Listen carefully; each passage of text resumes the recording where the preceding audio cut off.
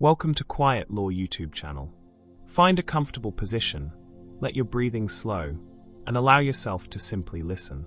Tonight, we're taking a journey back through time, thousands upon thousands of years, to discover the small, strange inventions that shaped human life as we know it. These aren't the grand monuments or famous battles you learned about in school. These are the quiet innovations, the clay pots, the grain holders, the tiny dolls pressed from earth, the things people made with their hands to solve the problems of daily existence. As you listen, there's no need to remember every detail. Let the words wash over you like waves. We'll move slowly through the ancient world, visiting forgotten settlements and long-abandoned villages, meeting people who lived so long ago that their very names have vanished into dust. Yet somehow, impossibly, the things they made remain.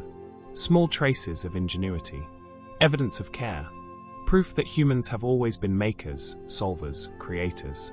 So close your eyes if you haven't already. Let the weight of the day fall away.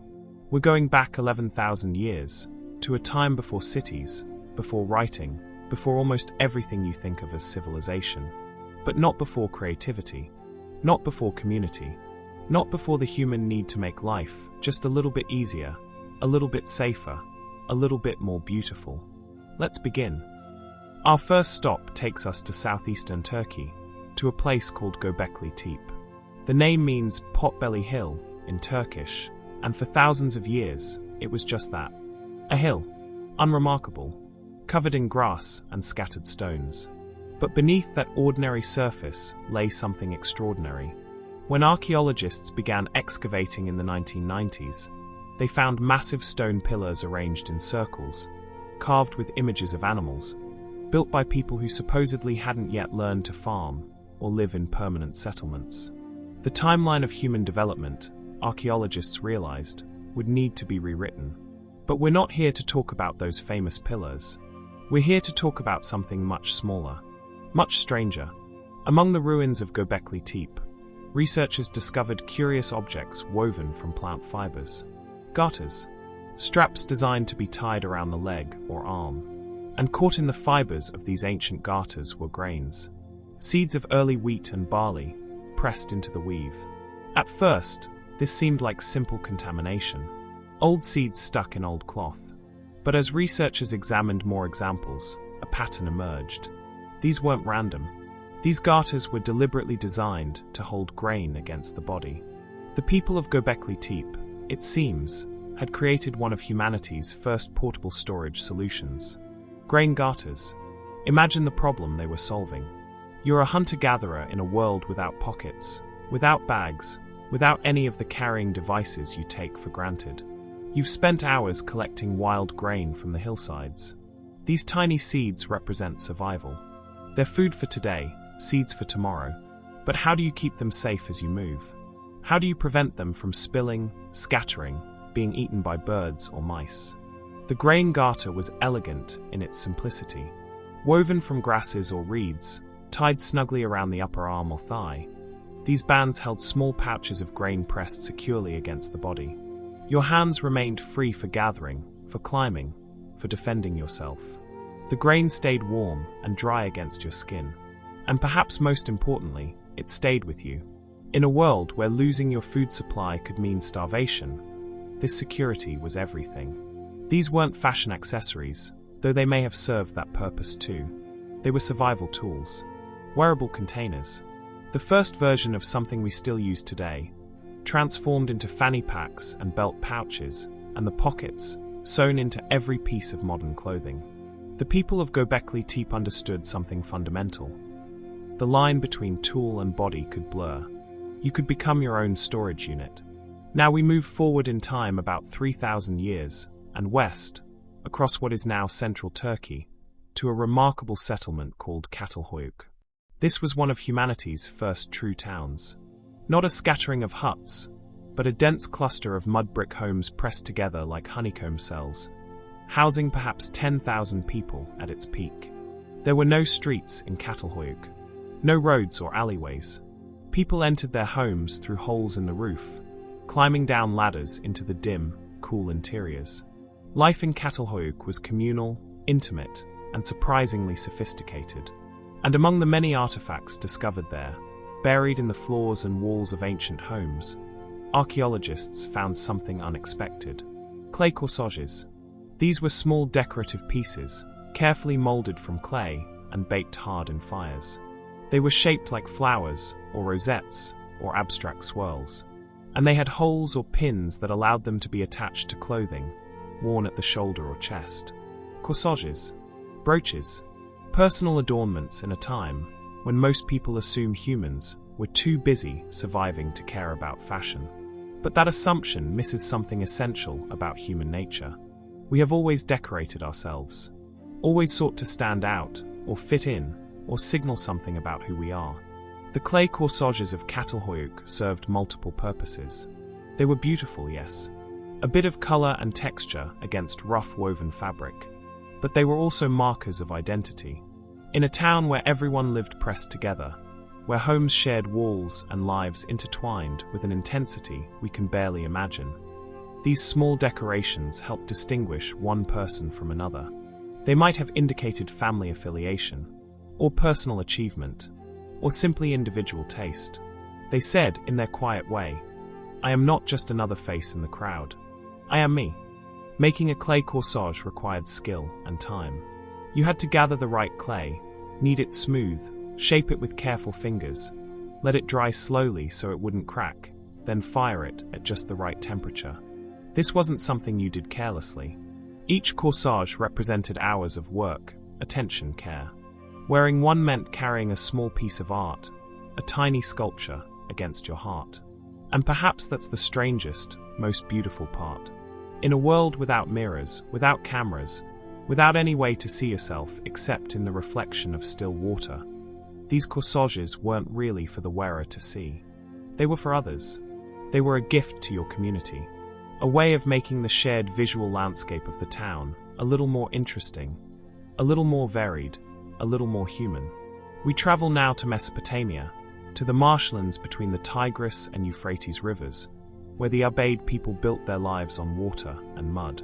This was around 5,500 BCE, in the long centuries before Sumerians would build cities and write the first words on clay tablets. The Ubaid culture was sophisticated in ways that often go unrecognized. They developed irrigation, built temples, created intricate pottery, and they invented something wonderfully practical: urn lids. This might not sound like an invention at all. A lid is just a lid, right? A piece of pottery that covers another piece of pottery. But before the Ubaid people refined this technology, storage was a constant problem.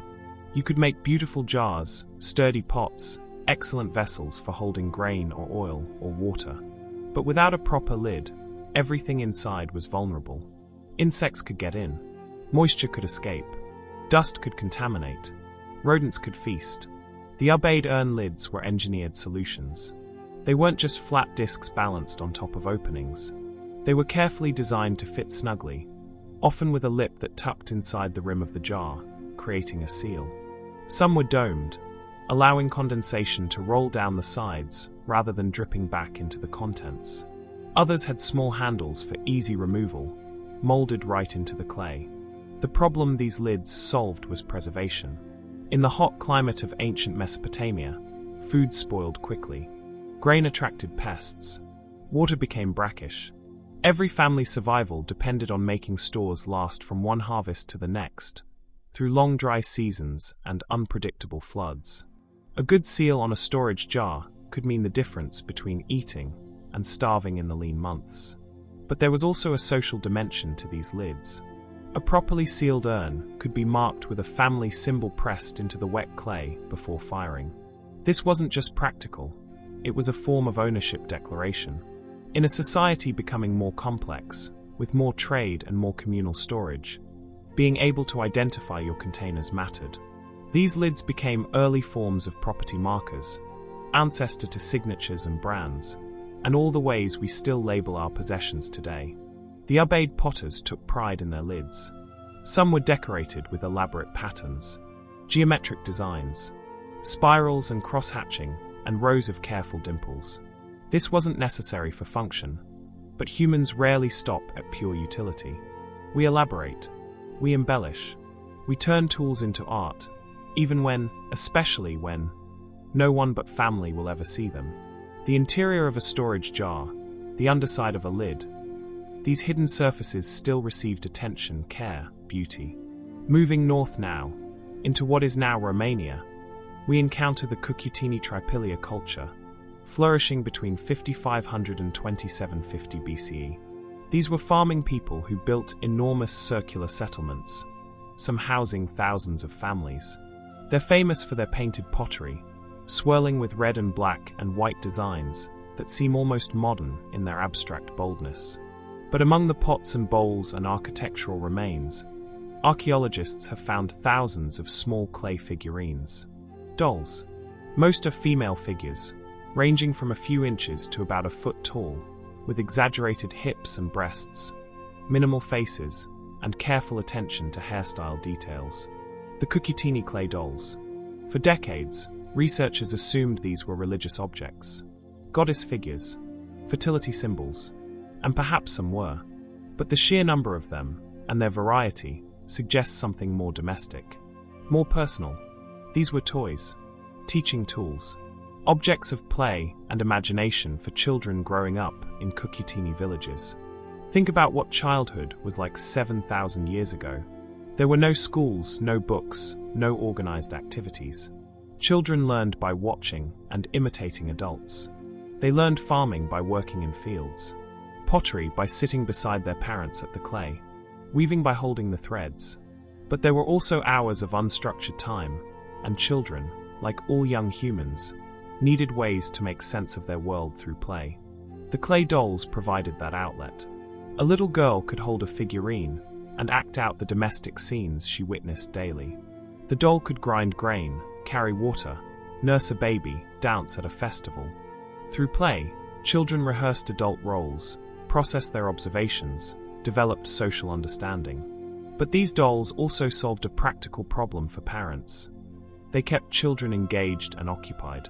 In a settlement where everyone worked, where survival required constant effort, parents couldn't dedicate every moment to entertaining their children. A clay doll, durable and safe, could occupy a child for hours. It was educational toy, babysitter, and cultural transmitter all at once. Making the dolls was also a teaching moment. Parents and children could sit together with wet clay, shaping small bodies, learning the properties of the material, practicing the pinching and smoothing techniques that would later be used for making actual pottery. The doll was practice, training, preparation for skills that would be essential in adult life.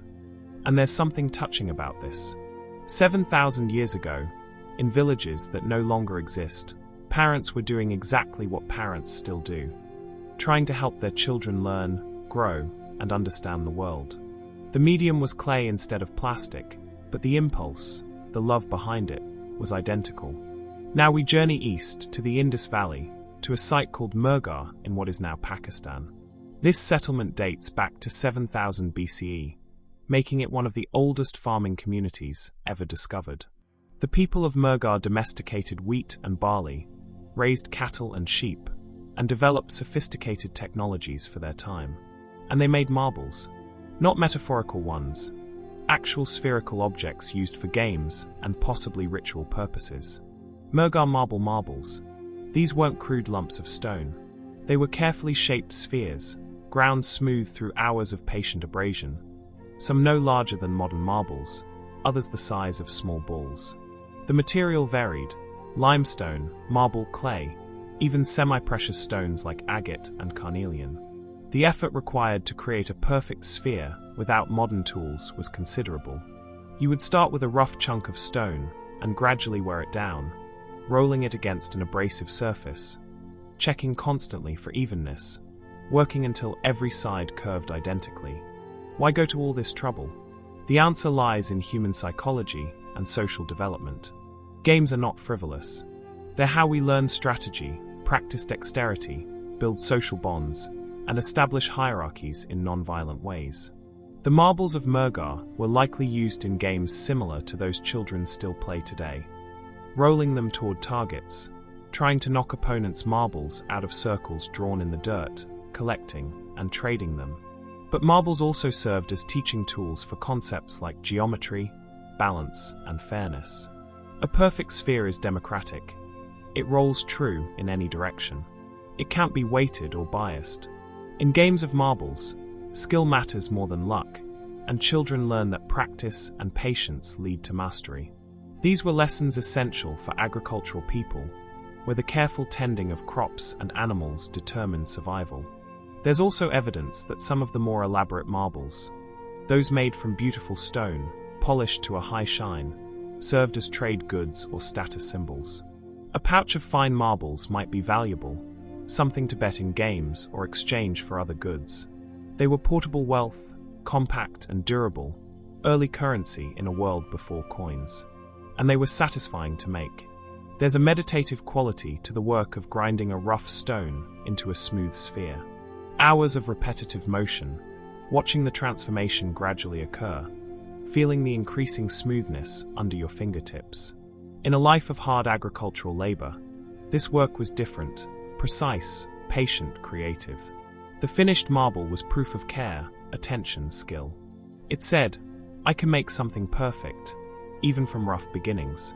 We travel now across vast distances, to the islands of the Pacific, to the shores where the Lapita people sailed 3,000 years ago. These were master navigators, colonizing hundreds of islands across Melanesia and Polynesia, carrying with them the plants, animals, and technologies that would seed new civilizations across the ocean.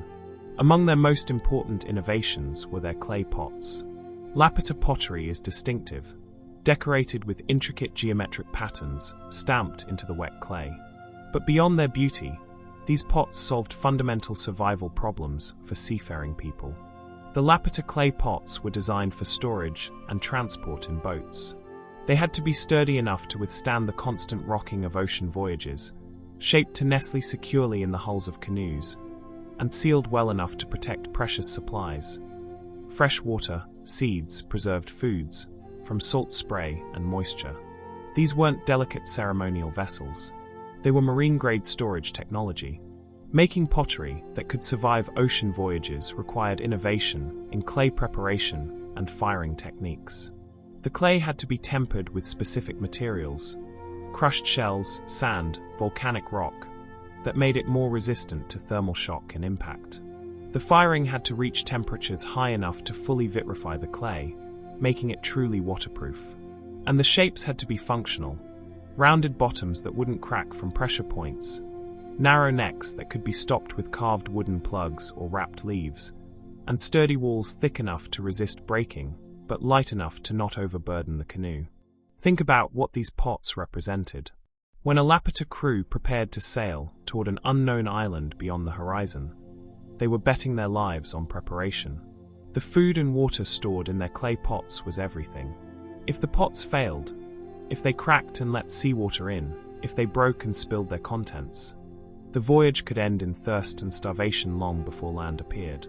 So a potter making vessels for a voyage carried enormous responsibility. This wasn't just craft, it was life-saving technology. And the decorated patterns pressed into the clay weren't merely aesthetic. They identified the potter, marked ownership, possibly even contained symbolic protection for the journey ahead. Each stamped dentate design, each repeated geometric motif, was both signature and prayer. The Lapita clay pots also became archaeological markers, allowing modern researchers to trace the paths of these ancient navigators across thousands of miles of ocean. Wherever distinctive Lapita pottery appears, we know these remarkable people traveled, settled, built communities. The pots outlasted the boats, the houses, even the languages. They remain as evidence of courage, skill, and the human drive to explore beyond every horizon.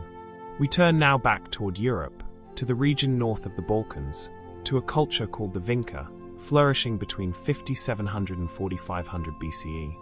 The Vinca people were sophisticated metalsmiths, possibly the first in Europe to work copper. They developed a symbolic system that might be the earliest form of proto-writing, and they created extraordinary pottery. Among their ceramics were vessels that archaeologists call vortex vessels. Vinca vortex vessels. These were ritual or storage containers with an unusual feature. A spiral pattern either carved into the interior or formed by the way the clay was shaped, creating a visual illusion of spinning, swirling motion when you looked inside. Pour liquid into one of these vessels and watch it flow.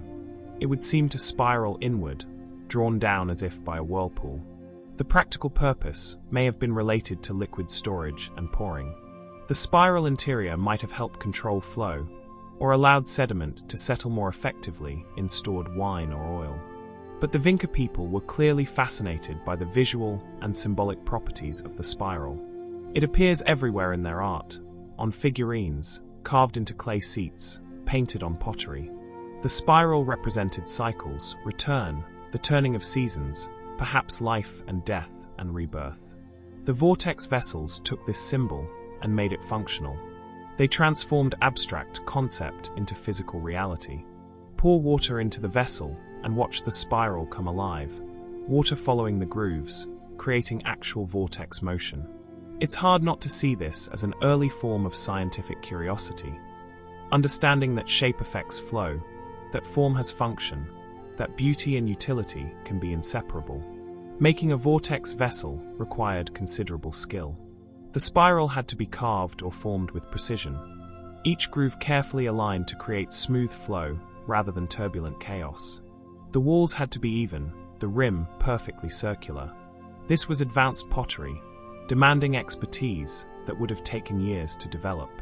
Not everyone in a Vinca settlement could make these vessels. They were specialists' work, valued objects that demonstrated both technical ability and artistic vision. And perhaps that was part of their purpose, to show what was possible, to push the boundaries of clay craft beyond simple bowls and jars into objects that delighted the eye, intrigued the mind, and made people pause and wonder.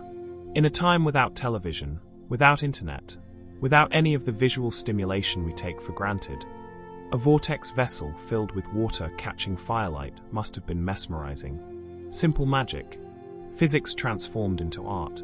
We move now to ancient China, to the Yellow River Valley, where the Yongshao culture developed between 5000 and 3000 BCE. These were farming people who grew millet, raised pigs and dogs, and created beautiful painted pottery in orange and red and black. They also developed fermentation technology that would become foundational to Chinese cuisine. Among their innovations, yogurt jars. Yongshao yogurt jars. These were specially designed ceramic vessels with narrow necks and wide bodies, perfect for the fermentation of milk into yogurt and early forms of cheese. The narrow neck limited exposure to air, reducing contamination risk. The wide body provided space for the cultured milk to expand slightly during fermentation. And the clay itself maintained relatively stable temperatures, protecting the developing yogurt from the temperature swings that could kill beneficial bacteria. The problem these jars solved was protein preservation. Fresh milk spoils quickly, especially in warm weather. But fermented milk products last much longer. Yogurt, once made, could be stored for days or even weeks. It was more digestible than fresh milk for people with lactose intolerance. And many ancient populations, like today, had reduced ability to digest lactose in adulthood. The fermentation process broke down the lactose, making the nutrients accessible. But making yogurt required specific conditions. You needed to keep the milk at the right temperature, warm but not hot, for many hours. You needed to keep it clean, protected from the wrong bacteria and molds that would spoil it rather than transform it into something nutritious. And you needed a culture, beneficial bacteria, to start the fermentation process. The Yongshao yogurt jars helped solve these challenges.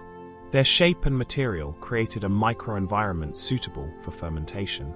Clay stays cooler than the air in summer, warmer than the air in winter, naturally moderating temperature. The narrow opening could be covered with a cloth or leaves, allowing some air exchange while keeping out contamination. And once a jar had been used for yogurt successfully, its interior would be colonized by the right bacteria, making future batches easier. The jar itself became the culture, a living tool. There's something beautiful about this relationship between human and microorganism, mediated by ceramic technology.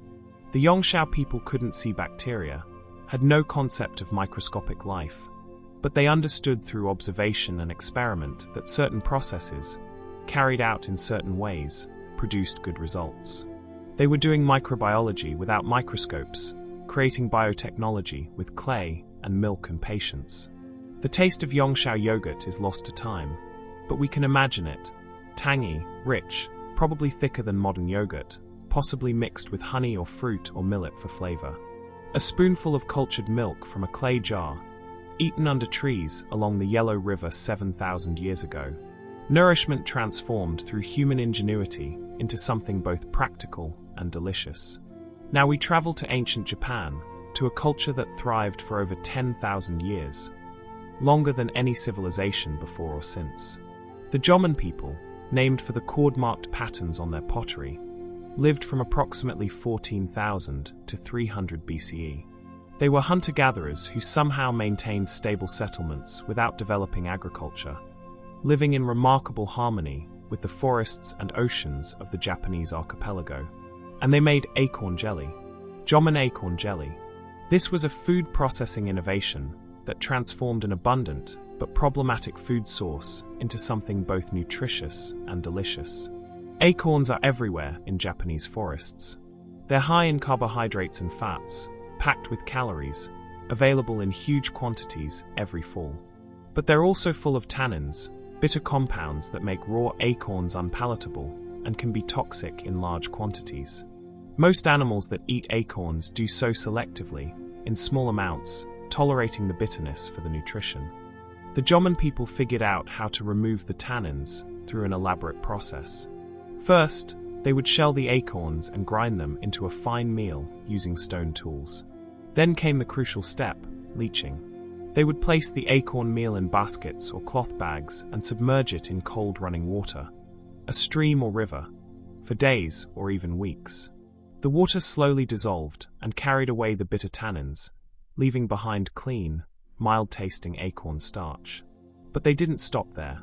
The leached acorn meal was then mixed with water and heated gently, stirring constantly until it thickened into a gel.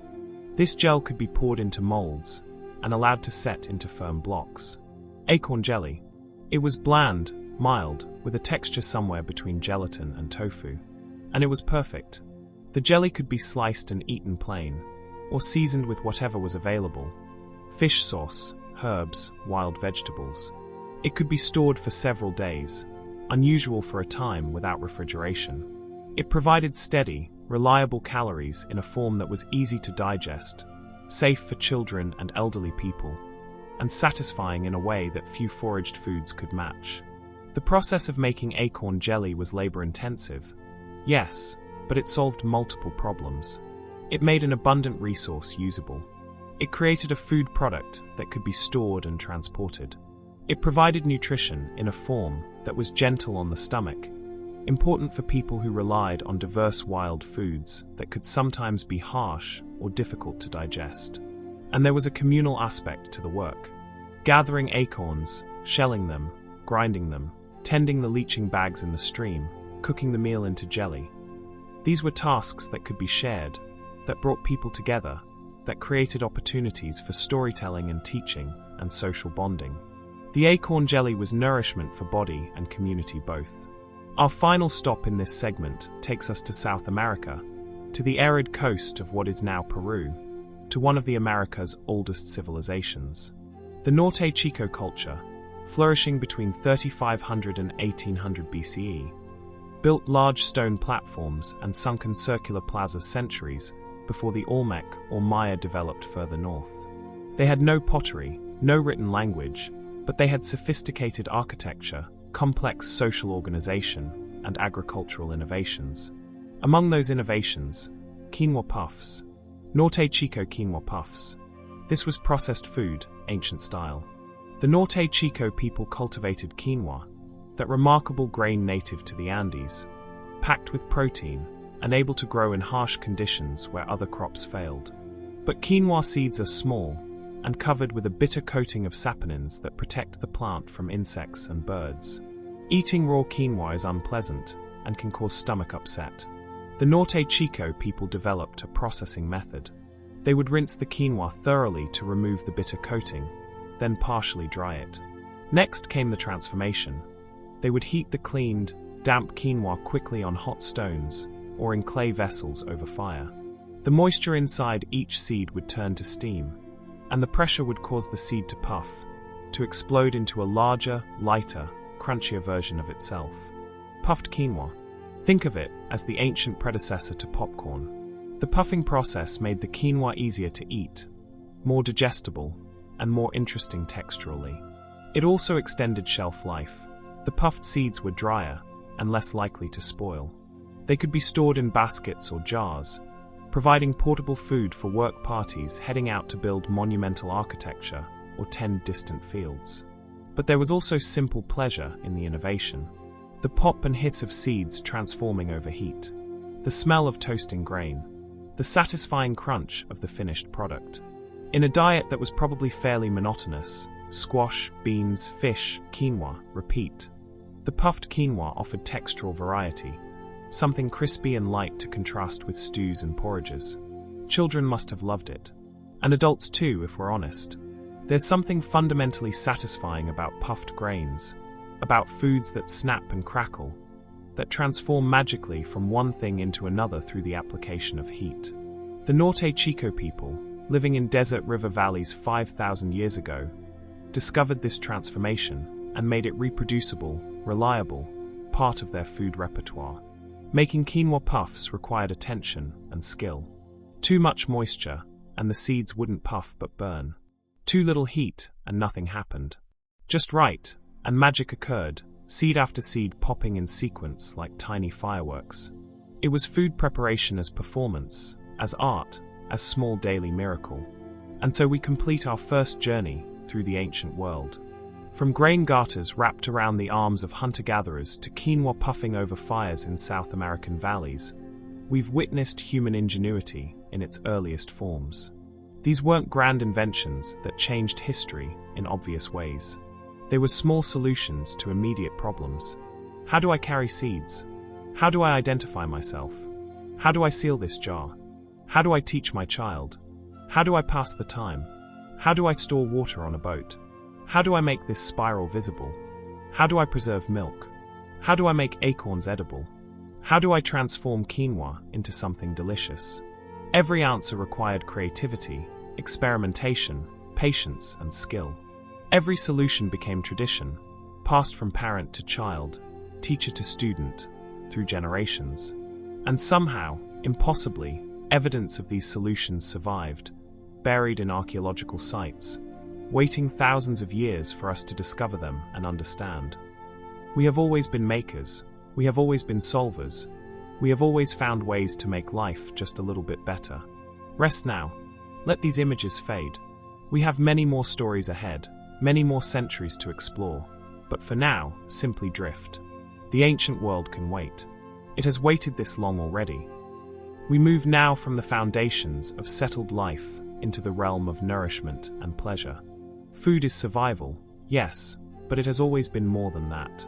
It is comfort, celebration, connection. The ancient world was filled with flavors we can barely imagine, techniques passed down through countless generations, and the simple joy of sharing a meal with others. Let yourself relax deeper now as we explore what people ate, what they drank, and how they transformed raw ingredients into something extraordinary. Our journey begins in ancient Mesopotamia, in the cities of Babylon, around 2000 BCE. The Babylonians were among history's most sophisticated brewers, and beer was not merely a beverage for them. It was currency, medicine, offering to the gods, and daily sustenance all at once. Workers received beer as part of their wages. Sick people were prescribed beer, mixed with specific herbs. Prayers were poured out in beer to please the deities. And on ordinary evenings, families and friends gathered to drink together. But Babylonian beer was not like modern beer. It was thick, cloudy, full of grain husks and sediment that floated throughout the liquid. Drinking it directly from a vessel meant getting a mouthful of bitter, soggy barley bits. Not pleasant. So the Babylonians invented a solution: beer straws. Babylonian beer straws. These were long tubes, originally made from hollow reeds, later crafted from metal for wealthy households. Some were simple and functional. Others, especially those made from gold or silver, were elaborate works of art, decorated with animal figures and geometric patterns. But all shared one crucial feature: a filter at the bottom. The filter was typically a bulbous section near the drinking end, perforated with small holes. When you placed the straw into a jar of beer, the filter rested at the bottom, where the liquid was clearest. The holes allowed beer to flow up through the tube, while blocking the chunks and sediment.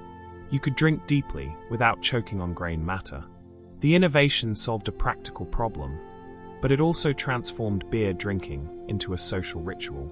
Multiple straws could be placed in a single large jar, and friends would gather around it, each with their own straw, drinking together from the communal vessel. This wasn't solitary drinking. It was shared experience. Conversation flowed along with the beer. Stories were told. Bonds were strengthened.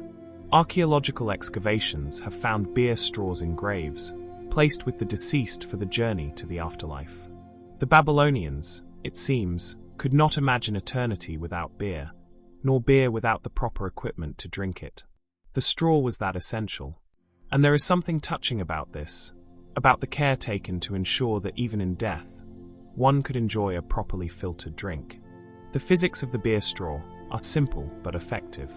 Suction creates negative pressure, drawing liquid up through the tube, while gravity and the filter keep the solids behind. It's the same principle behind all drinking straws, a technology so successful that we still use it thousands of years later, though now more often for thick milkshakes than sediment-filled beer. Making a metal beer straw required considerable skill. The craftsperson had to create a long, hollow tube with consistent diameter. The filter section needed precisely sized holes, small enough to block grain, but large enough to allow liquid to flow freely. And the whole thing had to be smooth inside, without rough spots that might harbor old beer and develop off flavors. This was precision work, valuable work, worthy of the best materials available. We travel now across the world to the Andes Mountains, to the realm of the Inca Empire, flourishing from the 13th to 16th centuries CE. The Inca built cities of stone at altitudes where the air is thin and crops struggle to grow. They engineered terraces that transformed steep mountainsides into farmland. They created a road system spanning thousands of miles without using wheels or horses. And they brewed a beverage called chicha, using one of the strangest fermentation techniques ever developed. Inca spit brew. That is what chicha was. The process began with corn, the sacred grain of the Americas, the foundation of civilization from Mexico to Peru. But corn kernels are locked packages of starch, and yeast cannot ferment starch. The starch must first be broken down into sugars. Modern brewers use malted grain for this, allowing the corn to sprout slightly, so enzymes develop that convert starch to sugar. The Inca had a different method. They used human saliva. Women would gather for chicha making, sitting together with baskets of cooked corn. They would take handfuls of kernels and chew them thoroughly, then spit the masticated corn into large vessels. The saliva contained an enzyme called amylase, produced by glands in the mouth, designed to begin the digestion of starches. In the warm, wet environment of the mouth, amylase broke down corn starch into simple sugars. Once enough chewed corn had been collected, water was added, and the mixture was left to ferment. Wild yeasts, present in the air and on the corn itself, consumed the sugars and produced alcohol and carbon dioxide. After several days, the result was chicha, a slightly sour, mildly alcoholic beverage that could range from beer-like to thick as porridge depending on the ratio of corn to water. This sounds strange to modern sensibilities, even disgusting. But set aside your initial reaction and consider what this technique accomplished. It made fermentation possible without extensive equipment or lengthy processes. It used only what was available: corn, water, and the human body's own digestive chemistry. It was efficient, reliable, and required no special ingredients beyond the basic grain. The chicha making was also deeply communal. Groups of women working together, talking, laughing, chewing corn and sharing stories. This was not individual labor, but collective creation. The beverage that resulted was literally made from the gathered efforts of the community. When you drank chicha at a festival or ceremony, you were consuming something your neighbors had created with their own bodies. It tied people together in ways that factory-produced drinks never could. Chicha was central to Inca life. It was served at every important event: marriages, funerals, religious ceremonies, work parties. When communities gathered for mita, the communal labor system, where everyone contributed to building roads or terraces or temples, chicha flowed freely. It provided calories and hydration. It lifted spirits and eased the pain of hard physical work. And it marked the difference between ordinary days and special occasions.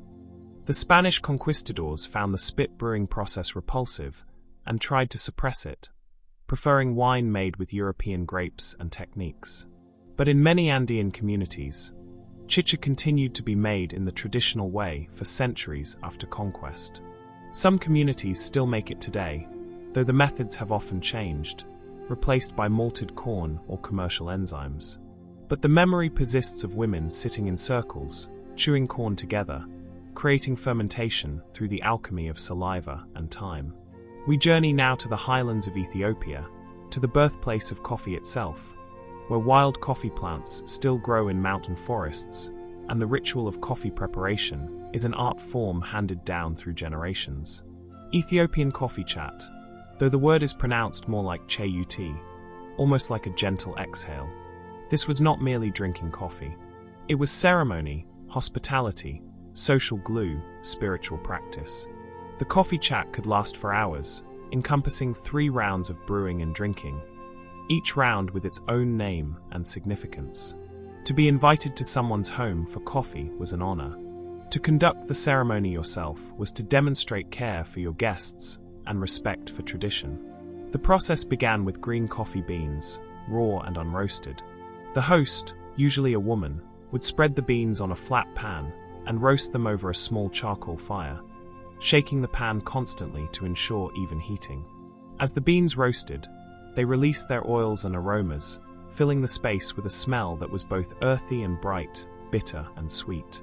Incense, usually frankincense, burned nearby, adding another layer of scent to the experience. This was theater as much as food preparation. Guests watched the transformation of the beans from green to tan to deep brown, heard the first crack as internal moisture turned to steam, saw the wisps of smoke rising. The host controlled the roast level, stopping when the beans reached the desired darkness. Some liked lighter roasts, fruity and acidic. Others preferred darker roasts, smoky and bold. Once roasted, the beans were ground by hand in a wooden mortar with a pestle, pounded into a coarse powder. The rhythmic sound of grinding, wood against wood, bean becoming powder, was part of the ritual's music. Then the ground coffee was placed in a jabina, a distinctive clay coffee pot with a round bottom, tall neck, and spout. Water was added, and the jabina was placed directly on the coals to brew. The first pouring, called abel, was the strongest. The coffee was dark, intense, bitter if drunk without sugar. This was awakening coffee, morning coffee, the drink that cleared the mind. The second round, hulategna, was brewed by adding more water to the used grounds. It was lighter, smoother, easier to drink. The third round, barika, meaning blessing, was the lightest, almost tea-like, gentle and comforting. Throughout the ceremony, popcorn or small snacks were served. Conversation flowed between the rounds. This was when neighbors shared news, families discussed important matters, problems were solved, bonds were reinforced. The slow pace was intentional. You could not rush the coffee chat. The ceremony demanded patience, presence, attention. The problems this ritual solved were not practical in the simple sense. Yes, it provided caffeine and calories, but more importantly, it created structured time for human connection in cultures where daily life was often demanding and difficult. It said, stop, sit, be present with each other. It transformed a simple beverage into an opportunity for community maintenance. And there was spirituality woven through it. The incense, the 3 rounds like prayers, the blessing inherent in the final serving. Coffee was not merely stimulant, but sacred offering, a way of honoring guests, and acknowledging the divine in domestic space.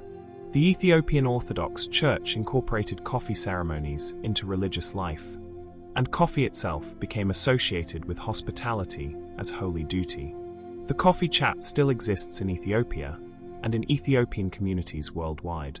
It has survived colonization, war, globalization, the encroachment of instant coffee and espresso machines, because it offers something those modern conveniences cannot: time, attention, ritual, connection. A reminder that some things should not be rushed. We move now to the Eurasian steppes, to the territory of the Scythians, those horse-riding nomads who dominated the grasslands from the Black Sea to Mongolia between the 9th and 3rd centuries BCE. The Scythians left no written records, so what we know of them comes from the accounts of outsiders, particularly the Greek historian Herodotus, and from archaeological finds, especially the frozen tombs in Siberia that preserved organic materials for thousands of years.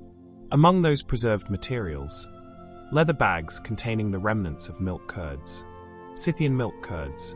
The Scythians were pastoral people who lived on the backs of horses, following their herds of cattle, sheep, and goats across vast distances. They needed food that was portable, durable, and nutritious. Fresh milk was valuable but perishable. It soured quickly in the heat, froze in the cold, was difficult to transport in large quantities without spilling. So the Scythians transformed their milk into something more stable. The process was fermentation. Fresh milk was placed in leather bags, sometimes with a small amount of previous batch to act as starter culture. The bags were hung from tent poles or saddles and allowed to ferment as the camp moved. The constant jostling and agitation helped distribute the bacteria and yeast evenly through the milk. Temperature fluctuations between day and night encouraged specific microbial communities to develop. After several days, the milk separated into curds and whey. The curds were thick, tangy, rich with fat and protein. The whey was thin, sour, refreshing. Both were consumed, but the curds were especially valuable. They could be eaten fresh, with a spoon or fingers, scooped directly from the bag, or they could be further processed. Some curds were pressed to remove more moisture, then dried in the sun until they became hard as stones. These dried curds could last for months or even years, providing emergency food during harsh winters or failed hunts. When needed, they could be softened by soaking in water or tea, or simply gnawed on like tough jerky. Herodotus describes the Scythians as being blind, though scholars debate whether this was metaphorical. But he is clear about their reliance on milk products. He describes them whipping milk in wooden vessels to separate it, skimming the richest part from the top. He talks about drinking fermented mare's milk, which they called kumis, slightly alcoholic and highly prized. The leather bags themselves were technology. They had to be made from carefully prepared hides, tanned to remain supple but not so porous that liquid leaked through. The bags had to seal tightly at the top, often with leather thongs or wooden stoppers. And they had to be cleaned regularly to prevent the buildup of harmful bacteria, usually by smoking them with burning herbs or washing them with hot water and whey. Making milk curds solved the fundamental problem of nomadic life: how to preserve perishable food while constantly moving. The Scythians could not build root cellars or smokehouses. They could not salt meat in the quantities that agricultural peoples did, because salt was valuable and scarce. But they could ferment milk using only what was already present: beneficial bacteria in the environment and in their own digestive systems, time, and the natural agitation of travel. There was also nutrition to consider. Fermented milk products are easier to digest than fresh milk, especially for adults with lactose intolerance. The fermentation breaks down lactose into simpler sugars and acids. It also produces vitamins, particularly B vitamins, that are not present in fresh milk. And it creates probiotics, beneficial bacteria that support digestive health. The Scythians, without understanding microbiology, had created a superfood.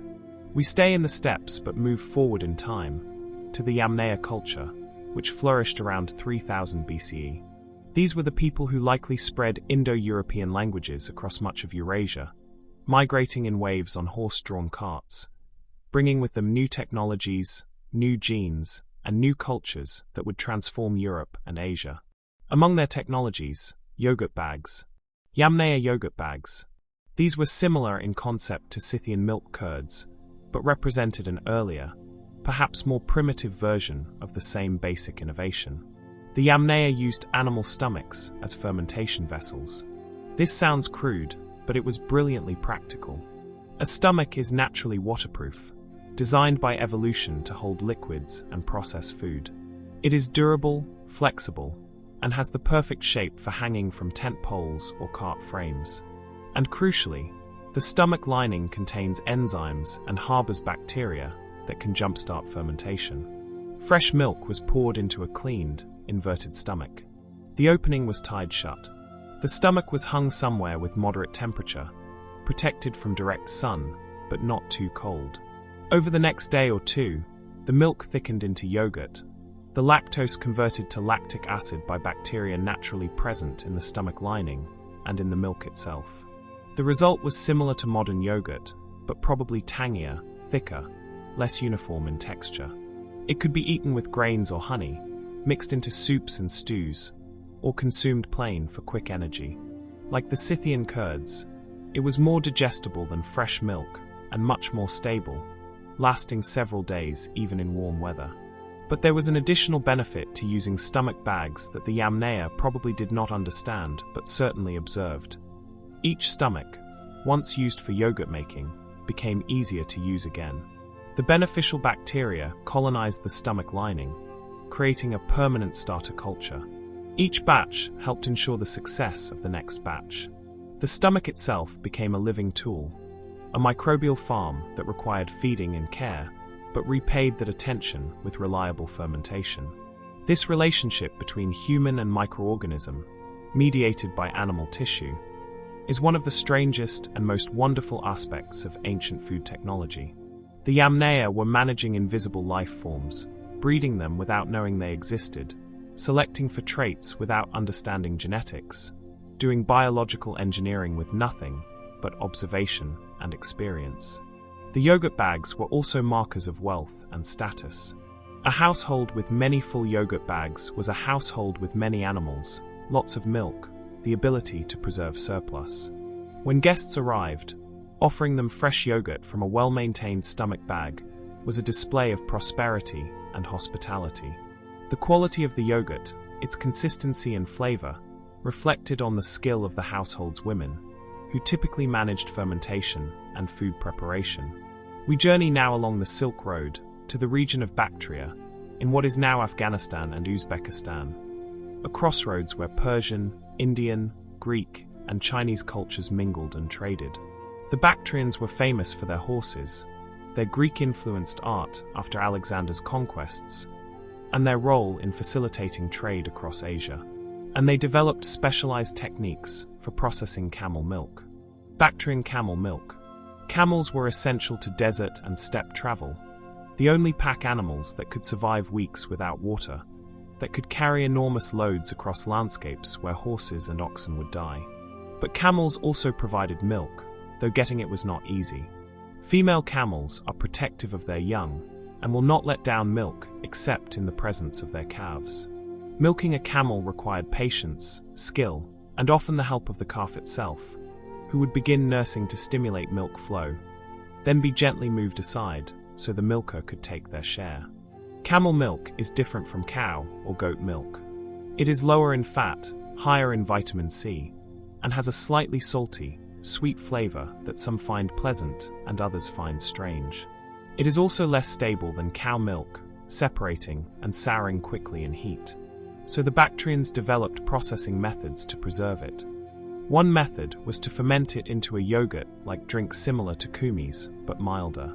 Another was to heat it gently with specific herbs, particularly those from the mint family, which had natural antimicrobial properties and helped prevent spoilage. The herbs also flavored the milk, masking the salty undertones that some found unpleasant. But perhaps the most important innovation was drying camel milk into a powder. The milk was boiled until much of the water evaporated. Then the remaining thick liquid was spread on flat stones or cloth in the sun.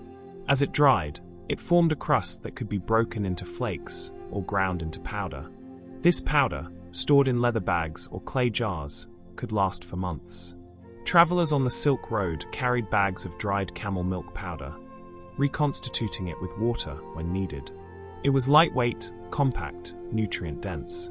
A handful of powder could be mixed with water to create a passable drink, added to porridge for extra richness, or simply eaten dry when no water was available.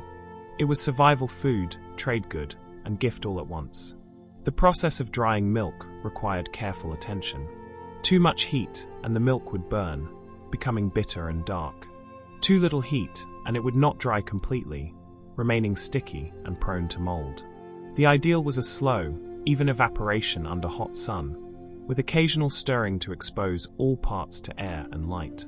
Women tending drying milk would keep watch for clouds, covering the milk quickly if rain threatened, uncovering it again as soon as the sun returned.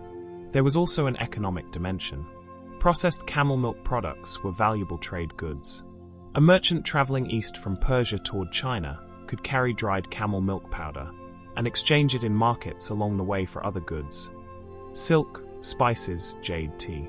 The powder represented portable wealth, food that could be sold or saved, insurance against the uncertainties of long-distance travel. We travel now deep into the Sahara Desert, to the mysterious Garamantes, a civilization that thrived in what is now Libya between 500 BCE and 500 CE. The Garamantes are sometimes called the first hydraulic society because they developed an elaborate system of underground tunnels, called foggers, to tap aquifers deep beneath the desert and bring water to the surface.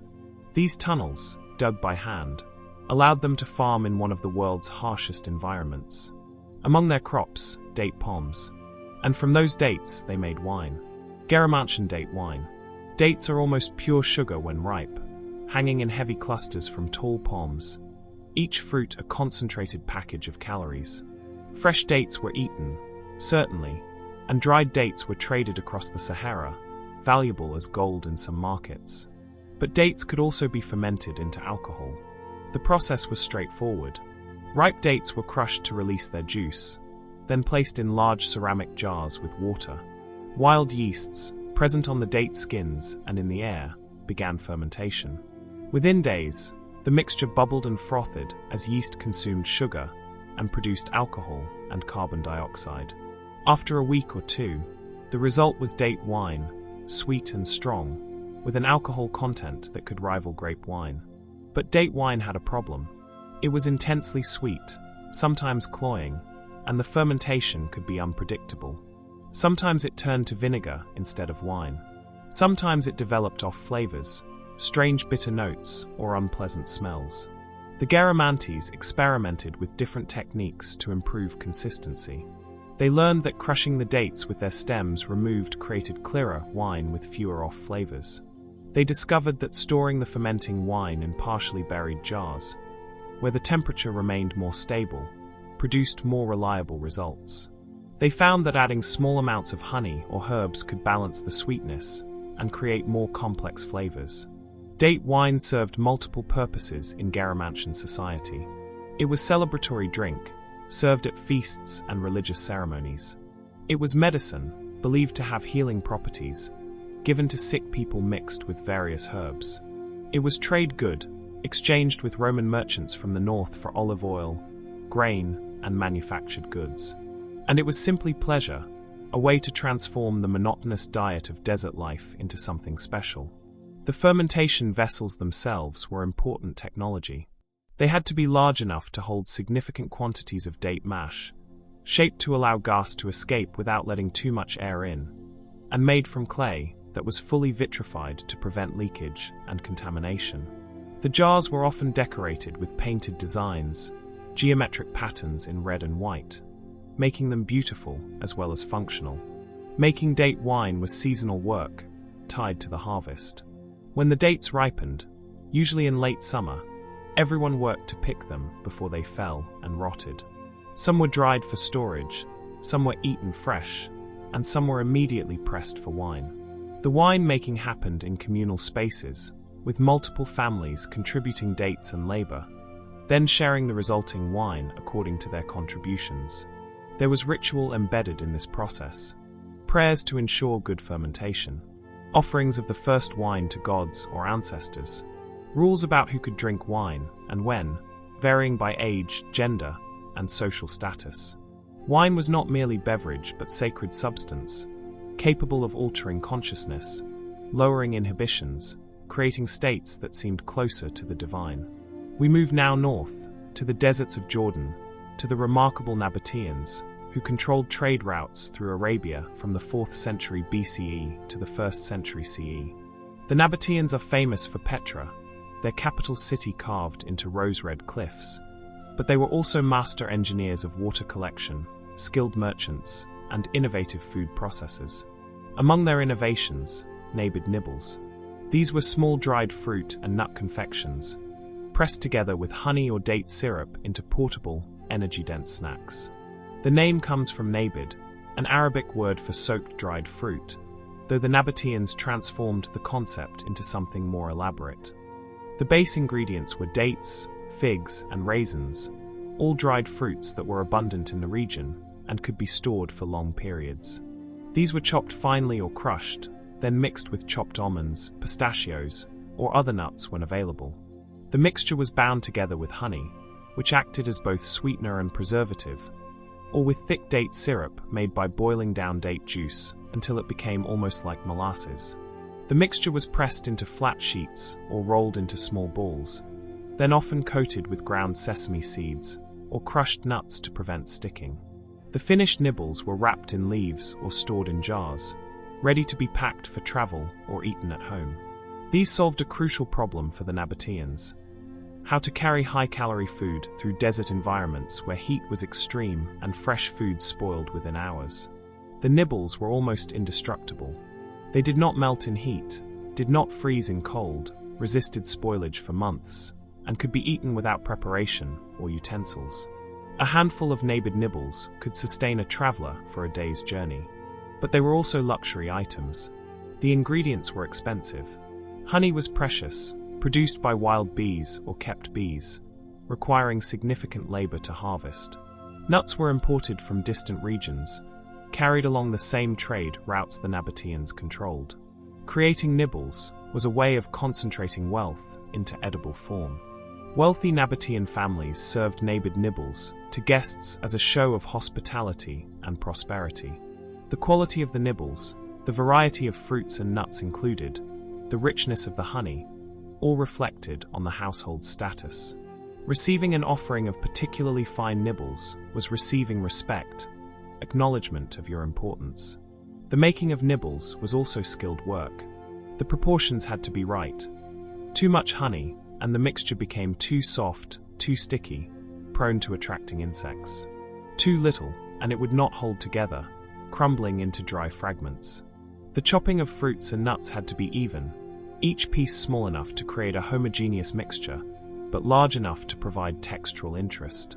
Some recipes added spices: cinnamon, cardamom, ginger, exotic imports from India that made the nibbles even more special. The spices also acted as preservatives and digestive aids, helping the rich, sweet confections sit easier in the stomach. A nibble flavored with cinnamon and studded with pistachios was a reminder of how far Nabatean trade networks extended, how connected they were to the wider world. We journey now to the island of Bahrain, ancient Dilmun, which served as a trading hub between Mesopotamia and the Indus Valley from approximately 2000 BCE. Dilmun was famous for its sweet water springs, its pearl fisheries, and its role as neutral ground where merchants from different cultures could meet and trade safely. And it was known for date stuffers. Dilmun date stuffers. These were dates that had been pitted and filled with various stuffings: almonds, walnuts, sesame paste, or mixtures of spices and honey. The stuffed dates were then rolled in coconut flakes or crushed pistachios and served as treats. The process required patience and dexterity. Each date had to be carefully slit open without tearing the fruit apart, the pit removed without leaving fragments, the filling inserted in just the right quantity. Too much filling, and the date would not close properly, the stuffing oozing out. Too little, and the date seemed hollow, disappointing. The fillings varied by season and availability. Almonds were common, a single nut pressed into the cavity where the pit had been, creating a satisfying contrast between soft sweet date and crunchy bitter almond. Sesame paste, made from ground toasted sesame seeds mixed with honey, was luxurious and rich. Spiced honey, flavored with rose water or orange blossom water, transformed the date into a perfumed confection. These stuffed dates served multiple purposes. They were hospitality food, offered to visitors with tea or coffee, a signal that you valued their presence and were willing to spend time and resources making them comfortable. They were festival food, prepared in large quantities for religious celebrations and family gatherings.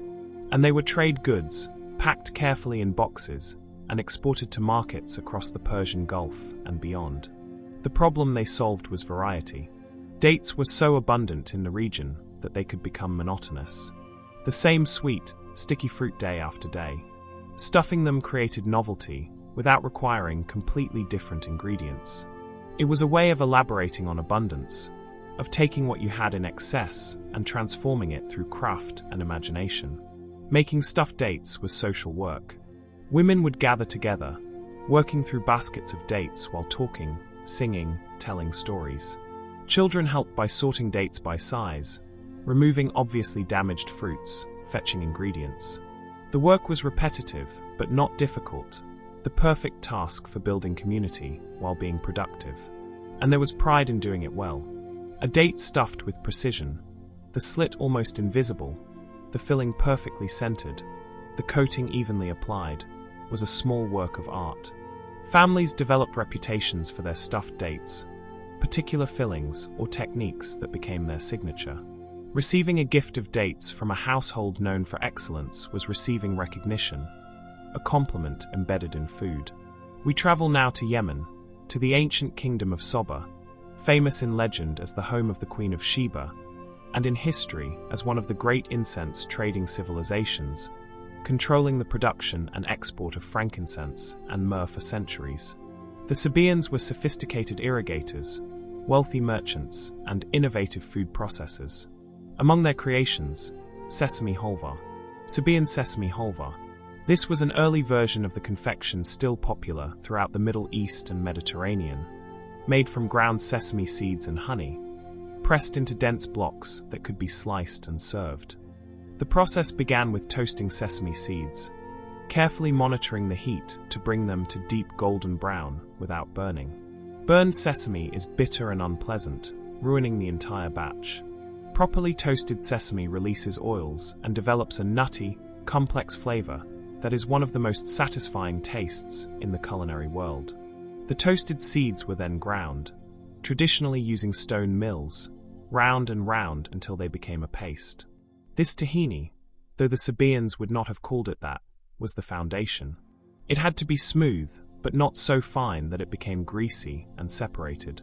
Meanwhile, honey was heated, boiled until it reached a specific temperature that changed its chemical properties, making it firmer when cooled. This required attention and experience. The cook would test the honey by dropping small amounts into cold water, watching how it behaved, waiting for the stage where it formed hard threads or balls that indicated the right temperature. The hot honey was then mixed with the sesame paste, stirred vigorously to combine them completely. The mixture was poured into molds, flat trays or wooden frames, and pressed firmly to remove air bubbles. As it cooled, it solidified into halva, dense and rich, intensely sweet but balanced by the earthy bitterness of sesame. The finished halva could last for months without refrigeration, protected by the natural preservatives in honey and the low moisture content. It was perfect travel food, portable wealth in edible form, an impressive gift. A block of fine halva represented significant resources: good sesame, expensive honey, skilled labor, time. But it was also everyday treat, a small square cut and served with tea, a reward for children who completed their chores, a comfort food in times of stress or sadness. There is something deeply satisfying about halva, the way it crumbles and melts on the tongue, releasing layers of flavor, sweet then nutty, then slightly bitter, then sweet again. The Sabaeans exported halva along with their incense. introducing it to markets in Egypt, Mesopotamia, the Mediterranean coast. It traveled well, arriving intact after weeks of camel caravan, still delicious, still impressive. Merchants from distant lands tasted Sabian halva and wanted the recipe, wanted to recreate it in their home cities, and so the technique spread, adapted, transformed across regions and centuries. We move now to the Iberian Peninsula, to the ancient peoples who lived there before Roman conquest, who built hilltop settlements, worked bronze and iron, and developed regional food traditions that would eventually influence Spanish and Portuguese cuisine. Among their foods, honey cakes. Iberian honey cakes. These were not cakes as we think of them, light and fluffy. They were dense, moist, heavy with honey, made from ground grains mixed with eggs and nuts, baked slowly until firm. The base was usually wheat or barley flour, ground by hand from locally grown grain. To this was added honey, lots of it, making the batter more liquid than modern cake batter. Eggs provided structure and richness, though eggs were precious and not always available. So some cakes were made without them, relying entirely on the binding properties of honey and careful baking. Nuts were added for texture and flavor. Almonds, walnuts, pine nuts, whatever was available locally. Some recipes included dried fruits, figs, raisins, chopped dates imported from North Africa. The mixture was flavored with herbs, anise, fennel, coriander, giving the cakes complex, savory undertones that balanced the honey's sweetness. The baking was crucial. These cakes were cooked in clay ovens or on flat stones over fire, requiring constant attention to prevent burning. The honey made them prone to scorching, so the temperature had to be moderate, the baking time extended. A properly baked honey cake was dark brown on the outside, with a crusty surface that gave way to moist, dense interior. These cakes solved the problem of preserving honey and grains together in a form that was portable and long-lasting. Fresh bread molded within days. Fresh honey was liquid, difficult to transport without proper containers.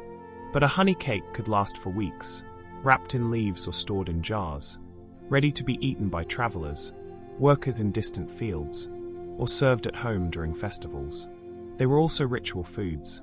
Honey was sacred in many ancient cultures, associated with gods and fertility and abundance. Cakes made with honey were offerings, left at shrines, buried with the dead, broken and shared during religious ceremonies. Eating honey cake was participating in something larger than simple nourishment. The making of honey cakes was seasonal, tied to honey harvests in late summer and grain harvests in early fall. This was when ingredients were most abundant, when families had surplus to transform into stored food. Women would spend days baking batch after batch, filling the house with the warm smell of honey and grain, stacking the finished cakes in cool storage areas. And there was generosity embedded in the tradition. Extra cakes were given to neighbors, especially elderly people or families with new babies, people who might not have the resources or energy to bake for themselves. Receiving a honey cake said, "You are part of this community, you are remembered, you are cared for." We travel now to South America again, to the Moche civilization of coastal Peru, flourishing from approximately 100 to 800 CE. The Moche are famous for their realistic pottery, depicting every aspect of their lives, and for their elaborate irrigation systems that brought water from the Andes to the desert coast. And they made peanut paste. Moche peanut paste. Peanuts, which are actually legumes rather than true nuts, were domesticated in South America thousands of years ago and became a staple crop. They grew well in coastal valleys, produced high yields, and were incredibly nutritious, packed with protein and healthy fats. The Moche processed peanuts into a thick paste by roasting them until the skins loosened, rubbing off the papery husks, then grinding the nuts in stone mortars or on flat grinding stones. As the peanuts broke down, their natural oils released, turning the crumbly ground nuts into a smooth, thick paste. This was ancient peanut butter, though without the added sugar and salt we expect in modern versions.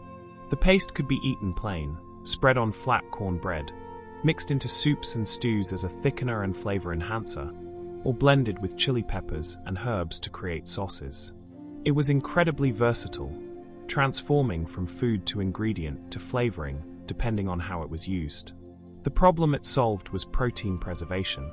Fresh peanuts, if kept in their shells in cool, dry places, could last for months. But once shelled, they were vulnerable to insects and mold. The paste, however, stored in sealed jars, lasted almost as long as whole peanuts while being much easier to use. You could scoop out what you needed without having to shell and grind peanuts every time you wanted to cook. There was also a nutritional benefit to the paste form. The grinding broke down the peanut's cell walls, making the nutrients more accessible to human digestion. You could extract more calories and protein from a serving of peanut paste than from the same amount of whole peanuts, simply because your digestive system could process it more efficiently. The Moche decorated their pottery with images of peanut harvesting and processing, showing workers bent over plants, pulling up the underground pods, and grinding peanuts on stone slabs. These images tell us that peanut processing was important enough to be commemorated, valued enough to be depicted alongside hunting, fishing, and religious ceremonies. Making peanut paste was labor-intensive. The grinding took time and effort, working the stone back and forth, applying constant pressure, gradually reducing whole nuts to paste. Your arms would ache, your back would protest, but the result was worth it. Jars of rich, creamy paste that would nourish your family through the lean seasons. We journey now to ancient Thailand, to the river valleys where rice cultivation developed into a sophisticated art, and where fragrance became as important as flavor in food culture. Thai rice perfume. This was not eating rice, but using it as a base for creating perfumes and scented oils. Certain varieties of rice, particularly jasmine rice, are naturally fragrant, releasing a scent sometimes described as pandan-like or popcorn-like when cooked. The ancient Thais recognized this aromatic property and found ways to concentrate and preserve it. The process involved soaking fragrant rice in water for several days, allowing it to ferment slightly. The fermentation released and intensified the natural aromatic compounds in the rice. The liquid was then strained off, mixed with flower petals, jasmine, lotus, orchid, and left to steep. The rice water absorbed the flower scents while contributing its own subtle fragrance. This scented liquid was used in multiple ways. It could be rubbed on skin as a perfume, leaving a delicate, clean scent that was not overwhelming. It could be mixed with oils to create scented unguents for hair. It could be added to bathwater, creating a fragrant bathing experience. Or it could be sprinkled on clothing and bedding, refreshing them between washings. The problem this solved was odor management in a hot, humid climate where bathing was frequent, but soap was scarce or non-existent. The rice perfume provided a way to smell pleasant without requiring expensive imported fragrances or elaborate preparation. It used a staple crop, rice, in a way that added value without consuming it as food. There was also a social dimension. Smelling good was a marker of status and self-care. Someone who took the time to prepare and use rice perfume was someone who had sufficient resources and leisure to attend to such details. It signaled respect for yourself and for others, an acknowledgement that you wanted to be pleasant to be around. The scented rice water was also used in religious ceremonies, sprinkled on altars and offerings, used to anoint statues of Buddhas and spirits. Fragrance was believed to please the divine, to carry prayers upward, to purify sacred spaces. The rice perfume, combining the purity of rice with the beauty of flowers, was ideal for such purposes. Making rice perfume was gentle work, requiring patience but not physical strength. Children and elderly people could help with the soaking and straining, with gathering flower petals, with testing the scent to determine when it was ready. It was cooperative labor that brought generations together in pleasant, fragrant work. We move now to the Himalayan foothills, to communities of the Maga people, one of Nepal's many ethnic groups, who developed agricultural techniques suited to steep mountain terrain and created foods that could sustain hard physical labor in thin air. Among their creations, millet muffins. Maga millet muffins. These were small, dense breads made from millet flour, shaped by hand and baked on hot stones or in clay ovens. Millet was ideal for mountain agriculture. It grew at high altitudes where rice and wheat struggled, matured quickly, and required less water than other grains. The millet was first dried thoroughly, then ground into flour using stone mills. The flour was mixed with water and sometimes a pinch of salt, kneaded into a stiff dough that could be shaped by hand. The dough was formed into small round muffins, each fitting in the palm, and placed on preheated flat stones to cook. The baking was done carefully, flipping the muffins to cook both sides evenly, checking constantly to prevent burning. The finished muffins were crusty outside, tender inside, with a slightly nutty flavor from the millet.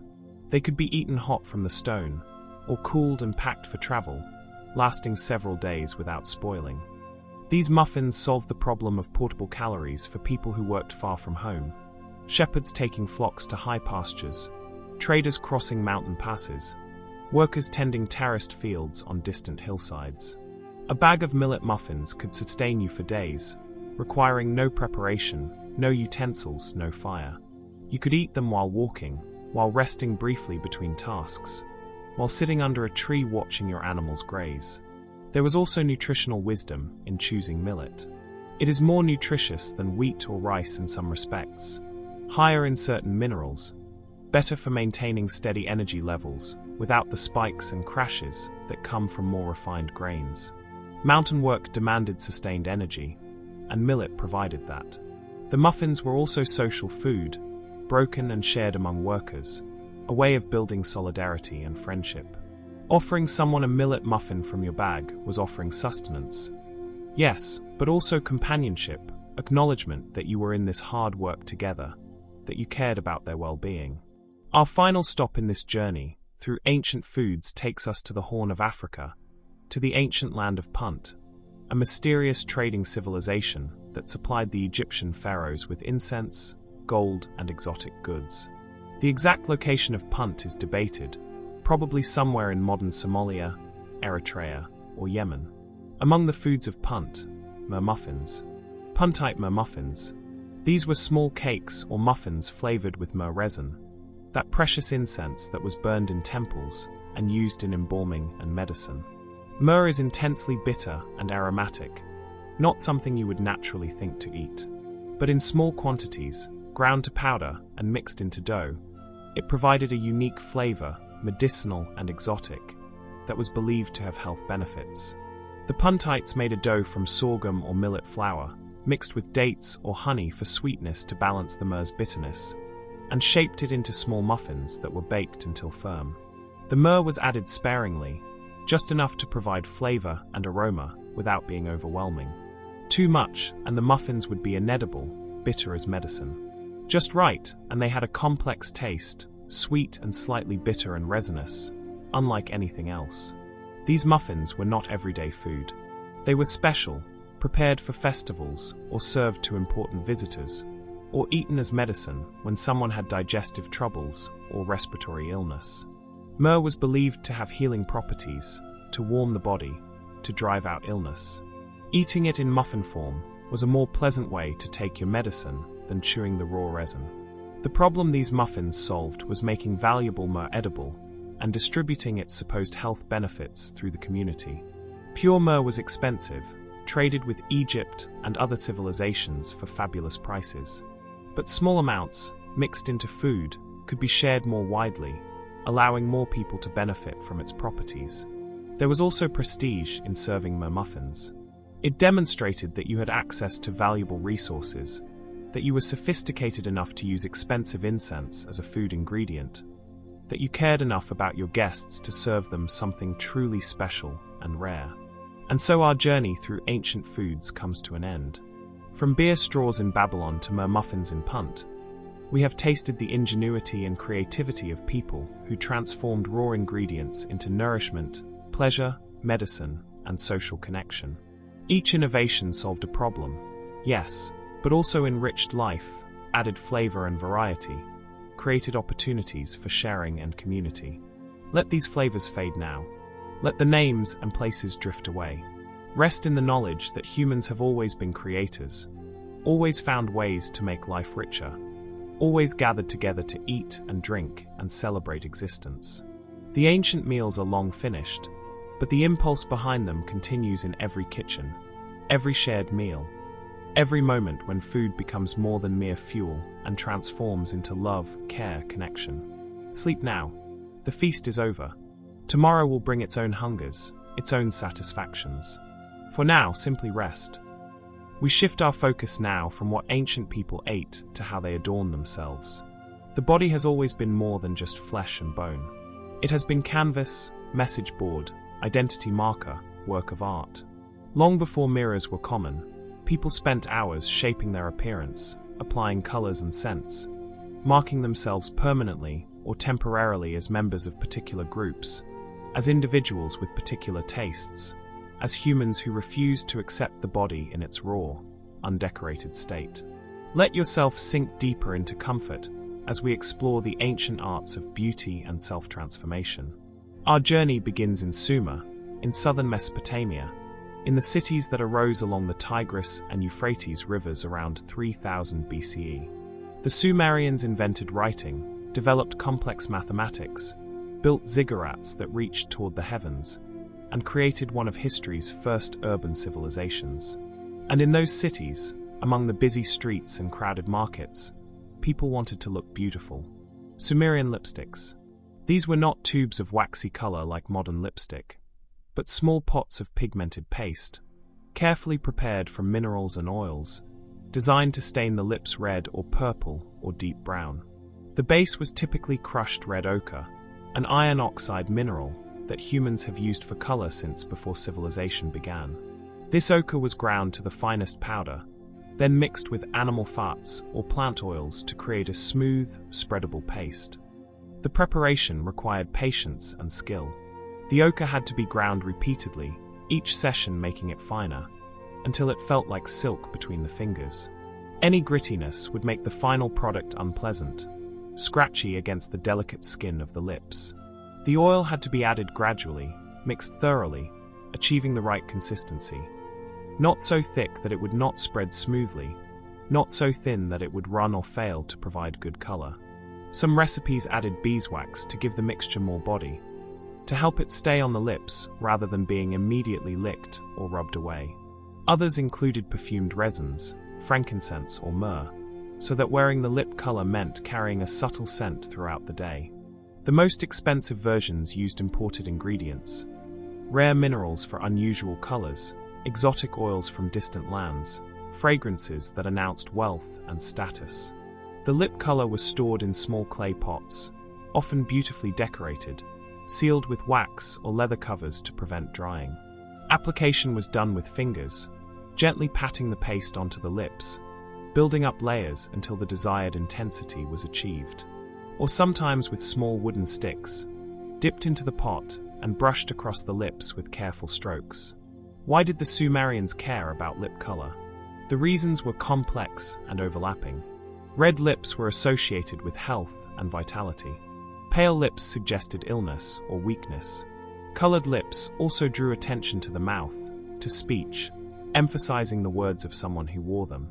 In a society where social status was visible and important, the ability to afford, and where lip color was itself a message.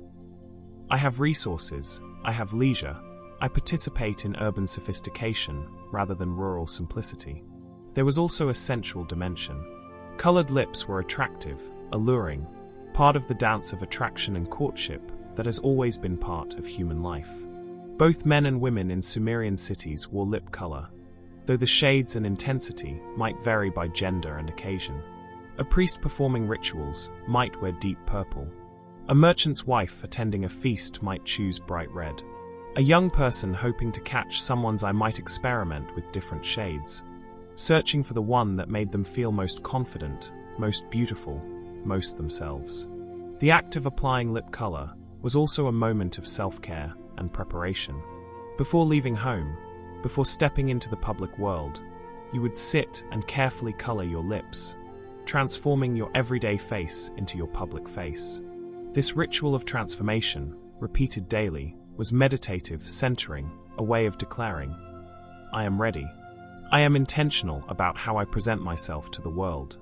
We travel now south along the Nile, deep into Nubia, the region south of Egypt, modern Sudan, where powerful kingdoms arose and traded with Egypt, sometimes conquering it, sometimes being conquered, always maintaining their own distinct culture.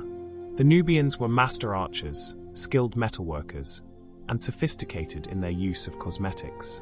Nubian lip glow. This was different from Sumerian lipstick. Rather than opaque color, it was a translucent stain that enhanced the natural color of the lips, making them appear more vibrant, more alive, with a subtle shine that caught the light. The base was made from crushed beetle shells, specifically cochineal beetles, which produced a brilliant crimson dye. These beetles were precious, harvested carefully, their tiny bodies dried and ground into powder that yielded an intense natural red. The beetle powder was mixed with plant oils, particularly oils from the morina tree, which grew well in the Nubian climate and produced a light, quick-absorbing oil that did not leave heavy residue. The mixture was strained through fine cloth to remove any particles, resulting in a smooth, colored oil that could be brushed onto the lips with fingers or soft plant fiber brushes. The effect was subtle and beautiful. The stain sank into the lips rather than sitting on top of them, creating color that looked natural, as if the wearer simply had unusually vibrant lips. The morina oil moisturized and protected, preventing the cracking and drying that came from sun exposure and desert winds. And there was a slight gloss, a hint of shine that made the lips look fuller, more inviting. The problem this lip glow solved was maintaining lip health while enhancing appearance. The harsh Nubian climate, with its intense sun and dry air, was brutal on exposed skin. Lips, particularly vulnerable, would crack and bleed without protection. Plain oils helped but provided no color. Heavy waxes provided color, but felt unpleasant. The lip glow was the perfect middle ground, protection, color, and comfort all in one. Making lip glow was delicate work. Too many beetle shells, and the color would be too intense, looking painted rather than natural. Too few, and the effect was barely visible. The proportions had to be adjusted based on the natural lip color of the wearer. Darker lips needed more pigment to show a change. Lighter lips needed less. This meant that lip glow was often custom-made, prepared by specialists who understood color mixing and skin tones, who could create the perfect shade for each individual client. There was also spiritual significance to the beetle-based cosmetic. Red was a powerful color in Nubian religion, associated with life force, with blood, with the sun's life-giving power. Wearing red on your lips was carrying that symbolism, marking yourself as alive, vital, blessed. Women preparing for religious ceremonies would apply extra lip glow, making their mouths bright as they sang hymns and prayers. The application ritual was part of morning preparation, done with care and attention, often with help from family members or servants. A mother might apply lip glow to her daughter, teaching her the proper technique, the light dabbing motion that distributed color evenly. Sisters might apply it to each other, gossiping and laughing, making the practical task into bonding time. We move now back north to Egypt, to the civilization that dominated the Nile for 3,000 years, that built pyramids and temples, developed sophisticated medicine and mathematics, and created beauty products that are still legendary today. Egyptian honey healers. These were not just cosmetics but healing treatments, salves made from honey mixed with herbs and minerals, designed to treat skin problems while beautifying. Honey was sacred in Egypt, associated with the sun god Ra, believed to have been created from his tears. But it was also practical medicine, with properties that modern science has confirmed: antibacterial, anti-inflammatory, moisture-retaining. The Egyptian honey healers were prepared by specialized craftspeople, often priests or priestesses attached to temples, who understood the medicinal properties of various ingredients.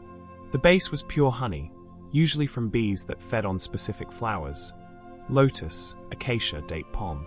Each flower source gave the honey different properties and subtle flavor variations that the Egyptians recognized and categorized. To the honey was added finely ground minerals: malachite for green, galena for black, red ochre for red. These minerals provided color, yes, but also supposed healing properties. Malachite was believed to protect against infection and encourage healing. Galena was thought to strengthen and define. Red ochre was associated with vitality and warmth. Herbs were also mixed in, chosen for their specific effects. Aloe for soothing and cooling, myrrh for its antimicrobial properties, frankincense for reducing inflammation and scarring. The herbs were often prepared as infusions first, steeped in water or oil. Then the liquid was mixed with the honey and minerals, creating a complex, multi-ingredient preparation. The resulting salve was thick, sticky, richly colored, and pleasantly scented. It could be applied to minor wounds, burns, rashes, or dry patches of skin. But it could also be used cosmetically, smoothed onto the face as a mask, left for a period of time, then gently wiped away, leaving the skin soft, glowing, and subtly tinted. The problem these honey healers solved was the dual need for medicine and beauty. In a world without antibiotics or advanced medical care, minor skin infections could become serious problems. The honey's natural antibacterial properties helped prevent infection while promoting healing. At the same time, people wanted to look good, to have smooth, glowing skin. The honey healer addressed both needs simultaneously. There was ritual around the application. In wealthy households, the process could take hours. The skin would first be cleansed with natron, a natural salt, then rinsed with water. The honey healer would be applied generously, sometimes with gentle massage to help it penetrate. The person receiving treatment would recline, resting while the honey worked, often in a dimly lit room with incense burning, creating an atmosphere of calm and luxury. For common people, the process was simpler but still special. A small pot of honey healer might be a family's most valuable possession, used sparingly, reserved for important occasions, or when someone had a skin problem that needed addressing. Applying it was an act of care, of taking time for health and beauty despite the demands of daily labor. The honey healers were also used in burial preparations. The dead were anointed with honey-based mixtures, preparing their bodies for the afterlife, preserving them, making them beautiful for eternity. Jars of honey healer were placed in tombs, ensuring that the deceased would have access to these beneficial preparations in the world beyond. We journey now to ancient Greece, to a civilization that valued beauty, proportion, and the perfection of the human form. The Greeks are famous for their sculptures, their philosophy, their contributions to mathematics and theater.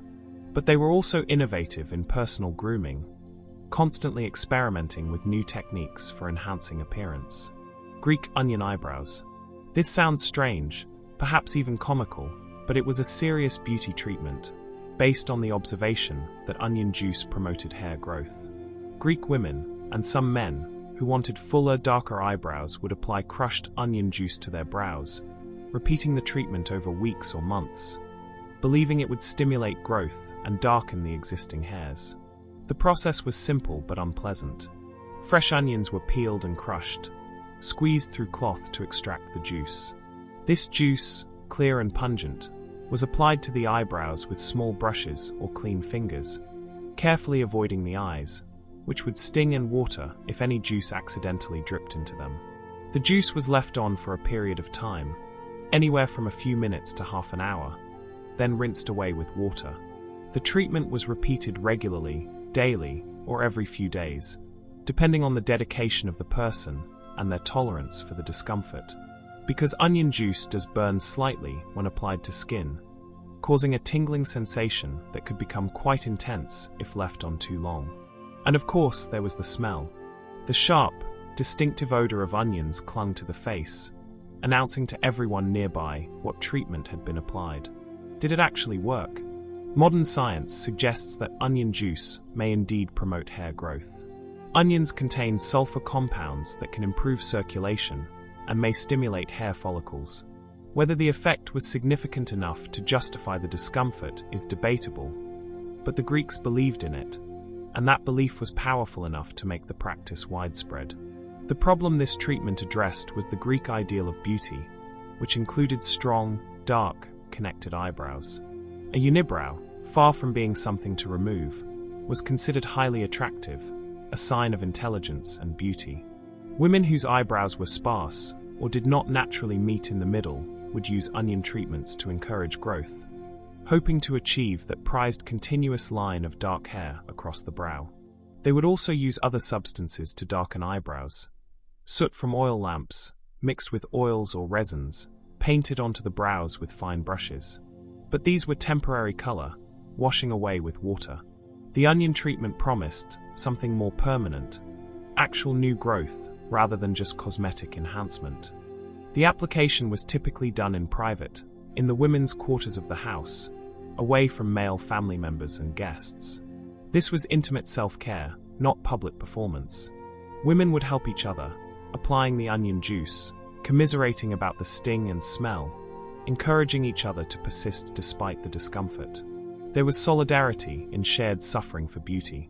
We travel now to Lydia, in western Anatolia, modern Turkey, a kingdom famous for inventing coinage, for its wealthy king Croesus, and for its position at the crossroads between Greek and Persian cultures.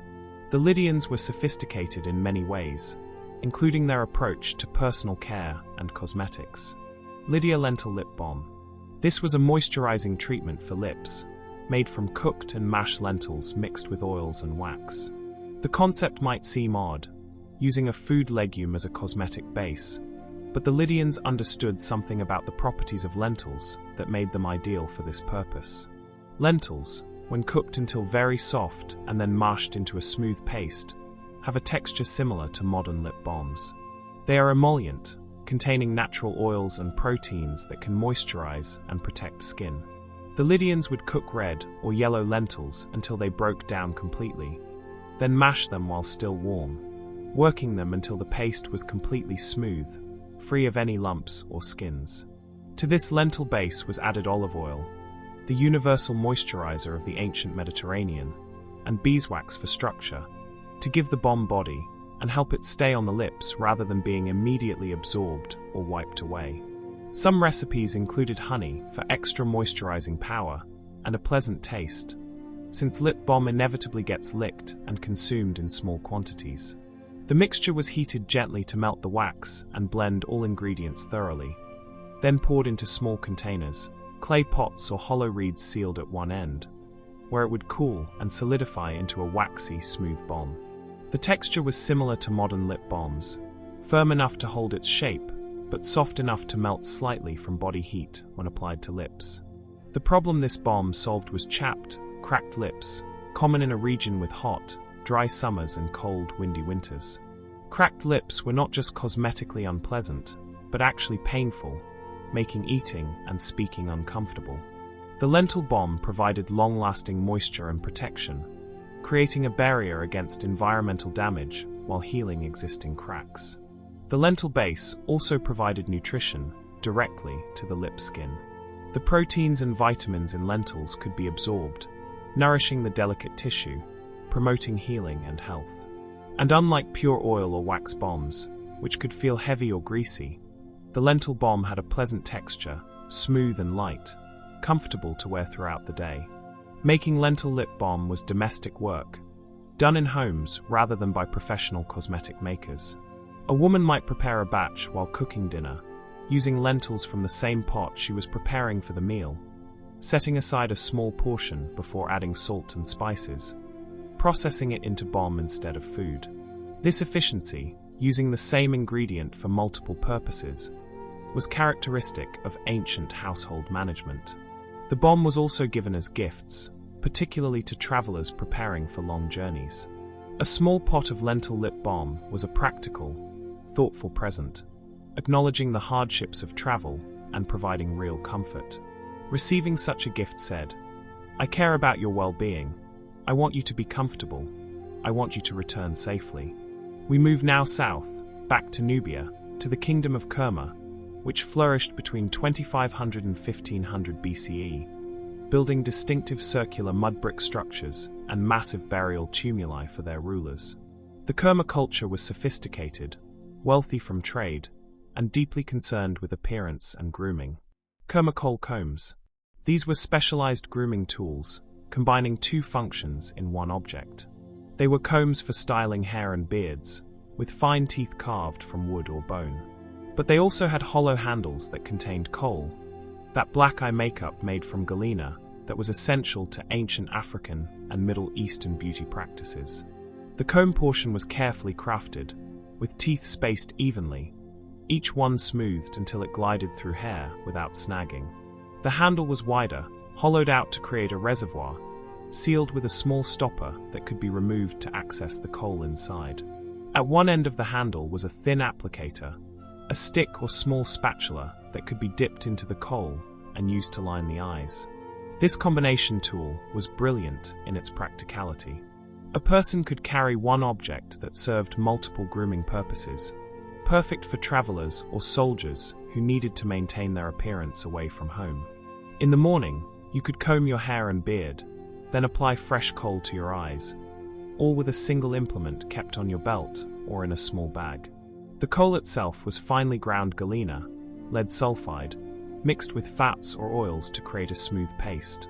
Modern understanding recognizes that lead is toxic, but the ancient Nubians did not know this, and the amounts absorbed through skin around the eyes were probably small enough to not cause obvious harm. What they did know was that kohl made eyes look larger and more defined, reduced glare from the intense desert sun, and may have helped protect against eye infections. The application of kohl was an art.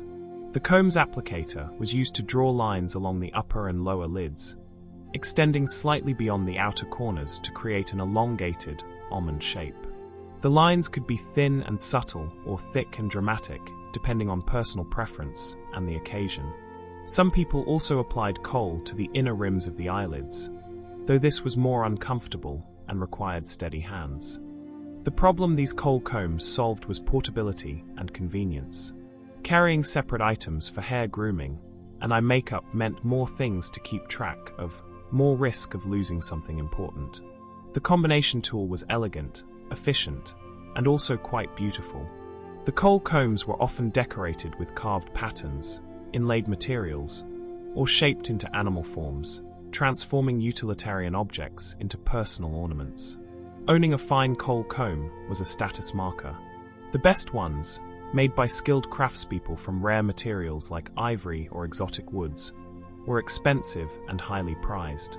They might be passed down through families, inherited by children from parents, carrying both practical value and emotional significance. Your grandfather's kohl comb, worn smooth from decades of use, was a connection to ancestry, a tangible link to family history. The daily use of the kohl comb was routine, but never merely mechanical. Taking time to groom yourself, to comb your hair with care, to apply kohl precisely, was an act of self-respect and self-presentation. It said, "I value myself enough to take care with my appearance. I respect others enough to present myself well. I participate in the visual culture of my society, marking myself as a proper member of my community." We travel now north and east, to the highlands of Armenia, a mountainous region where ancient peoples cultivated fruit trees on terraced hillsides and developed distinctive cultural practices. The Armenians were particularly known for their use of apricots, which grew abundantly in the region and provided food, medicine, and raw materials for various purposes. Armenian apricot dye. This was hair dye made from apricot kernels, the small seeds inside the pits, which contain oils and pigments that can color hair a warm golden or orange tone. The process of making the dye was labor-intensive and required patience. First, apricot pits had to be cracked open to extract the kernels inside. This was harder than it sounds. The pits are extremely hard, requiring stone tools or hammers to break without crushing the delicate kernel within. Once extracted, the kernels were soaked in water for several days to soften them and begin breaking down their cell walls. The softened kernels were then crushed into a paste, mashed thoroughly with stone mortars, working until the paste was as smooth as possible. This paste was mixed with more water and heated gently, not to boiling, but warm enough to extract the pigments and oils. The mixture was strained through cloth, and the resulting liquid was the dye. To use it, the liquid was applied to clean, damp hair, worked through from roots to ends. Then the hair was wrapped in cloth and left for several hours or even overnight. The longer the dye remained in contact with the hair, the more intense the color became. After the treatment time, the hair was rinsed thoroughly with water, revealing the new color. The result was not dramatic transformation, but subtle enhancement. A warm glow added to natural hair color, particularly effective on brown or light brown hair. Dark hair might show only a slight copper sheen in bright sunlight. Light hair would become distinctly golden, almost honey-colored. The problem this dye addressed was the desire to change or enhance hair color without resorting to harsh mineral-based dyes that could damage hair over time. Apricot dye was gentle, actually conditioning the hair thanks to the natural oils from the kernels, leaving it soft and shiny, as well as subtly colored. There was also symbolic meaning in using apricots for hair dye. Apricots were associated with summer, sunshine, warmth, life force. Dyeing your hair with apricot was carrying those associations, marking yourself as vital, warm, connected to the generative power of orchards and sunlight. It was particularly popular among young women, who saw the golden tones as enhancing their youth and attractiveness. The process of making and applying apricot dye was communal, done in groups, with women helping each other. The long processing time, sitting with wrapped hair while the dye worked, was perfect for conversation, storytelling, shared activities. Someone might card wool or spin thread while waiting for their hair dye to set. Others might prepare food or work on embroidery. The time was not wasted, but woven into the fabric of domestic productivity.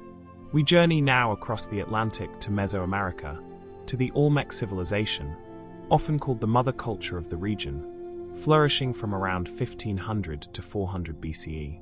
The Olmec are famous for their massive stone head sculptures, their development of early writing systems and calendars, and their sophisticated jade working. Olmec jade grills. These were dental ornaments, pieces of carved jade fitted over the front teeth, creating a decorative mouth covering. The jade was carved into thin plates, shaped to fit over individual teeth or across multiple teeth like a bridge, held in place with plant fiber cords or natural adhesives made from tree resins. The creation of jade grills required extraordinary skill. Jade is one of the hardest stones, difficult to work even with modern tools. The Olmec carved it using jade dust as an abrasive, patiently grinding and drilling with tools tipped with the same material they were trying to shape. Creating a grill meant carving multiple pieces thin enough to fit over teeth without being too bulky, shaping each piece to match the contour of the tooth it would cover, drilling holes for attachment if necessary. The finished grills were works of art, often carved with designs, faces, geometric patterns, symbols of power and status. Some were inlaid with other materials, tiny pieces of shell or obsidian creating contrast against the green jade. The best grills fit so precisely that they were comfortable to wear for extended periods, not interfering with speaking or eating. The problem these grills solved was not practical, but social and spiritual. They were markers of extreme status and wealth. Only the most elite members of Olmec society could afford jade grills. The material itself was precious, the labor required to create them was extensive, and wearing them demonstrated that you were important enough, powerful enough, to command such resources. But there was also spiritual significance.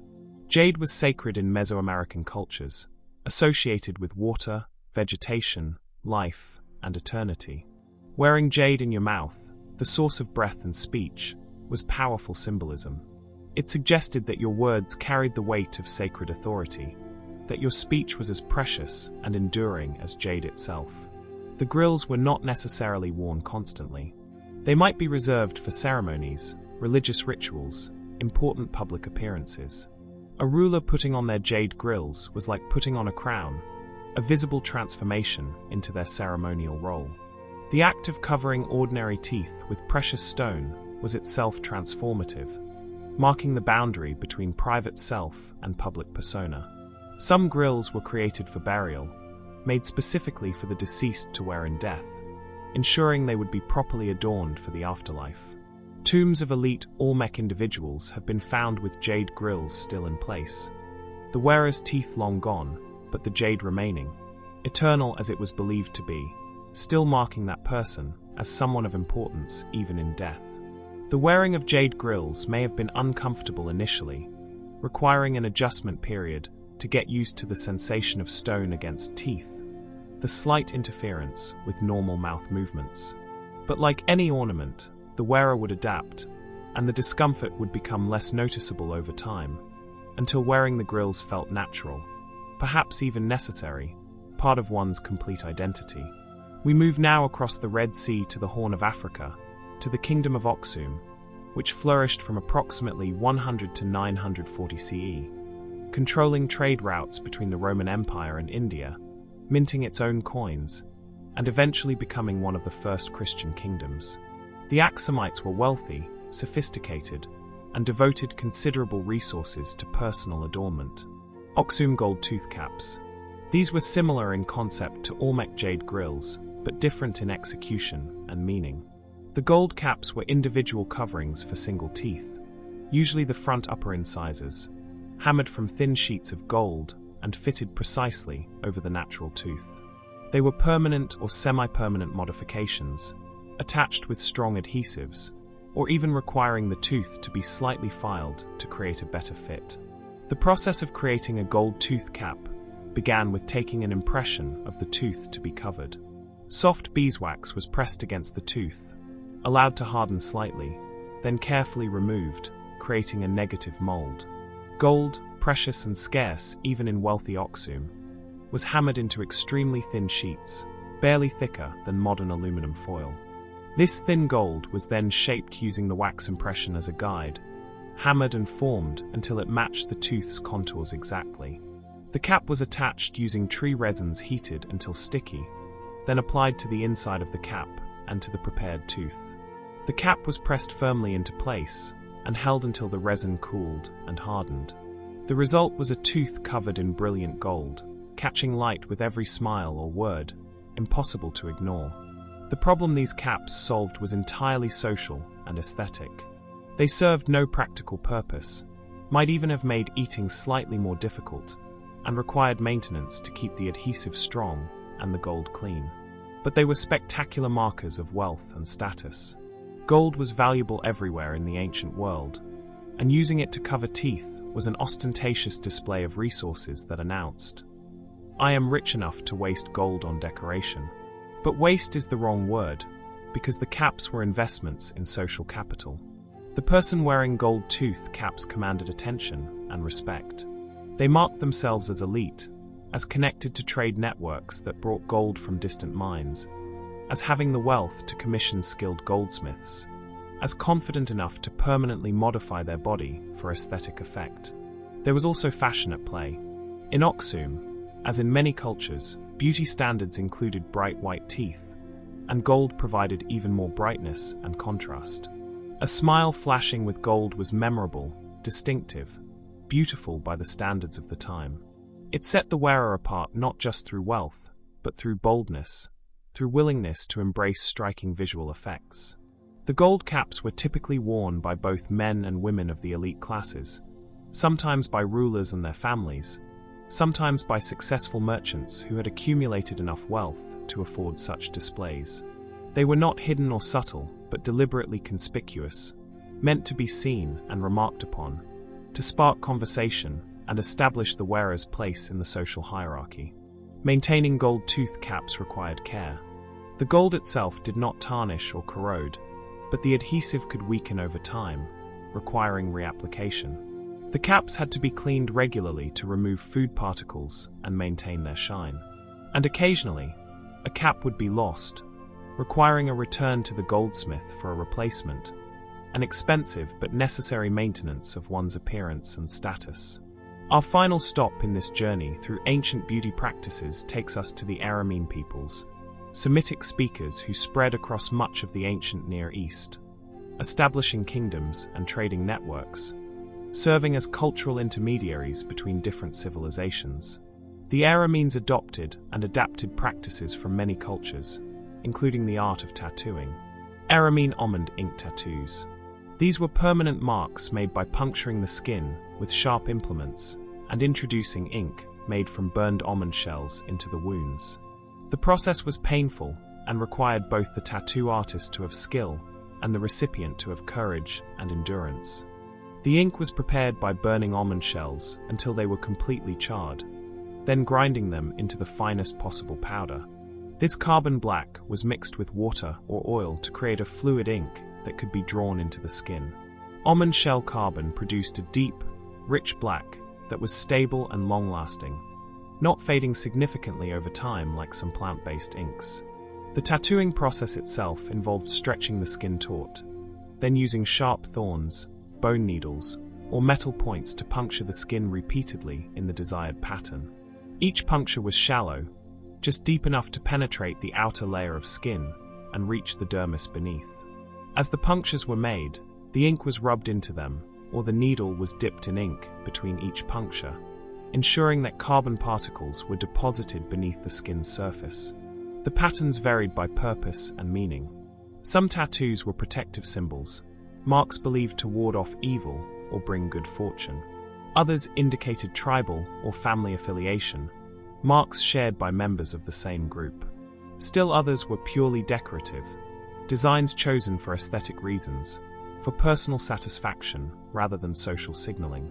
Common locations for tattoos included the forearms, hands, neck, and face, places where they would be visible to others. But some tattoos were placed in more private locations, known only to the wearer and perhaps their intimate partners, serving personal rather than public purposes. The problem tattoos solved was the problem of impermanent identity. Clothing could be changed. Hair grew and could be cut or dyed differently. Even jewelry could be lost or stolen. But a tattoo was permanent, a commitment to a particular identity or belief or affiliation that could not be easily abandoned or altered. In societies where identity was fluid, where people moved between regions and cultures, tattoos provided stable markers of who you were and where you came from. There was also the ordeal aspect. Getting tattooed was painful, and enduring that pain demonstrated strength, courage, maturity. Tattoos were often received as part of coming-of-age rituals, marking the transition from childhood to adulthood. The pain was part of the meaning, proof that you could withstand hardship, that you were ready for the responsibilities and challenges of adult life. The tattooing process could take hours or even multiple sessions for elaborate designs. The recipient had to remain still despite pain, breathing through it, maintaining composure. Friends or family members might sit with them, offering support, distracting them with conversation or music, helping them endure. The experience created bonds between the person being tattooed and those who supported them through it. After the tattooing was complete, the area would be swollen, red, oozing fluid. It had to be kept clean and protected while it healed, a process that took days or weeks. Healing itself was sometimes painful, the skin itching and pulling as it knitted back together. But eventually, the healing was complete, revealing the permanent mark, the carbon particles now trapped beneath healed skin, visible through the translucent upper layers, black lines or patterns that would remain for the rest of the person's life. And so we complete our journey through the ancient arts of body decoration and modification. From Sumerian lipsticks to Aramean almond ink tattoos, we have witnessed humans transforming themselves, refusing to accept the body as nature made it, insisting on adding color, texture, adornment, permanent marks. These practices were not frivolous or vain, but fundamental expressions of human creativity and identity. They solved the problem of being seen, of being recognized, of being beautiful by the standards of one's own time and place. Rest now. Let these images of ancient beauty fade. The faces we have imagined, painted and adorned and marked, are long gone to dust. But the impulse behind their decoration remains, living still in every person who looks in a mirror and decides to add something, change something, transform themselves from plain to decorated, from natural to intentional, from merely existing to being seen. Sleep. Tomorrow you can consider your own face, your own choices about appearance. Tonight, simply rest in the knowledge that humans have always cared about beauty, have always found ways to shape themselves according to their visions of what is attractive, meaningful, true. We continue our exploration of how ancient people shaped their appearance, but now we move beyond skin and lips to the realm of hair and fabric, those materials that can be grown, woven, styled and restyled, that flow and move with the body, that announce status and identity from a distance. Hair has always been powerful, laden with meaning, a visible marker of age, gender, social position, and personal choice. And clothing, even in its simplest forms, has always been more than mere protection from the elements. Let yourself relax completely now as we explore these ancient practices of adornment and self-presentation. Our journey begins in ancient Mesopotamia, in the cities of Babylon, Ur, and Akkad, where complex societies required complex rules to maintain social order.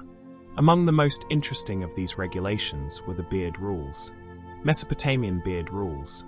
These were not suggestions or customs, but actual laws, enforced by authorities, dictating who could wear beards, what styles were permitted for different social classes, and what penalties applied to violations. In Mesopotamian society, beards were markers of free adult male status. A full, well-groomed beard announced that you were a citizen with rights, someone who owned property, who could testify in court, who could conduct business. Slaves were required to be clean-shaven, their faces bare as a visible mark of their subordinate status. This created an immediate visual distinction, allowing anyone to identify at a glance whether a man was free or enslaved. But the regulations went further. Different beard styles were mandated for different professions and social ranks. Priests wore their beards in particular styles, often squared off at the bottom, sometimes with elaborate curls created through careful grooming and the application of oils and resins. Merchants and craftsmen wore simpler styles, still full but less elaborately shaped. Soldiers might wear shorter beards for practical reasons, easier to maintain in the field, less likely to be grabbed by opponents in combat. The beard rules even specified grooming standards. A freeman's beard had to be neat, combed, free of tangles and debris. A messy, unkempt beard suggested disorder, lack of self-control, inability to manage one's own affairs. If you could not manage your beard, how could you be trusted to manage property or fulfill contracts? The beard became a metaphor for personal competence and social standing. Enforcement of these rules was serious. A man caught impersonating a higher social class through inappropriate beard styling could face fines or punishment. A slave who grew a beard without permission was defying the fundamental social order, marking himself as something he was not, and would face severe consequences, likely including forcible shaving and additional punishment. The practical problems these rules solved were identification and social control. In cities crowded with thousands of people, many of them strangers to each other, instant visual markers of status were essential for social functioning. You needed to know whether the man you were dealing with was a free citizen whose agreements would be legally binding, or a slave who could not enter contracts on his own behalf. The beard provided that information at a glance. But there was also psychological and cultural meaning embedded in the beard rules. The beard represented masculinity, maturity, authority. Requiring slaves to shave was a form of symbolic emasculation, a constant visible reminder of their lack of power and autonomy. Every morning, when a slave removed his beard stubble, he was enacting his subordination. Every time a free man groomed his beard, he was affirming his status and dignity. The grooming itself was ritualistic. Wealthy men had slaves or servants who tended their beards, combing them with wooden or bone combs, applying scented oils to keep the hair soft and manageable, sometimes using heated tools to create curls or waves. The beard was a project, something that required daily attention and care, an investment of time and resources that itself signaled status. Only someone with sufficient resources could maintain a properly groomed beard. There were even professional barbers in Mesopotamian cities, craftsmen who specialized in beard styling, who understood the regulations and could ensure their clients appeared appropriate for their social rank. These barbers were important community figures, their shops serving as gathering places where men exchanged news and gossip, where social bonds were maintained through the shared experience of grooming. We travel now across the Mediterranean to ancient Sparta, that militaristic Greek city-state famous for its warriors, its austere lifestyle, and its unique social structure. The Spartans had regulations about many aspects of life, and hair was no exception. Spartan hair laws. These laws were different from Mesopotamian beard rules in their purpose and specifics. In Sparta, long hair on men was not just permitted but required, at least for full citizens, the warrior elite. Spartan men grew their hair long, often to their shoulders or beyond, and spent considerable time maintaining it. This seems paradoxical in a culture devoted to military discipline and contempt for luxury, but the Spartans understood hair as serving specific functions. According to their log of a Lycurgus, long hair made handsome men more beautiful and ugly men more frightening. It was practical psychology, intended to enhance the visual impact of warriors. An army of long-haired Spartans, with hair flowing behind them as they charged, presented an intimidating spectacle. And the maintenance of long hair, far from being vanity, was seen as discipline, as attention to detail, as respect for one's appearance, and therefore for oneself. The laws specified not just that hair should be long, but that it should be well groomed. Matted, dirty, tangled hair was unacceptable, a sign of neglect and lack of self-discipline. Spartan men combed their hair regularly, oiled it to keep it healthy and shining, and styled it in particular ways for different occasions. Before battle, they would carefully comb and arrange their hair, a ritual that calmed the mind and prepared the warrior mentally for combat. There was a practical consideration too. Long hair, properly maintained, offered some protection against blows to the head. While not as effective as a helmet, thick hair could absorb some impact, potentially making the difference between a stunning blow and a lethal one. The Spartans were intensely practical about warfare, and they would not have maintained long hair if it presented pure disadvantage. The hair laws also had a coming-of-age dimension. Young boys in Sparta had their heads shaved or kept very short. The growing of long hair was a privilege earned through completing the agoge, the brutal training system that transformed boys into warriors. When a young man successfully completed his training and was accepted as a full citizen, he began growing his hair. The growing hair itself was a visible marker of transition, a gradual transformation from boy to man, from trainee to warrior.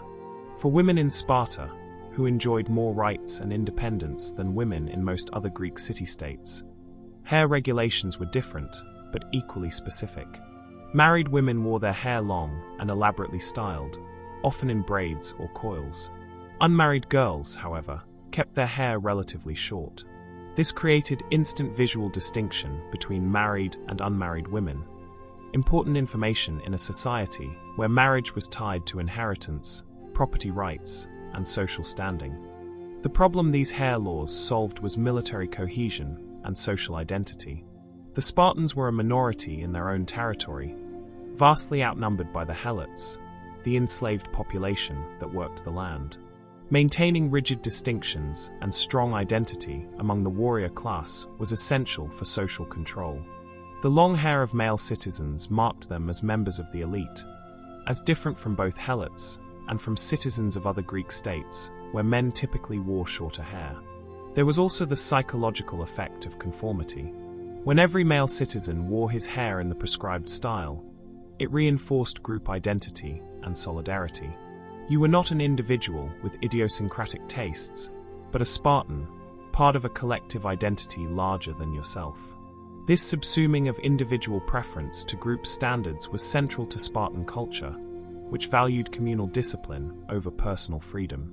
We journey now north, to Scandinavia, to the realm of the Vikings, those seafaring raiders and traders who burst onto the European stage between the 8th and 11th centuries CE. The Vikings have often been portrayed as crude barbarians, but they were actually quite concerned with grooming and personal appearance, particularly their hair. Viking bling braids. These were elaborate braided hairstyles incorporating metal ornaments, beads, rings, and sometimes small bells or other decorative elements woven into the hair itself. Both men and women wore their hair long, and both took pride in creating intricate braiding patterns that showcased skill, creativity, and wealth.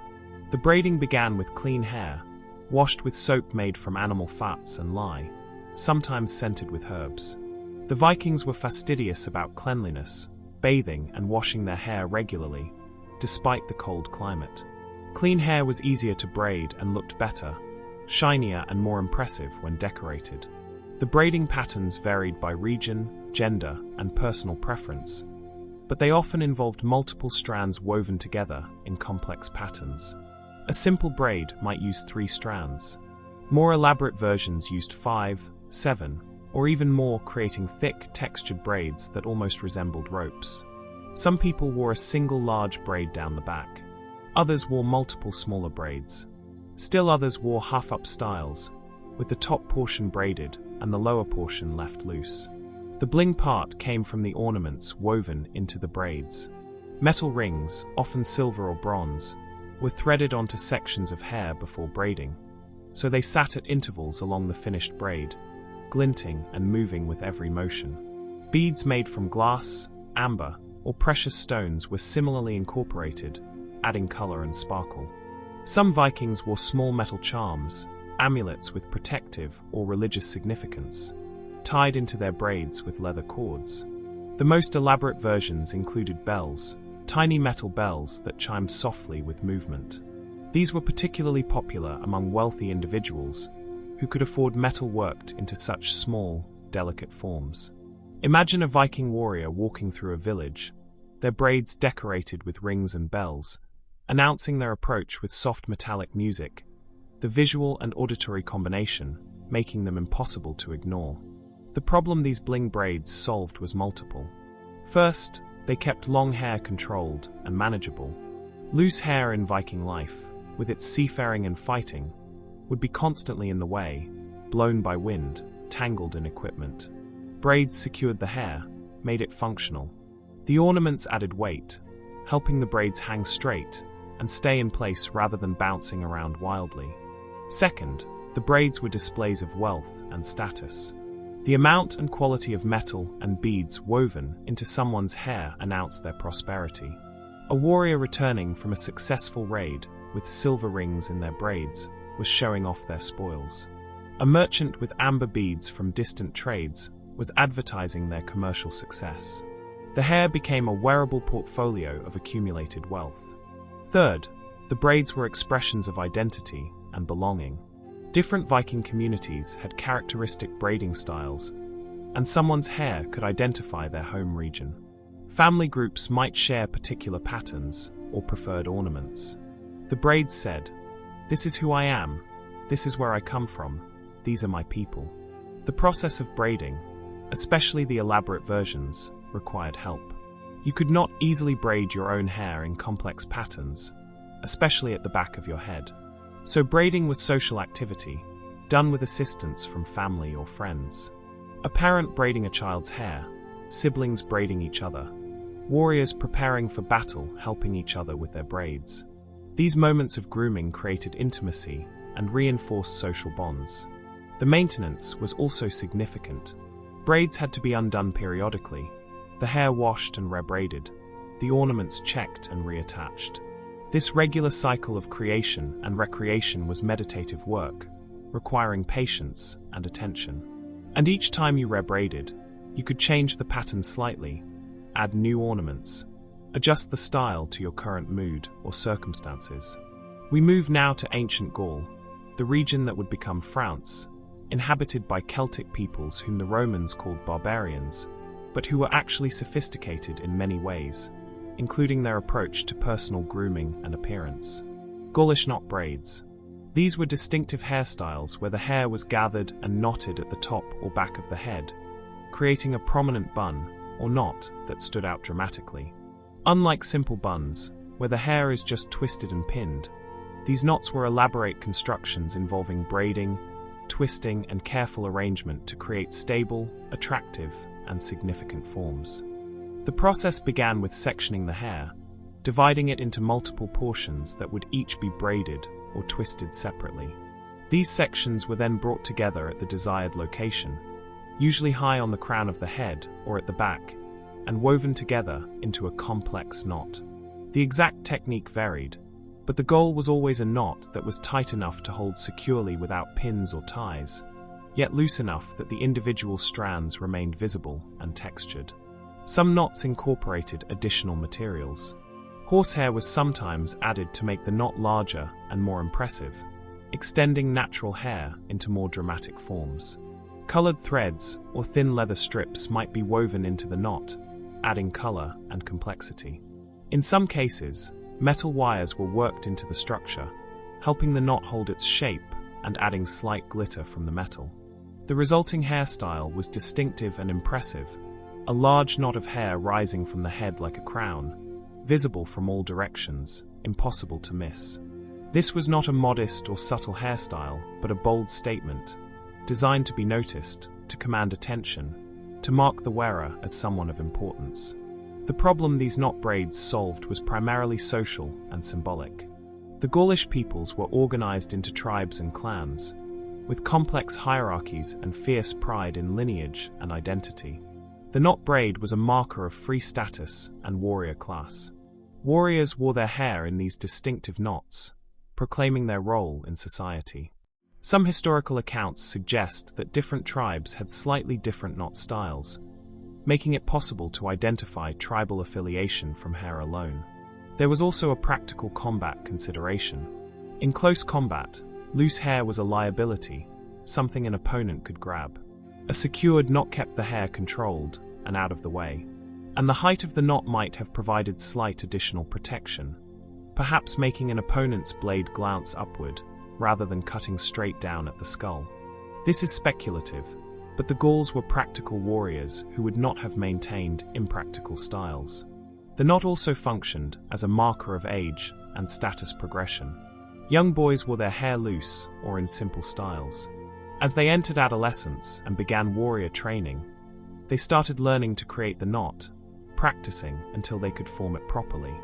A young man's first independently created knot braid was a milestone, marking his entry into warrior society. Women in Gaulish society also wore knot braids, though often in different styles or locations than men. A woman's knot might be positioned differently, decorated differently, but it still served similar functions, marking identity, status, and belonging. The elaborate preparation of these knots, requiring assistance and time, created opportunities for social bonding and the transmission of cultural knowledge from older to younger generations. We travel now to Central Europe, to the Neolithic period, to the culture known as linear bandceramic, or linear pottery culture, named for their distinctive decorated ceramics.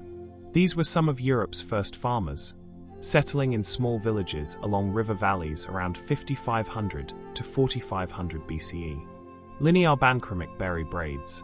These were hairstyles that incorporated actual berries, particularly dried berries that retained their color and shape, woven into braided hair as decoration. The berries used were typically small and durable.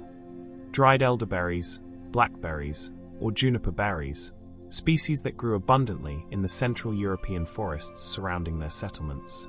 The berries were collected in late summer and early autumn when they were ripe, then carefully dried in the sun or near hearth fires. The drying had to be done slowly to prevent the berries from splitting or losing their color too dramatically. Once dried, the berries became leathery, flexible, and remarkably durable, able to last for months without rotting or crumbling. To incorporate them into hair, the dried berries were pierced with bone needles or thorns, creating holes through which strands of hair could be threaded. Multiple berries might be placed along a single braid, creating lines of color running through the hair. Or they might be clustered at intervals, creating spots of dark purple or blue against the natural hair color. The effect was striking and beautiful. The dark berries against lighter hair, or even against dark hair, where they added texture, if not strong color contrast, created visual interest and decoration, using only natural materials readily available in the environment. This was fashion and adornment created from the forest itself, from the gathered bounty of the land. The problem these berry braids solved was the human desire for decoration in a time when material resources were limited. The linear bandceramic people did not have access to metals, had limited trade networks, and created most of what they needed from local resources. Berries were free, abundant, renewable. Using them for hair decoration required no wealth, no trade connections, only knowledge of what plants were available and how to prepare them. There was also seasonal significance. Berry braids appeared in late summer and autumn when berries were harvested. Wearing them was a celebration of abundance, of successful gathering, of the forest's provision. They marked the transition from summer to autumn, from the growing season to the harvest season.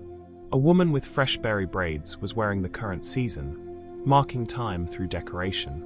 The berries may also have carried symbolic or spiritual meaning. Many berry-bearing plants had significance in Neolithic belief systems, associated with fertility, the forest spirits, the cycle of growth and decay. Wearing berries in your hair might have been a form of sympathetic magic, connecting yourself to the generative power of plants, asking for their blessings. The practice was probably particularly common among young women and children, for whom the bright berries would have special appeal. Mothers might help daughters create berry braids, teaching them which berries to use, how to dry them properly, how to pierce and thread them without crushing them. This knowledge transmission was cultural education, teaching children about their environment through the practice of adornment. We journey now south to Kush, the powerful kingdom along the Nile south of Egypt, modern Sudan, which flourished for over 1,000 years, sometimes rivaling Egypt itself in power and cultural sophistication. The Kushites developed distinctive cultural practices that blended African and Egyptian influences. Kushite incense braids. These were elaborate braided hairstyles infused with incense smoke, creating hair that carried fragrance for days after the treatment. The process began with braiding the hair in complex patterns, often dozens of small braids covering the entire head. These braids were then exposed to smoke from burning incense, frankincense, and myrrh primarily, the precious resins that Kush controlled through trade routes reaching into the African interior. The smoking process required careful attention. The braided hair was held over incense burners or positioned so that rising smoke would pass through it, saturating the hair with the aromatic compounds in the smoke. This was not a quick process but might take an hour or more, the hair absorbing the smoke gradually. The person whose hair was being smoked would need to remain still, breathing the incense-laden air, entering a meditative or even trance-like state from the combination of fragrance and enforced stillness. The result was hair that smelled strongly of incense, a fragrance that would persist for days or even weeks, growing fainter over time, but never completely disappearing until the hair was washed. Every movement of the head would release a small, fresh wave of scent. Every time wind moved the braids, fragrance dispersed into the air. The problem these incense braids solved was multiple. First, fragrance itself was valuable in hot climates where body odor was a constant challenge. Incense-treated hair provided a personal perfume, a pleasant scent that surrounded the wearer, making them more pleasant to be near. This was particularly important for people who worked in close proximity to others, where body odor could be socially problematic. Second, incense was sacred, associated with religious rituals and divine presence. Walking around with incense in your hair was carrying a bit of the sacred into daily life, marking yourself as connected to religious practice and spiritual awareness. It might have served as a form of protection, the sacred smoke warding off evil influences or malign spirits. Third, the incense treatment was a display of wealth and access to trade goods. Frankincense and myrrh were valuable commodities, exported from the Horn of Africa and southern Arabia at great cost. Using them to scent hair was luxurious, a statement that you had resources to spare, that you could afford to use precious incense for personal grooming rather than reserving it exclusively for religious or medicinal purposes. The braiding itself was skilled work, requiring hours of patient effort. Kushite braiding patterns were elaborate, often incorporating geometric designs, sections divided and subdivided with mathematical precision, each small braid uniform in thickness and tension. This was not casual grooming, but serious craft, producing hair arrangements that were works of art. The maintenance of incense braids was ongoing. The braids themselves might remain in place for weeks, but the incense scent would fade, requiring periodic re-smoking to maintain the fragrance. This created a rhythm to grooming, a schedule of care and renewal. And because the smoking process was time-consuming and required assistance, it became a social occasion, a time when friends or family members gathered, when conversation and storytelling accompanied the practical work of beautification. We move now to Kuria, in southwestern Anatolia, modern Turkey, a region that was culturally hybrid, influenced by Greek, Persian, and native Anatolian traditions. The Karyans were known for their distinctiveness, their resistance to complete assimilation into either Greek or Persian culture, and their own unique practices. Karyan curl combs. These were specialized combs designed not just to detangle hair, but to create curls and waves. The combs had teeth of varying lengths and spacings, and they were used with heat to set curls into hair. The technique involved dampening the hair slightly, then wrapping sections around the comb teeth, and holding the comb near fire heat until the hair dried in the curved position. The combs themselves were carefully crafted from wood, bone, or sometimes metal, designed to withstand repeated exposure to heat without warping or burning. The teeth were rounded and smooth, preventing snagging or hair breakage. The spacing of the teeth determined the tightness of the curl, wider spacing creating loose waves, tighter spacing creating smaller, more defined ringlets. The curling process required skill and patience. The hair had to be damp enough to be moldable, but not so wet that it would take forever to dry. The comb had to be held near enough to the fire to heat the hair, but not so close that the hair would singe. The timing had to be right, holding the position long enough for the hair to set, but not so long that it damaged. This was delicate work, a balance between multiple variables. The result was curled hair that would hold its shape for days, creating volume and movement, texture and visual interest. Straight hair was transformed into waves or ringlets, flowing and bouncing with movement, catching light differently, seeming almost alive with its own motion. The problem these curl combs solved was the desire to change hair texture and create variety in appearance. Some people naturally have curly hair, others straight. The curl combs allowed people with straight hair to temporarily adopt curls, changing their look for special occasions or simply for the pleasure of transformation. This was early hair styling technology, ancestor to modern curling irons and rollers. There was also fashion at play. Curled hair was associated with Greek culture, where sculptors depicted gods and heroes with elaborately curled locks. Adopting curls was a way of appearing more Greek, more connected to that prestigious culture. In a region where multiple cultural influences competed, hairstyle was a way of signaling which culture you identified with or aspired to join.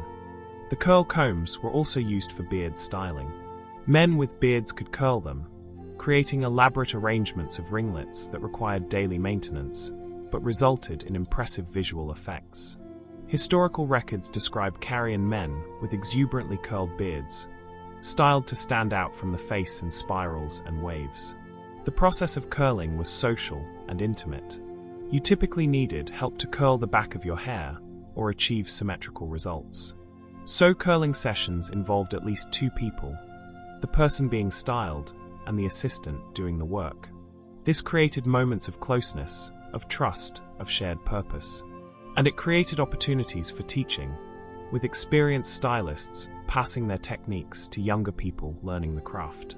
We journey now to ancient Anatolia again, but further back in time, to the Hattion people who inhabited the region before the Hittites, around 2500 BCE. The Hattians developed early textile technologies and were particularly known for their work with hemp fiber.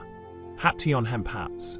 These were woven hats made entirely from hemp fiber, processed from the cannabis plant grown not for its psychoactive properties, but for its strong, durable fiber. The hemp stalks were soaked to ret them, breaking down the woody material and allowing the long fibers to be separated. These fibers were then dried, combed straight, and spun into thread using drop spindles. The hemp thread was strong and slightly rough, with a natural beige color. It could be woven on simple looms into fabric, but for hats, a different technique was often used: coiling. The thread was wound in continuous spirals, each spiral stitched to the previous one, building up from the crown of the hat downward. This created a sturdy, rigid structure that held its shape without additional support. The resulting hats were wide-brimmed, designed to provide shade from the intense Anatolian sun. The brim could extend 6 inches or more from the head, casting substantial shadow over the face and neck. The crown was tall, creating space between the top of the head and the hat's surface, allowing air circulation that helped keep the wearer cool. The problem these hemp hats solved was sun protection in a climate where intense summer heat was a serious health concern. Working in fields without head covering could lead to heat stroke, sunburn, dehydration. The hemp hats provided portable shade, allowing people to work outdoors for extended periods without suffering too much from sun exposure. The hats were also somewhat water-resistant. Hemp fiber, when woven tightly, sheds light rain, keeping the wearer's head dry during brief showers. This made the hats useful year-round, not just summer sun protection, but also mild rain gear. Making a hemp hat was time-consuming, requiring first the growing and processing of hemp plants, then the spinning of thread, then the weaving or coiling construction. A single hat represented many hours of labor. But once made, a hemp hat was durable, lasting for years with proper care, making it a worthwhile investment of time and effort. The hats became markers of agricultural workers, people who spent their days in fields and needed practical sun protection. But they were also decorated, even though they were fundamentally utilitarian objects. The natural hemp could be supplemented with dyed threads, creating patterns in the weave, spirals of color in an otherwise plain hat. Some hats had tassels or embroidered designs added after the basic construction was complete. Wearing a hemp hat also signaled membership in the agricultural community, participation in the fundamental work of growing food. In a society where different groups specialized in different economic activities, the hat was professional identification, announcing that you worked the land, that your labor fed the community. We travel now far east, to ancient China, to the Yangtze River Delta, to the Himuda culture that flourished there around 5500 to 4500 BCE. These were rice farmers, building piled dwellings above wetlands, developing sophisticated agricultural technologies. And they also worked with hemp, creating their own version of protective headwear. Himuda hemp hats. These hats were similar in material to hat Tion versions, but different in construction and style. The Himuda hats were more conical, with a pointed crown and a brim that sloped downward all around, shedding rain efficiently. The construction technique was usually basketry rather than weaving, with hemp fibers woven over and under each other in a circular pattern that built up the cone shape. The conical design was ideal for the Himudu environment, where rain was frequent and often heavy. The pointed top allowed water to run off in all directions, preventing accumulation that would make the hat heavy and uncomfortable. The sloping brim directed water away from the face and body, creating a small dry zone around the wearer, even in steady rain. The hats were often treated with plant oils or tree resins to increase water resistance. A thin coating of oil would make the hemp fibers shed water more effectively without significantly changing the weight or flexibility of the hat. This treatment had to be reapplied periodically as the oils wore away, making hat maintenance an ongoing task. The problem these hemp hats solved was working in wetland conditions where rain and moisture were constant challenges. Rice farming in the Himudu paddies required workers to be outside in all weather, often standing in water, hands busy with planting or harvesting, unable to hold umbrellas or other rain protection. The hat provided hands-free rain protection, allowing workers to continue their tasks while staying relatively dry. The hats were also sun protection during the growing season, when clear days brought intense sunshine. The same conical shape that shed rain also created shade, and the hemp material allowed some air circulation while blocking direct sunlight, keeping the head cooler than it would be uncovered.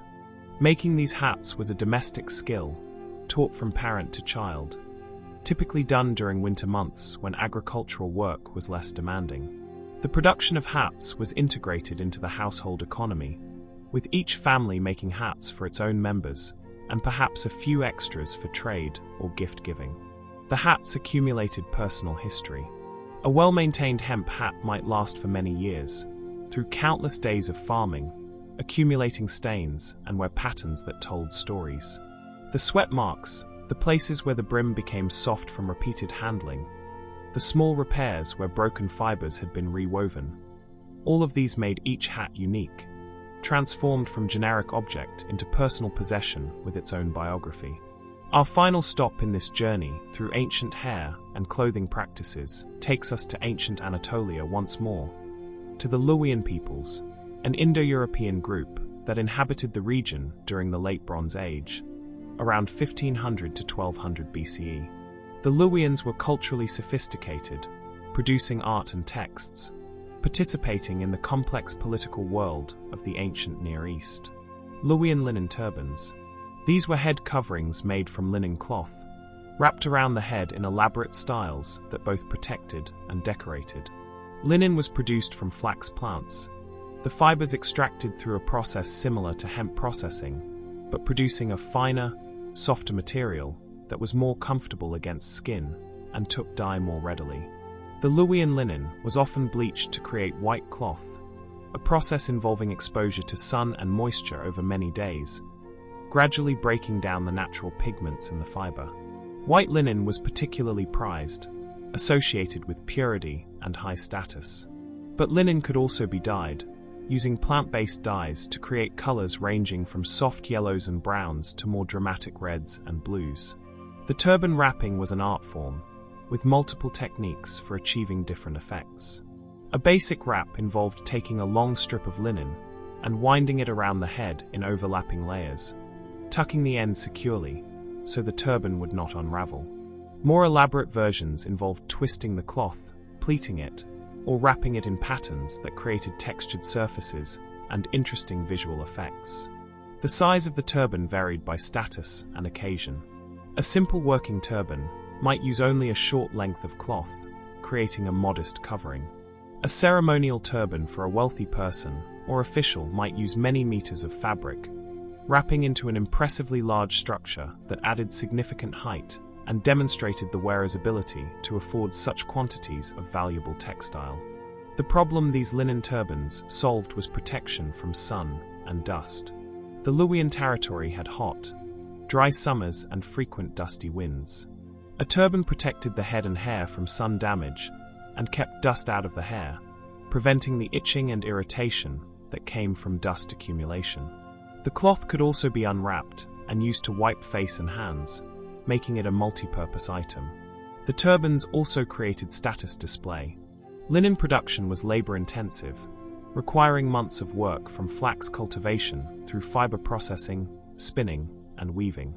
A large turban represented substantial investment in textile production.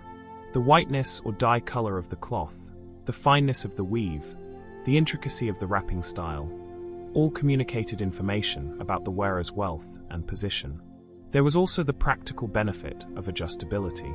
Unlike a shaped hat that fit or did not fit, a turban could be wrapped to accommodate any head size or shape. It could be wrapped loosely for ventilation on hot days or tightly for warmth on cool evenings. It could be adjusted throughout the day as needs changed, unwrapped for tasks requiring better peripheral vision, rewrapped when sun protection was needed again. The wrapping of turbans was skilled work, typically done with assistance.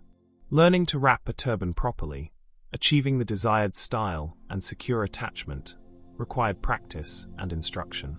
Fathers taught sons, masters taught apprentices, friends helped each other. The turban wrapping became a moment of cooperation and social connection. And so our journey through ancient hair and clothing practices reaches its conclusion. From Mesopotamian beard rules to Luwian linen turbans, we have explored how humans used hair and fabric to mark identity, signal status, solve practical problems, and express creativity.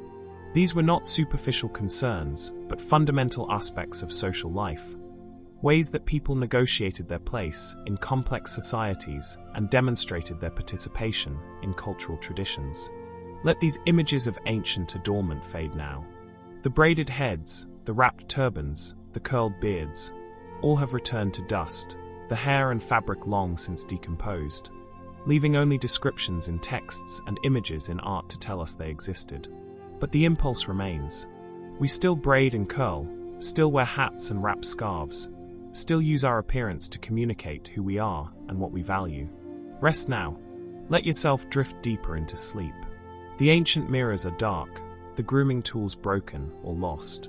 Tomorrow you will face your own mirror, make your own choices about presentation. Tonight, simply rest in the knowledge that humans have always cared about how they look, have always found meaning in the arrangement of hair and the draping of cloth, have always used their bodies as canvases for expressing identity and belonging. Sleep. The styling is finished. The day of adornment is complete. For now, simply be, without decoration, without effort, resting in the darkness where all appearances dissolve into simple presence.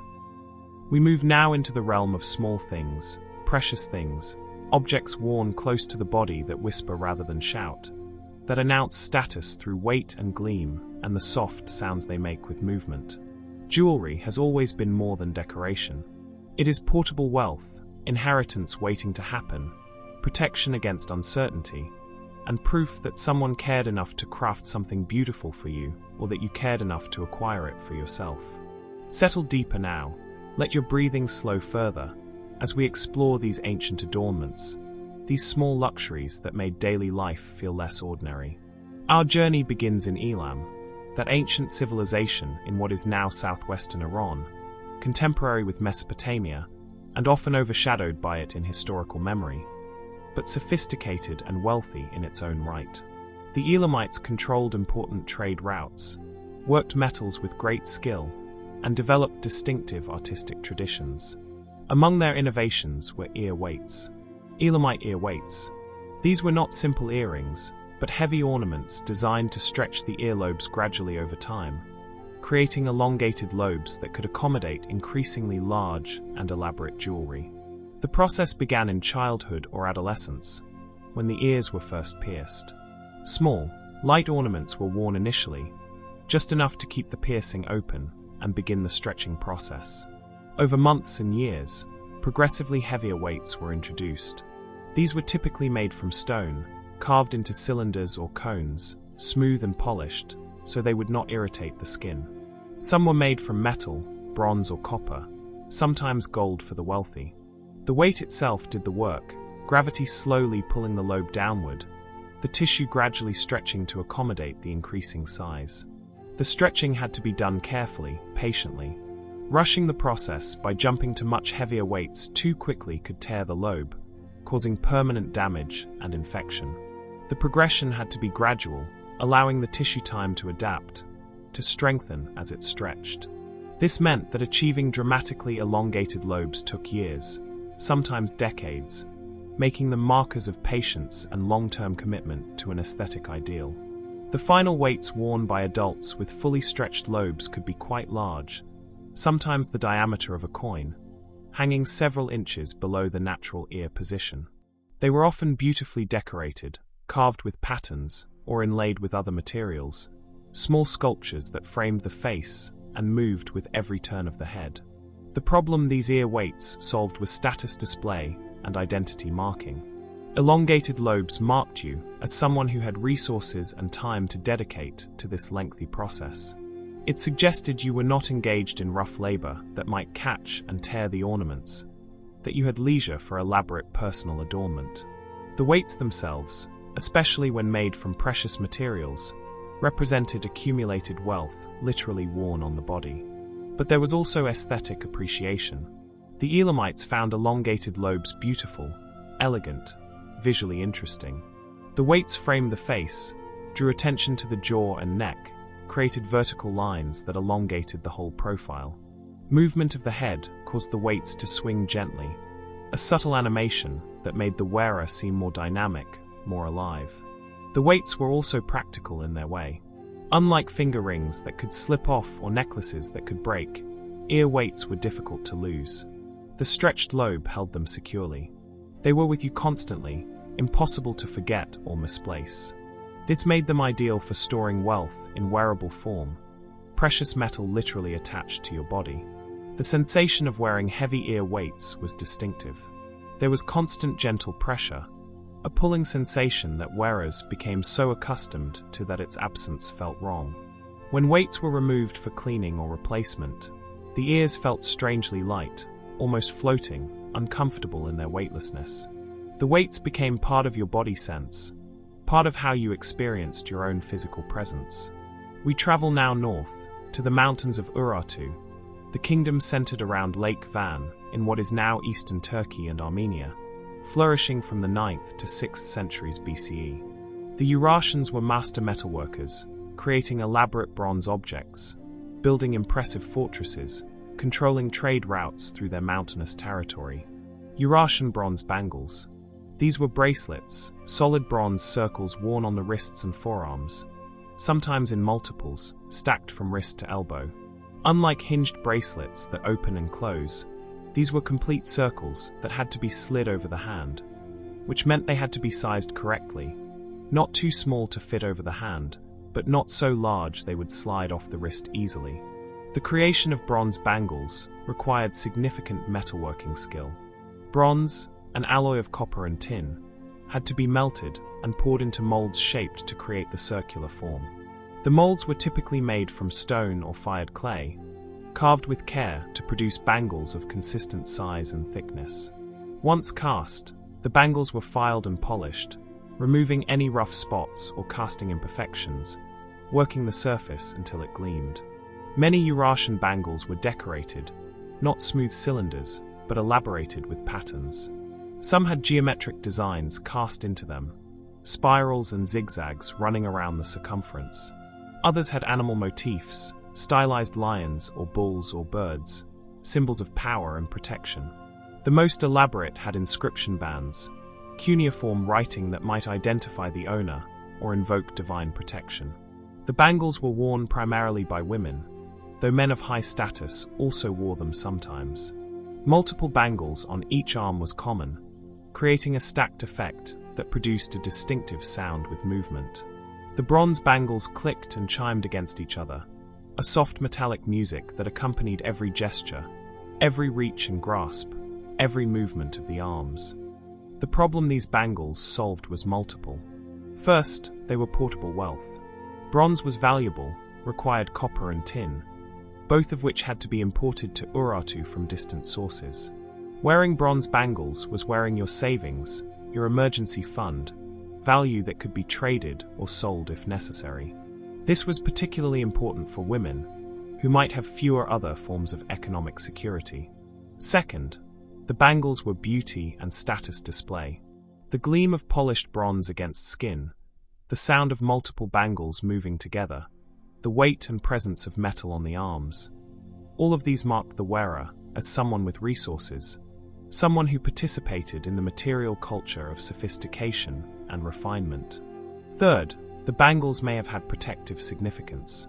Metal, worked and shaped by human hands and fire, was believed in many ancient cultures to have apotropaic properties, warding off evil. Bronze bangles, especially those with inscribed prayers or protective symbols, might serve as armor against spiritual threats, creating a circle of protection around the vulnerable wrist. The wearing of bangles required some adjustment. The weight was noticeable, especially when wearing many at once. The arms had to work slightly harder to lift against the additional mass. But wearers adapted, developing slightly stronger arms, growing accustomed to the weight until it felt natural. Removing all the bangles, which might be done for sleeping or certain work, left the arms feeling strangely light and vulnerable, incomplete without their metal companions. The bangles also created intimacy and connection. A mother might give her daughter bangles as she came of age, marking her transition to adulthood. A husband might give his wife bangles as a marriage gift, literally binding wealth onto her arms. The bangles became heirlooms, passed down through generations, accumulating history and emotional significance beyond their material value. We journey now far to the east, to what is now northeastern Thailand, to the ancient culture centered around Ban Chang, which flourished from approximately 1500 BCE into the first millennium CE. The Ban Chang people were early bronze workers in Southeast Asia, developing sophisticated casting techniques independently of influences from China or India. Ban Chang bronze bangles. These bangles were similar in concept to Eurasian versions, but distinct in style and decoration. Banchang metalworkers developed a particular technique for creating complex surface patterns on bronze objects. They would wrap the clay molds with cords or carved wax patterns before casting, so that when the bronze was poured, it would fill these impressions, creating raised designs on the finished bangle. The resulting bangles had elaborate textured surfaces, spirals and cross-hatching, rows of raised dots, geometric patterns that felt interesting to the touch as well as looking beautiful. Some bangles had multiple decorative zones, different patterns in different sections around the circumference, creating visual variety that revealed itself as the bangle rotated on the arm. The Banchang people also experimented with bangle shapes. While many were simple circles, others were oval, shaped to fit the arm more anatomically. Some were angular rather than round, with faceted surfaces that caught light differently as they moved. The variety demonstrated creativity and technical skill, pushing beyond the simplest functional forms into deliberate aesthetic exploration. These bangles were worn by both men and women, often in large numbers. Archaeological excavations have found burials with dozens of bangles per individual, stacked on arms from wrist to shoulder, layer upon layer of bronze creating a metal sleeve over the limbs. This was not everyday, but funeral adornment, dressing the dead in accumulated wealth for their journey to the afterlife. The problem these bangles solved in Banchang society was similar to their Eurasian counterparts, but with additional emphasis on the afterlife. The bronze bangles were wealth storage, yes, but they were also preparation for death. Accumulating bangles throughout life meant you would be properly equipped for burial, sent into the next world with visible proof of your success and status in this one. The sound of Banchang bangles would have been ever present in villages, the chiming of bronze accompanying every activity. Women grinding grain with bangled arms, the rhythm of the work marked by metallic percussion. People gesturing in conversation, their points emphasized by the music of moving metal. Children playing, their laughter mixed with the softer chime of smaller bangles on young arms. The production of bangles was specialized work, done by skilled bronze casters who understood the temperatures and timing, who could create consistent alloys and successful casts. These craftspeople were valuable community members, their skills essential to the social and economic life of Banchang culture. Learning the craft took years, apprenticeship under experienced masters, gradual acquisition of the knowledge needed to transform raw metal into finished art. We move now to West Africa, to the Nok culture of what is now central Nigeria, flourishing from approximately 1500 BCE to 500 CE. The Nok are famous for their terracotta sculptures, remarkable representations of human figures that are among Africa's oldest surviving artistic traditions. But they also created personal adornments, including beads. Nok terracotta beads. These were beads made from fired clay, shaped by hand and baked in kilns or fires until hard and durable. Unlike stone beads that required tedious drilling, terracotta beads could have their holes created before firing, making production faster and easier. The clay was rolled into balls or cylinders. A thin stick or reed was pushed through to create the hole. Then the bead was left to dry before firing. The terracotta beads were often decorated before firing. Patterns could be incised into the soft clay, lines and dots, geometric designs that would become permanent when the clay hardened. Some beads were painted with colored slips, clay liquids containing different minerals that would fire to various colors. Reds from iron oxides, whites from kaolin, blacks from manganese. The firing process was crucial. The temperature had to be high enough to fully harden the clay, but not so high that the beads would crack or explode. This required understanding of fire management, knowing how to build and maintain a kiln or fire pit that would reach and hold the right temperature. Experienced bead makers could judge the temperature by color of the flames and behavior of the fire, adjusting fuel and airflow to achieve the desired conditions. The finished beads were strung together into necklaces, bracelets, and anklets. Multiple strands might be worn together, creating layers of color and texture. The terracotta had a pleasant warm appearance, earthy and substantial, different from the cold glitter of stone or metal. The beads clicked softly against each other with movement, a gentler sound than metal bangles, almost like rain on leaves. The problem these terracotta beads solved was the creation of beautiful personal adornment using locally available materials and relatively simple technology. Unlike precious stones or metals that required trade connections and specialized tools, terracotta beads could be made by anyone with access to clay, fire, and basic skills. This democratized adornment, allowing a wider range of people to participate in body decoration. But this does not mean the beads were without value or meaning. The skill required to create consistently sized, well-formed, beautifully decorated beads was real skill, deserving respect. A necklace of fine terracotta beads represented hours of careful work, attention to detail, artistic vision. The beads might not be precious in material terms, but they were precious in the labor and creativity they embodied. The beads also carried symbolic meaning. Different colors and patterns might signify different things. Membership in particular social groups, stages of life, protection against specific dangers. A woman might wear certain beads during pregnancy, different ones after childbirth, marking her transition through life stages with visible symbols that the community could recognize and honor. The making of beads was often communal work, groups of people sitting together, shaping clay, decorating, sharing techniques and stories. Children learned by watching and helping, gradually developing the skills to make their own beads. The process transmitted cultural knowledge, aesthetic preferences, symbolic systems, all embedded in the practical work of bead creation. We travel now back to Mesopotamia, to the Kassite period, around 1600 to 1155 BCE, when the Kassites ruled Babylon after the fall of the Old Babylonian dynasty. The Kassites adopted many aspects of Mesopotamian culture, but brought their own distinctive elements as well. Among their contributions were elaborate knot rings. Kassite knot rings. These were finger rings designed to look like knots, metal twisted and woven into complex configurations that resembled rope or cord tied into decorative knots. Creating these rings required exceptional metalworking skill.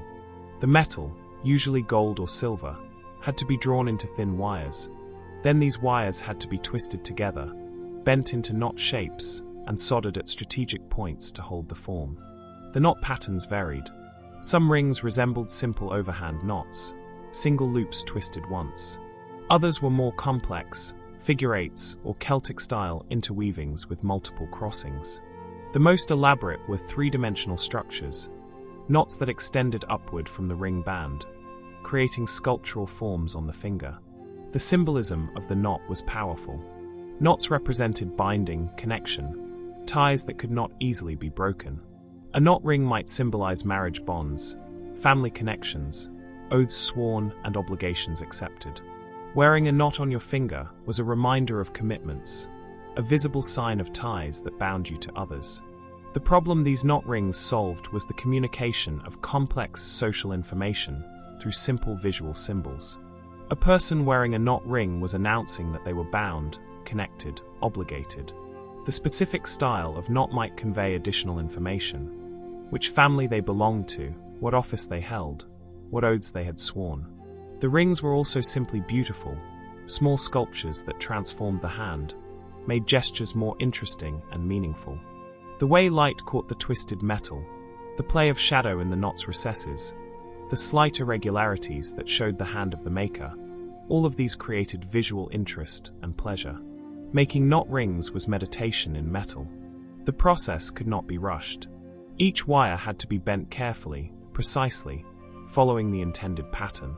A mistake meant starting over.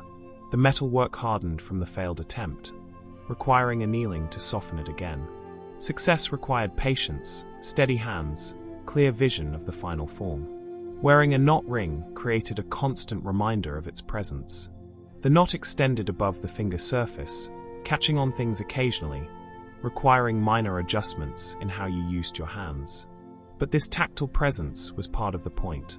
The ring was not meant to be forgotten, but to maintain awareness, to keep the wearer conscious of what it represented, of the bonds it symbolized.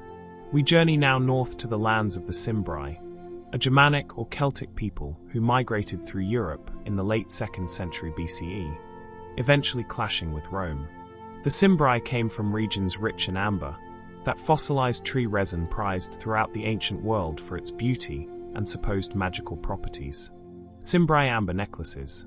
Amber is not stone but ancient plant resin, millions of years old, transformed by time and pressure into a solid material that is warm to the touch, lightweight, and glows when polished. It ranges in color from pale yellow to deep orange, sometimes with inclusions of ancient insects or plant matter trapped when the resin was still liquid, tiny windows into prehistoric forests. The Cimbri collected amber from Baltic shores, where it washed up after storms, torn from underwater deposits by waves. Finding amber was partly luck, walking beaches after storms, scanning among stones and seaweed for the telltale golden glow. Large, clear pieces were rare and valuable. Smaller, cloudier pieces were more common, but still useful. Creating an amber necklace began with shaping the raw amber. Pieces were ground and polished using sand and water, worked against flat stones until smooth and glossy. Holes were drilled carefully, using bow drills with stone or metal bits. The drilling done slowly to prevent the amber from cracking from the friction heat. Each bead represented significant time investment.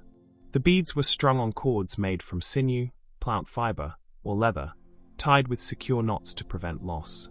A necklace might combine amber beads of different sizes and colors, creating patterns and gradations. Sometimes amber was mixed with other materials, glass beads or metal spacers, creating visual variety. The problem these amber necklaces solved was portable wealth and status display in a society that was mobile, that moved frequently across large distances. Amber was valuable everywhere, recognized and desired throughout Europe and the Mediterranean. A necklace of good amber could be traded for food, tools, livestock, other necessities. It was savings you could wear, insurance against misfortune. But amber was also believed to have protective and healing properties. It was associated with the sun, with warmth and life. Wearing amber was carrying a piece of ancient sunlight, protection against cold and darkness. When rubbed, amber develops a static charge, attracting small particles, a seemingly magical property that ancient peoples observed without understanding, but valued as evidence of amber's special nature. The necklaces were heirlooms, passed from parent to child, accumulating history with each generation. An amber necklace might be worn by a grandmother, then her daughter, then her granddaughter, carrying family memory and connection across time. Each wearing added to the story, the necklace present at births and deaths, celebrations and sorrows, accumulating emotional significance that transcended material value. The wearing of amber created a warm presence against the skin. Unlike metal or stone, amber warms quickly to body temperature, becoming almost imperceptible as separate from yourself. The gentle weight, the warm touch, the soft luster, all combined to make amber particularly pleasant to wear, comfortable in ways that harder, colder materials were not. We travel now across the ocean to Mesoamerica, to the Tarascan people of what is now Michoacán in western Mexico, a culture that flourished from approximately 1300 CE until Spanish conquest. The Tarascans were skilled metalworkers and controlled important sources of turquoise, that blue-green stone prized throughout the Americas. Tarascan turquoise ties. These were ornamental ties, strips of leather or woven cord decorated with small turquoise pieces, worn as headbands, belts, or wrist wraps. The turquoise was worked into thin slices or small beads, then attached to the backing material using plant fiber thread or sinew, creating lines or patterns of blue-green against the darker background. Turquoise was sacred in Mesoamerican cultures, associated with water, sky, life, fertility. It was called the stone of stones, more valuable than gold to many cultures. The Tarascans controlled mines in their territory, giving them access to high-quality turquoise that they worked with exceptional skill. The preparation of turquoise for use in ties involved cutting and polishing, transforming raw stone into thin, uniform pieces. This was painstaking work, using obsidian blades and sand abrasives, gradually shaping each piece. The turquoise had to be thin enough to not add excessive bulk or weight, but thick enough to not break easily from the flex and movement of the tie. The attachment process required precision. Each turquoise piece was positioned on the backing, holes were made through both stone and fabric or leather, and thread was passed through, securing the stone. The spacing and arrangement created patterns, simple lines, geometric designs, or more complex images. The finished tie was flexible, able to be wrapped and tied, the turquoise pieces shifting slightly with movement, but remaining secure. The problem these turquoise ties solved was the creation of movable, adjustable adornment that could be worn in multiple ways. Unlike rigid jewelry that fit specific body parts in specific ways, ties could be adapted. Worn as headband today, belt tomorrow, wrist wrap the next day. This versatility meant fewer separate pieces were needed to create varied looks. The ties were also gift items, given to mark important occasions or relationships. Offering someone a turquoise tie was offering something precious, a combination of valuable material and skilled labor. The gift said, "You are important to me, worthy of this investment, deserving of turquoise's sacred protection and beauty." The wearing of turquoise ties created subtle movement and sound. The small stone pieces clicked together softly, a delicate percussion that accompanied motion. The blue-green color caught light, flashing in sun or firelight. The ties drew the eye, creating focal points on the body that guided visual attention, framing features or emphasizing particular body parts. The maintenance of turquoise ties required care. The thread could wear and weaken, requiring replacement. The turquoise itself could be damaged if subjected to hard impacts. The leather or fabric backing needed occasional treatment, with oils to prevent drying and cracking. This ongoing care created relationship with the object, regular interaction that maintained not just the tie's physical condition, but also the wearer's emotional connection to it. We move now to Eastern North America, to the Adena culture of the Ohio River Valley, flourishing from approximately 1000 to 100 BCE. The Adena built elaborate earthwork mounds, conducted extensive trade networks, and created distinctive artistic traditions. Among their adornments were acorn anklets. Adena acorn anklets. These were anklets made by stringing together dried acorn caps, the small cups that hold acorns to oak branches. The caps were collected in autumn, cleaned and dried, then pierced with holes using bone awls. Multiple caps were strung together on plant fiber cords or leather strips, creating flexible chains that could be wrapped around the ankle and tied. The acorn caps were lightweight but numerous, so a complete anklet might contain dozens or even hundreds of individual caps. They created a distinctive rustling, clicking sound with movement, a soft percussion that announced the wearer's approach. Walking with acorn anklets produced rhythmic sound, the caps clicking together with each step. The choice of acorns as material was not random. Oak trees were significant in Adena culture, long-lived, strong, producers of abundant food. Acorns were an important food source, gathered in large quantities each fall, processed to remove bitter tannins, then eaten or stored. Using acorn caps for adornment connected the wearer to this important tree, to the forest, to the cycles of harvest and sustenance. The problem these acorn anklets solved was the creation of beautiful, meaningful adornment using freely available materials. Unlike rare stones or metals, acorn caps cost nothing but the labor of gathering and processing. This meant that people across the economic spectrum could create and wear attractive jewelry, not just the wealthy elite. But the anklets were not without significance despite their humble materials. The work of creating them, the collection and cleaning and piercing and stringing, represented time and care. An anklet with hundreds of carefully prepared caps was a substantial investment of labor. The resulting object, though made from acorn caps, was valuable in the time and skill it embodied. The anklets were likely worn during dances and ceremonies, where their sound would add to the music and rhythm. Dancers moving together, all wearing acorn anklets, would create a complex layered sound, hundreds of caps clicking in syncopated rhythms, a music made by the dancer's own movements and adornments. The wearing of acorn anklets created a changed relationship with walking and movement. You became aware of your steps, conscious of the sound you were making. This awareness could be meditative, each step deliberate, the sound serving as focus for attention.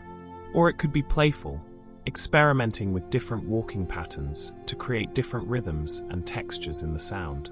We journey now to the ancient kingdom of Moab, east of the Dead Sea in what is now Jordan, mentioned in biblical texts, and known from archaeological remains dating from the Late Bronze Age through the Iron Age.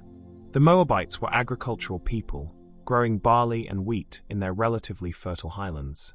Moabite barley bracelets. These were bracelets made from braided barley straw, the dried stalks left after grain harvest.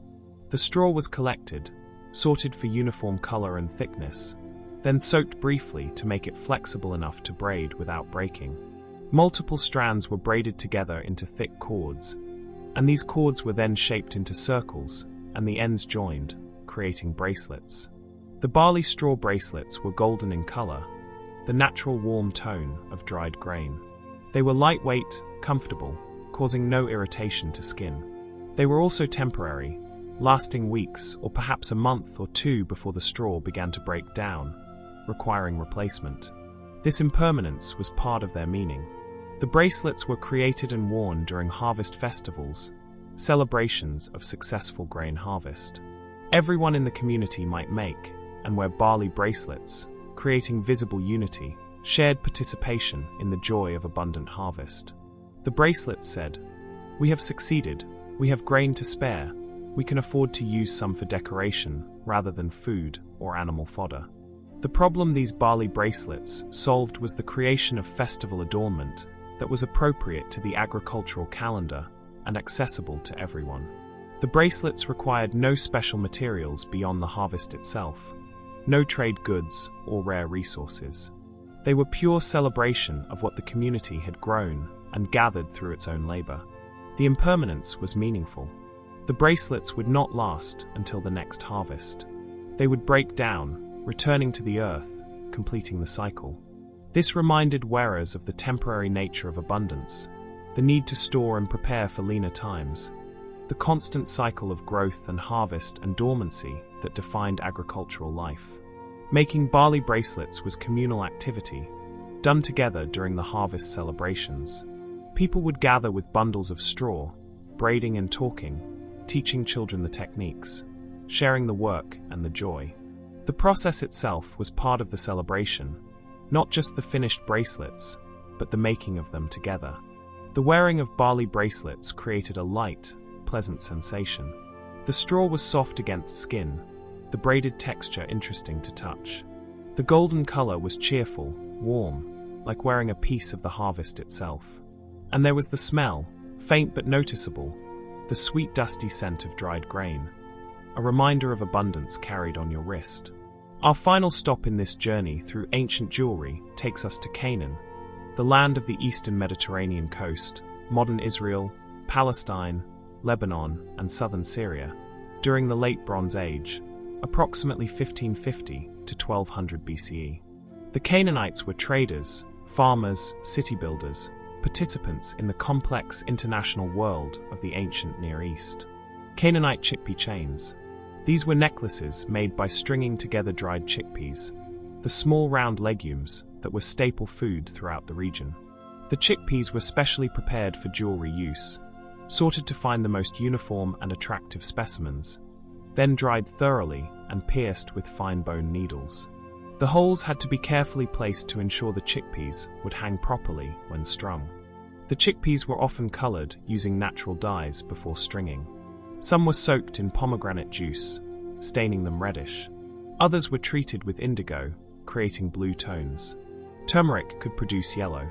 Leaving some chickpeas natural created cream-colored beads. A single necklace might combine multiple colors, creating patterns and visual interest. The stringing was done on linen thread, fine and strong, tied with secure knots between each chickpea to prevent them from rubbing together and breaking. The finished necklaces were delicate, the chickpeas clicking together softly with movement, producing a gentle rattling that was distinctive and pleasant.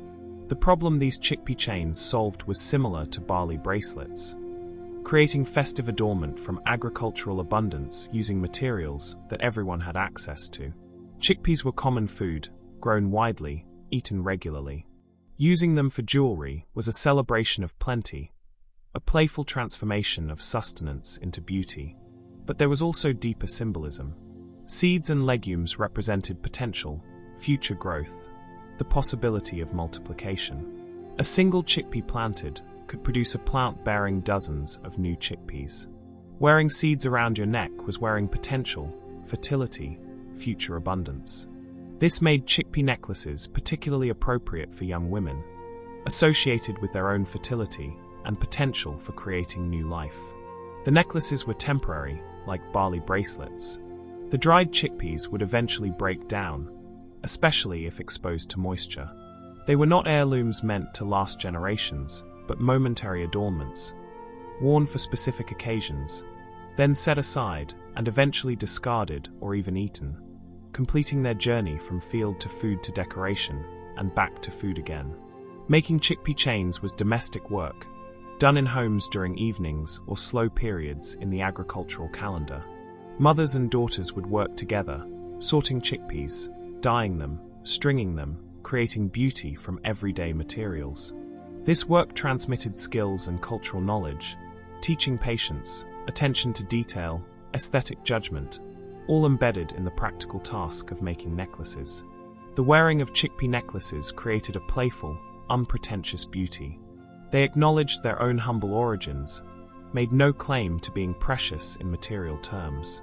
But they were precious in the care and creativity they represented, in the transformation of ordinary into special, in the human impulse to find beauty everywhere, even in the food we eat, to refuse to be content with purely functional existence, and instead insist that life should also be decorated, adorned, made more beautiful than strictly necessary. And so we complete our journey through ancient jewelry and small adornments.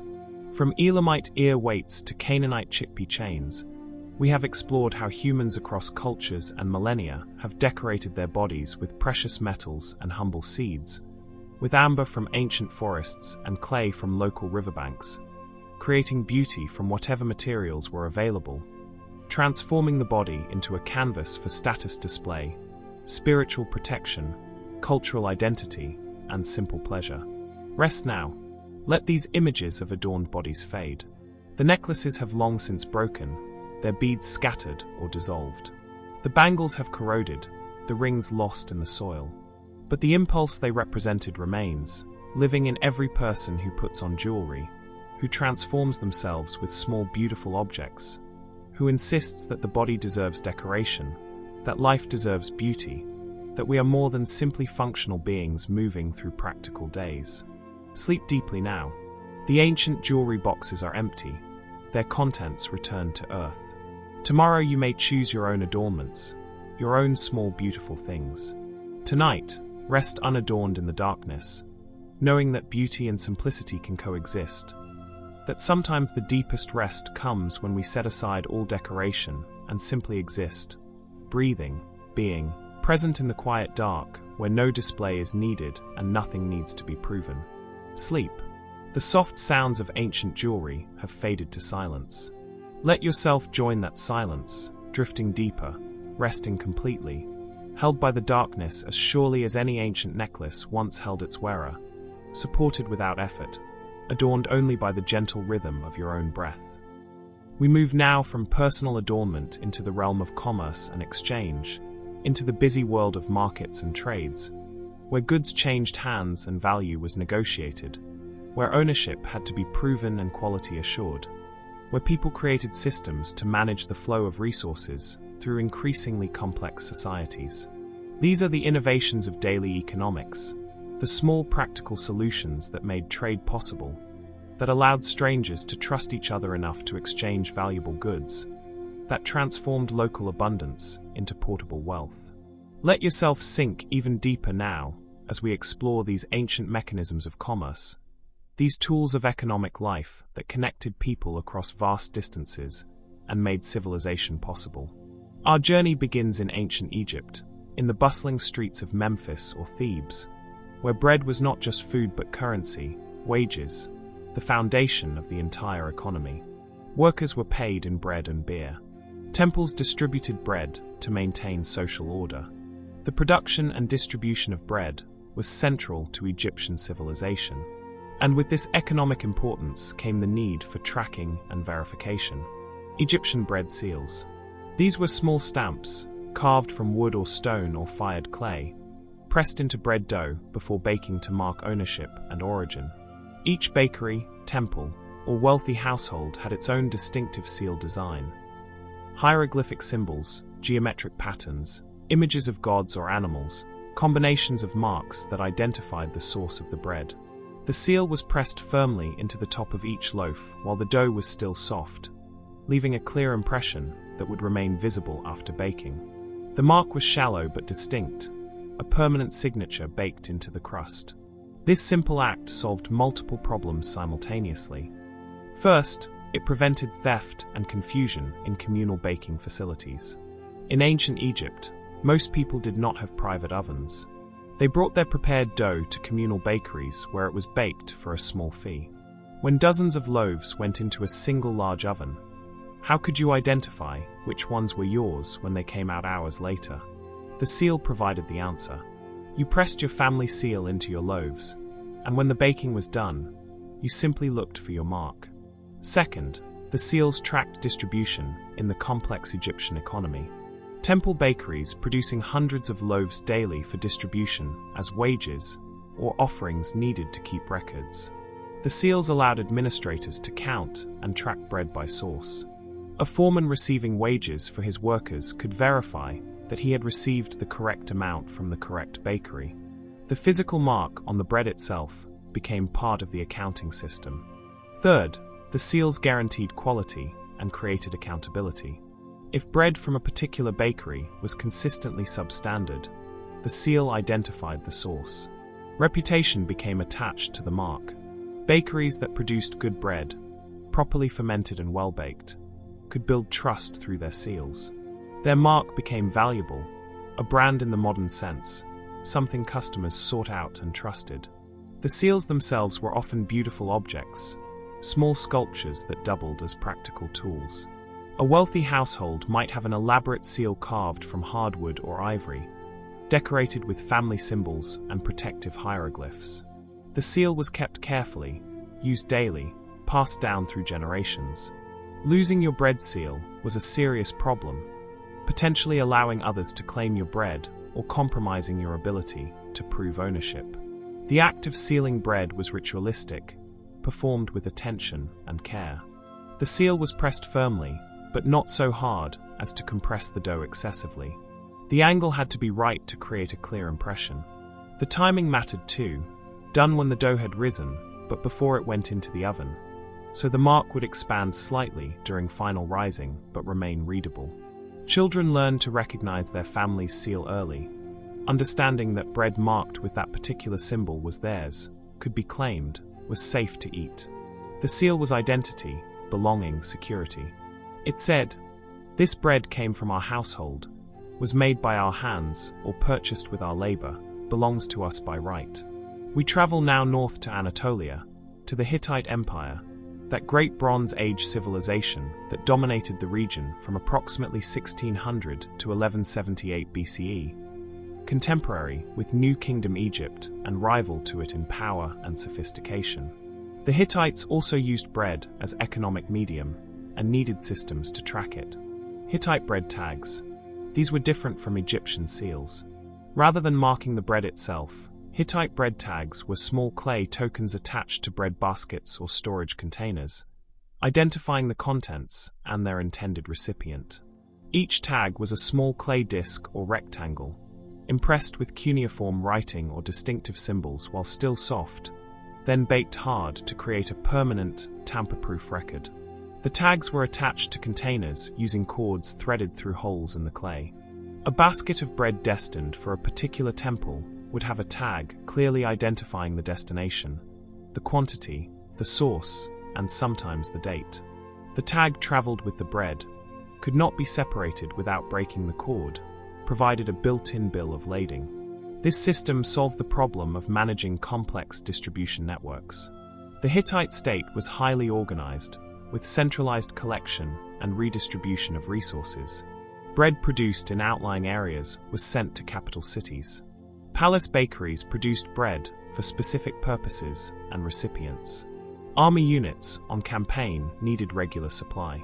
The logistics were complex, and the tags made them manageable. The tags also created accountability. If a basket of bread failed to arrive at its destination, the last person to possess it could be identified and questioned. The tags created a paper trail, in clay rather than paper, that administrators could follow. This deterred theft and ensured that recipients actually received what was owed to them. Making the tags was specialized work, done by scribes who understood cuneiform writing and the administrative needs of the system. The clay had to be the right consistency, soft enough to take clear impressions, but not so wet that it would deform. The writing had to be legible, the information complete and accurate. Errors could cause serious problems: bread sent to wrong destinations, quantities miscounted, confusion and waste. The tags accumulated in administrative centers, physical records of economic transactions. Archaeologists have found storerooms filled with thousands of these small clay tags, evidence of the vast economic machinery of the Hittite state. Each tag represented a transaction, a basket of bread that moved from one place to another, a moment in the great flow of resources that kept the civilization functioning. The tags were also fascinating historical documents. They record place names, personal names, titles, dates, quantities. They tell us about the structure of Hittite economy, about how much bread was produced where, who controlled distribution, what locations were important enough to receive regular shipments. The humble bread tag becomes a window into economic and political organization. We move now to the eastern Mediterranean coast, to the land of the Philistines, those sea peoples who settled the coastal plain around 1175 BCE and established a distinctive culture that lasted several centuries. The Philistines were traders, connected to Mediterranean networks, consumers and producers of various goods including dried figs, an important trade commodity. Philistine fig stamps. These were stamps pressed into cakes of dried figs, creating marks that identified origin and quality grade. Figs were harvested in late summer, dried in the sun, then pressed together into dense cakes that could be stored and transported. A fig cake was a concentrated package of sweetness and calories, valuable trade good, long-lasting and portable. The pressing process itself was part of creating the cakes. Fresh dried figs were placed in molds or forms and subjected to pressure, either by standing on them or using weighted boards, compacting them into uniform shapes. While under pressure, and before the cakes fully hardened, stamps were pressed into the surfaces, creating marks that would remain visible.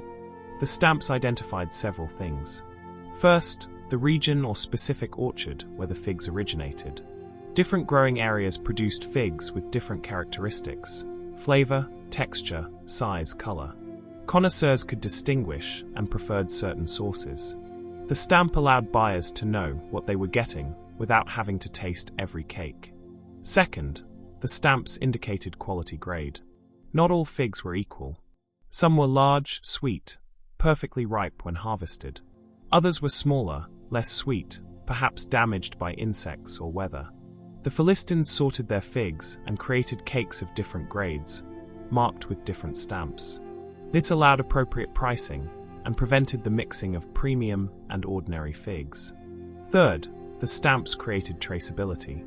If a shipment of fig cakes arrived moldy or infested with insects, the stamps identified the producer, allowing complaints to be directed appropriately and creating incentive for producers to maintain quality. Reputation became attached to stamps, and producers protected their reputations by ensuring consistent quality. The problem these fig stamps solved was trust in long-distance trade.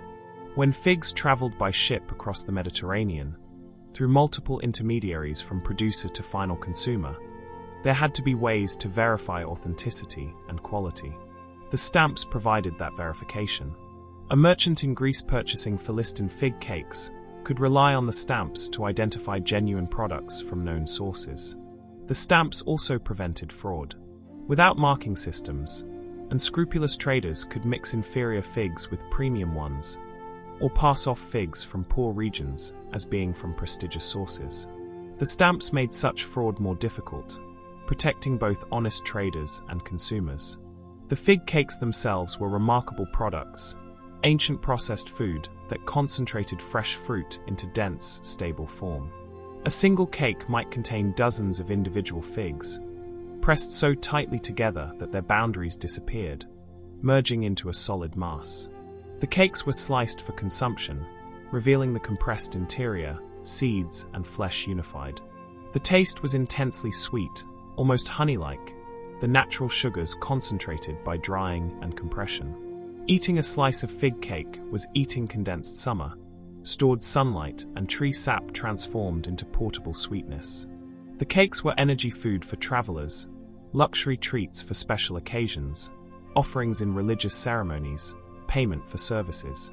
And the stamps on their surfaces were guarantees, promises that the sweetness inside matched the reputation of the mark pressed into the exterior. We journey now to Lydia, that kingdom in western Anatolia famous for inventing coinage, for its legendary wealthy king Croesus, for its position at the intersection of Greek and Persian worlds.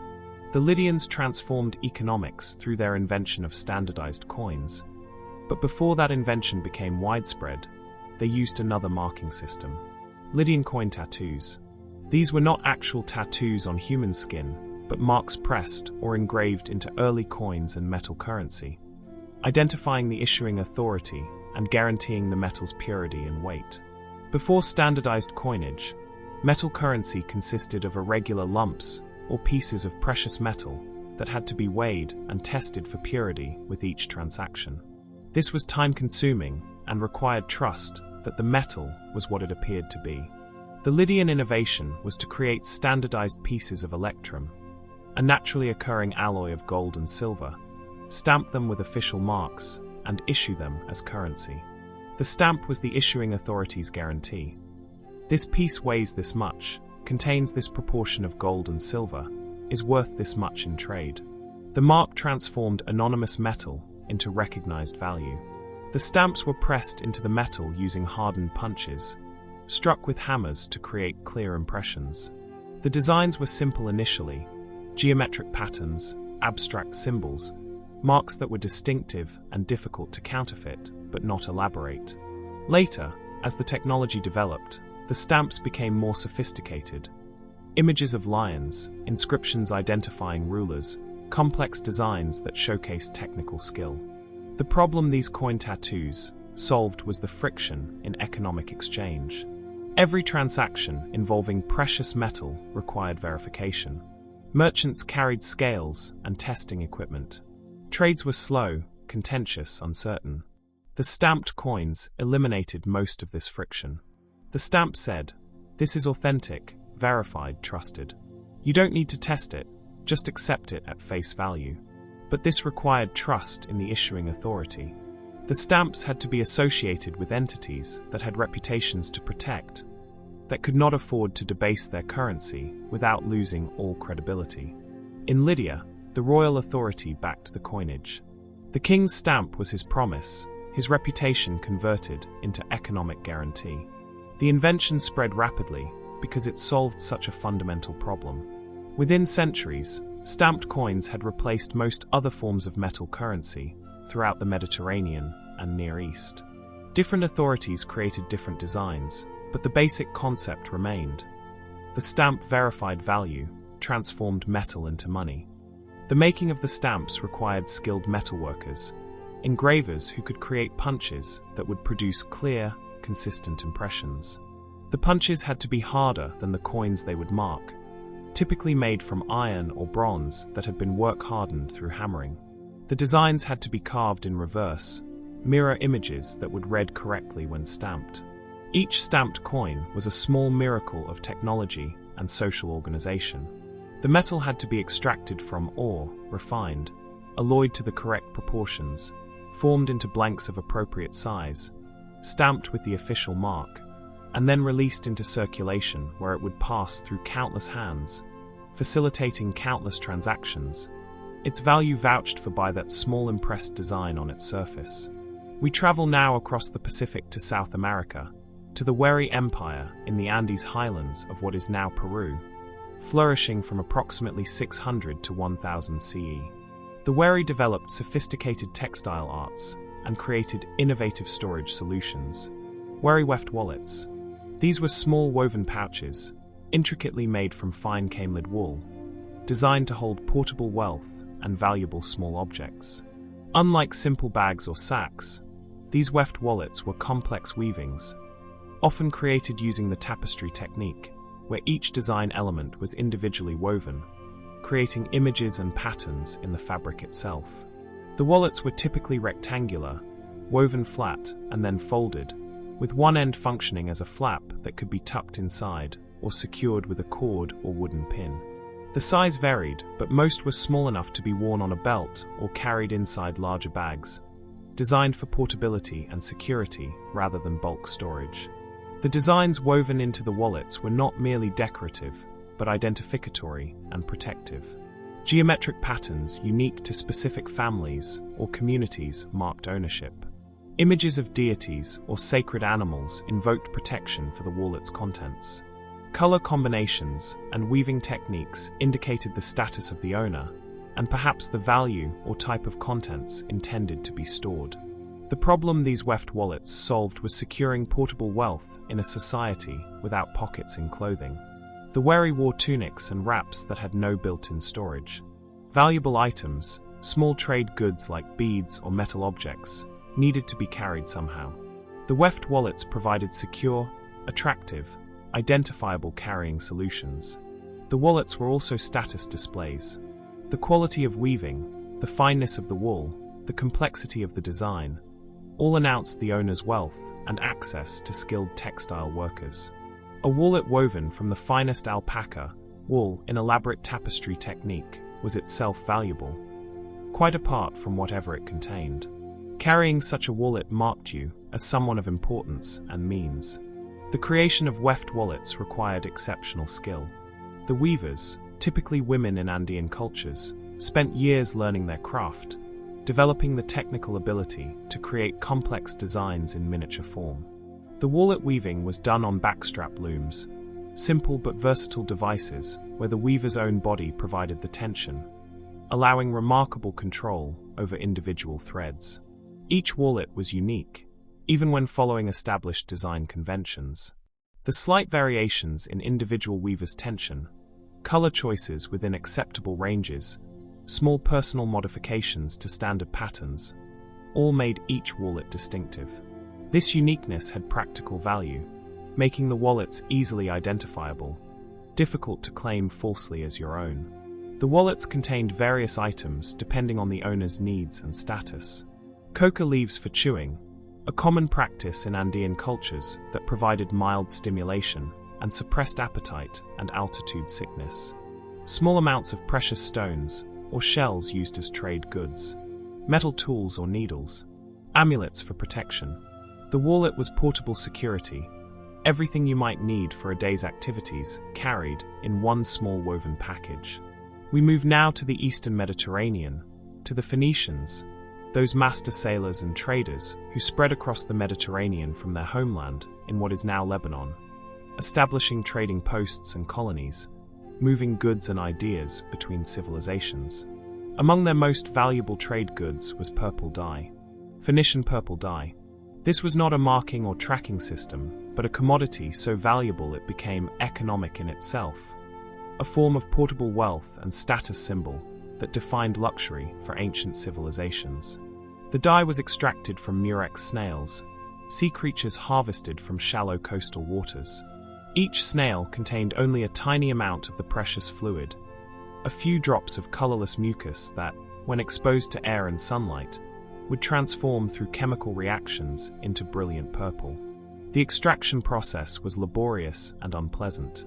Thousands of snails had to be collected, their shells carefully cracked without destroying the small gland that produced the dye precursor. The glands were removed, pooled together in vessels, and left to ferment and oxidize. The smell was notoriously terrible, a rotting seafood stench that clung to everything and everyone involved in the process. Phoenician dye works were located downwind of residential areas for good reason. But the resulting color was extraordinary. True purple, a shade between red and blue that could not be achieved with other ancient dyes, at least not with the same intensity and permanence. The color was fast, meaning it did not fade significantly with washing or sunlight exposure. Fabrics dyed with Phoenician purple retained their brilliant color for years, even decades. The problem this purple dye solved was the human desire for distinctive, permanent color in fabric. Most ancient dyes were relatively dull: browns, yellows, muddy reds. Bright, clear colors were rare and valuable. Purple was the rarest of all, achievable only through this laborious process using these specific creatures. This scarcity made purple the color of royalty and extreme wealth. The economics of purple dye were straightforward. Extraordinary effort and time investment created extremely valuable product. A single bolt of purple-dyed fabric might require thousands of snails, weeks of processing, skilled labor. The result was worth more than gold by weight. Wearing purple announced that you had access to tremendous resources, that you were royalty or very close to it. The Phoenicians controlled this trade through their maritime networks and their knowledge of snail habitats and processing techniques. They established dye works throughout the Mediterranean, wherever appropriate murex snails could be found in sufficient quantities. The dye became synonymous with Phoenician trade success, their primary export, the source of legendary wealth. The color itself became symbolic. In many ancient societies, only rulers and high priests were permitted to wear garments dyed completely purple. Sumptuary laws regulated purple use, preventing common people from assuming the visual marks of nobility. A person wearing purple announced their status instantly, visibly, from a distance. The color was social marker, more powerful than any verbal declaration. We journey now to Persia, to the Achaemenid Empire that dominated the Near East from the 6th to 4th centuries BCE, stretching from Egypt to India, the largest empire the ancient world had yet seen. The Persians were sophisticated in their luxury goods and personal care practices. Persian perfume pillows. These were small fabric pillows or sachets filled with fragrant materials, dried flowers and herbs and spices, designed to be placed among stored clothing or textiles to impart pleasant scents and deter insects. The pillows were made from fine fabrics, often silk, stitched into small squares or rectangles, filled with the scent mixture, then sealed shut.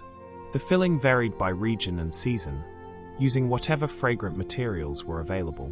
Rose petals dried and mixed with lavender, crushed cinnamon and cloves, sandalwood chips and frankincense, dried citrus peel with cardamom. The combinations were endless, each creating different fragrance profiles, some floral, some spicy, some woody and resinous. The pillows were tucked among folded garments in chests, or laid flat between layers of fabric in storage. Over time, the fragrances would transfer to the textiles, so that when you unfolded a robe or tunic that had been stored with perfume pillows, it would release a wave of pleasant scent, transforming the simple act of getting dressed into a sensory experience. The problem these perfume pillows solved was multiple. First, they fought the musty smell that developed in stored textiles, particularly in humid climates where fabrics could develop mildew or absorb unpleasant odors from their storage environment.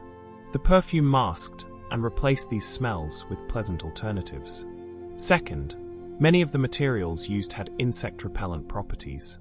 Moths, silverfish, and other fabric pests were deterred by strong scents, particularly certain herbs and spices.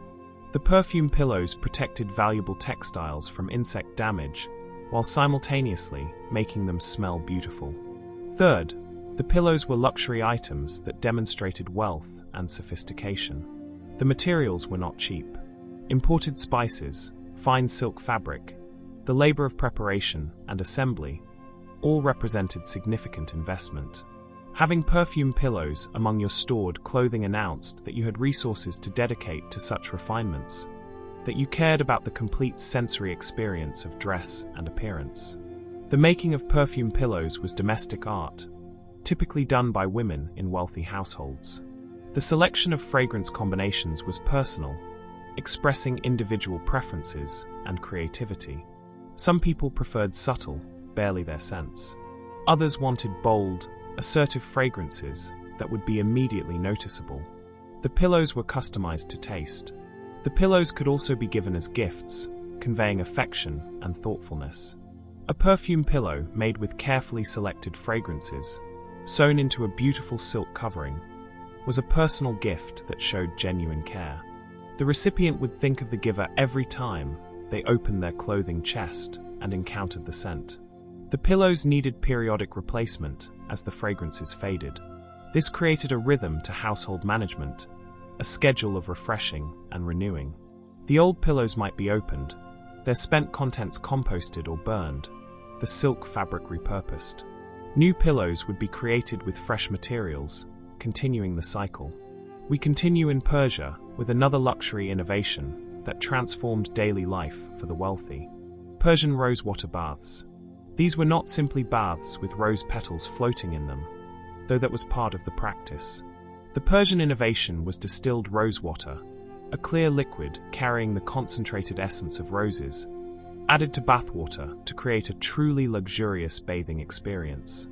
The rosewater was produced through distillation, a technology the Persians developed to a high art. Fresh rose petals, gathered in early morning when their scent was strongest, were placed in specialized vessels with water and heated. The steam produced carried volatile fragrant compounds from the roses. This steam was captured, cooled, and condensed back into liquid form. The result was rosewater, water that smelled powerfully of roses, that captured and concentrated the flower's essence. This rosewater was added to bathwater, transforming the bath from a purely functional cleaning into a sensory ritual. The scent was powerful, filling the bathing room with rose fragrance. The water felt slightly different, softer somehow, though this may have been psychological rather than actual chemical difference. The experience was one of luxury, indulgence, pleasure beyond mere cleanliness. The problem rosewater baths solved was the human desire to transform necessary activities into pleasurable ones. Bathing was necessary for hygiene, but it could be merely functional, or it could be an experience, a moment of sensory pleasure and self-care. The rosewater transformed the former into the latter. The practice also demonstrated wealth and sophistication. Roses had to be grown in sufficient quantities to harvest petals in bulk. The distillation process required equipment and skill. The resulting rosewater was valuable, used sparingly even in wealthy households. To add it to entire baths was extravagant, a visible demonstration of resources, so abundant they could be literally poured into water and washed away. The bathing ritual in wealthy Persian households was elaborate. Bath attendants would prepare the water, warming it to perfect temperature, adding the rosewater at the last moment to preserve its scent. Guests or family members would recline in the scented water, sometimes for extended periods, the warm rose-scented environment inducing relaxation and meditative states. The rosewater also had practical benefits. Rose oil and its water-soluble components have mild antibacterial and anti-inflammatory properties. The rosewater baths were not just pleasant, but actually beneficial for skin health, soothing minor irritations and promoting healing. The Persians may not have understood the microbiology, but they observed the effects and valued them. The tradition of rosewater in bathing spread through the Middle East and beyond, adopted by later Islamic cultures, by Byzantine civilization, eventually reaching Europe through various contact points. The Persian innovation became a lasting contribution to human luxury and self-care practices, persisting in modified forms even today. We continue with Persian innovations in food and luxury goods. Achaemenid almond paste. This was a prepared food product, almonds ground to fine paste and mixed with honey and sometimes spices, formed into blocks or balls that could be stored and traded. The almond paste was energy-dense, sweet, nutritious, and remarkably stable, lasting for months without refrigeration. The production began with shelling almonds, laborious work picking kernels from hard shells. The kernels were then blanched briefly in hot water to loosen and remove their papery brown skins, leaving only the pale almond meat. These peeled almonds were ground using stone mortars and pestles, worked until they broke down and released their oils, transforming from chunks to meal to paste. Honey was added to the almond paste, both as sweetener and preservative. The high sugar content of honey inhibited bacterial growth, helping the paste remain safe to eat for extended periods. The proportions varied, but typically there was enough honey to bind the paste and sweeten it significantly without overwhelming the almond flavor. Some versions included spices, cardamom, rosewater, a pinch of saffron for color and subtle flavor. The paste was kneaded to distribute additions evenly, then formed into shapes. Some were rolled into balls the size of walnuts. Others were pressed into flat squares or rectangles, easier to pack and transport. The problem this almond paste solved was portable, non-perishable nutrition for traders and travelers. The Persian Empire was vast, connected by road networks where travelers might spend weeks between major cities. They needed food that would last, that provided substantial calories and nutrition in compact form. Almond paste was ideal. Energy from almonds' fats and proteins, quick energy from honey's sugars, all in stable, portable form. The paste was also luxury food, expensive because of the labor and ingredients involved. Almonds were valuable, honey was valuable, the processing time was substantial. Almond paste was travel food for wealthy merchants and officials, not common laborers. It was also gift food, presented in decorative boxes or jars, offered to honored guests, served at feasts. The taste was rich, intensely sweet, with the characteristic flavor of almonds dominant, but modified by honey and any spices. The texture was smooth but slightly grainy, the almond paste having been ground fine, but not to complete homogeneity. Eating almond paste was satisfying, a small amount providing both immediate pleasure and lasting satiation. The paste traveled well, literally. Persian merchants carried it across the empire and beyond, introducing it to new markets, new cultures. The concept was adopted and adapted. Greek kopit, Turkish marzipan, eventually European marzipan, and almond confections. The Persian almond paste was ancestor to a whole family of almond-based sweets that persist worldwide today. Our final stop in this journey through ancient trade and economics takes us to southern Arabia, to the Himyarite kingdom, which flourished from approximately 110 BCE to 520 CE in what is now Yemen. The Himyarites controlled the frankincense trade, that precious aromatic resin exported throughout the ancient world. Himyarite frankincense chews. These were small pieces of processed frankincense resin, prepared specifically for chewing rather than burning. Raw frankincense was graded and sorted, the finest, most aromatic pieces selected for chewing use. These pieces were cleaned of bark and debris, sometimes lightly heated to soften them slightly, then packaged for trade and consumption. Chewing frankincense was widespread practice in ancient Arabia and had multiple purposes. First, it was oral hygiene, the resin having antimicrobial properties that reduced bacteria in the mouth, helping prevent tooth decay and gum disease. The chewing action stimulated saliva production, further protecting teeth and gums. Second, the chewing was aromatic experience. As the resin softened and broke down from chewing, it released its characteristic scent and flavor, pine-like and slightly bitter, but pleasant in small doses. The chewer's breath carried frankincense aroma, making close conversation more pleasant, marking the person as someone who consumed luxury goods. Third, frankincense chewing was mild stimulant and digestive aid.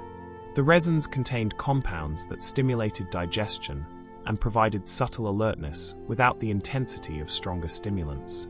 It was something to do with your mouth during long conversations or tedious work, similar to modern gum chewing, but with additional benefits. The problem frankincense chews solved was creating value-added product from the frankincense harvest. Not all frankincense was suitable for burning in temples, or producing the finest incense. Some pieces were too small, some had color or clarity issues, some were from trees producing slightly inferior resin. These could not command premium prices in the incense market, but were perfectly suitable for chewing. Creating a chewing market meant more of the harvest had commercial value. The chews were packaged in small leather pouches or woven bags, measured portions that could be carried and consumed over days or weeks. Merchants traveling the incense routes carried personal supplies, chewing frankincense as they walked or rode, their breath announcing their connection to the trade even before they opened their sample bags. The social dimensions of frankincense chewing were significant. Offering someone a piece of frankincense to chew was hospitality gesture, sharing something valuable, inviting them to pause and converse. People might sit together chewing frankincense while discussing business or news, the shared experience creating informal social bonds. The chews were also trade samples in disguise. A merchant chewing frankincense was demonstrating the quality of their goods with their own consumption. Potential buyers could observe how the resin behaved, how it softened, what aroma it produced. The chewer's breath was advertisement for the larger quantities of frankincense they had available for sale. The Himyarites built tremendous wealth on frankincense trade, controlling the sources and the main trade routes north to Mediterranean markets. The frankincense chews were a small part of this larger economic system, but they illustrated the sophistication of the trade, the multiple ways that a single resource could be processed and marketed to different segments of the economy. And so we complete our journey through the economics and trade practices of the ancient world. From Egyptian bread seals to Himyarite frankincense chews, we have explored how people marked ownership, guaranteed quality, created trust between strangers, transformed local products into international trade goods, and built the complex economic systems that made civilization possible. These innovations were not glamorous or dramatic, but quietly essential, the infrastructure of daily economic life that allowed societies to function and grow. Rest now. Let the ancient markets fade, the merchants pack up their stalls, the trade routes empty. The coins are spent, the stamps worn smooth, the seals lost in the dust of forgotten warehouses. Tomorrow you may participate in your own economic exchanges, trust in your own marking systems, rely on guarantees built into modern commerce. Tonight, simply rest in the knowledge that trade and trust are ancient, that humans have always found ways to exchange goods and verify value, that the market is as old as civilization itself. Sleep deeply now. The accounting is finished, the ledger's closed. Let yourself drift beyond all systems of value and exchange, into a space where nothing needs to be bought or sold, where no seals or stamps are necessary, where you simply exist, valuable in yourself, needing no external verification of your worth. Rest in that fundamental certainty, held by the darkness, precious beyond all measure, requiring no mark or seal to prove your value. Sleep. The ancient commerce has ceased, the markets are silent. Let that silence hold you, deep and complete, as you drift deeper still into the restful darkness where no transactions occur and nothing needs to be proven or purchased or marked. Simply be, simply rest, simply sleep. We move now into the realm of the sacred, into the quiet spaces where humans met their gods, where the ordinary became extraordinary through intention and ritual, where daily life was punctuated by moments of deliberate connection to something larger than the self.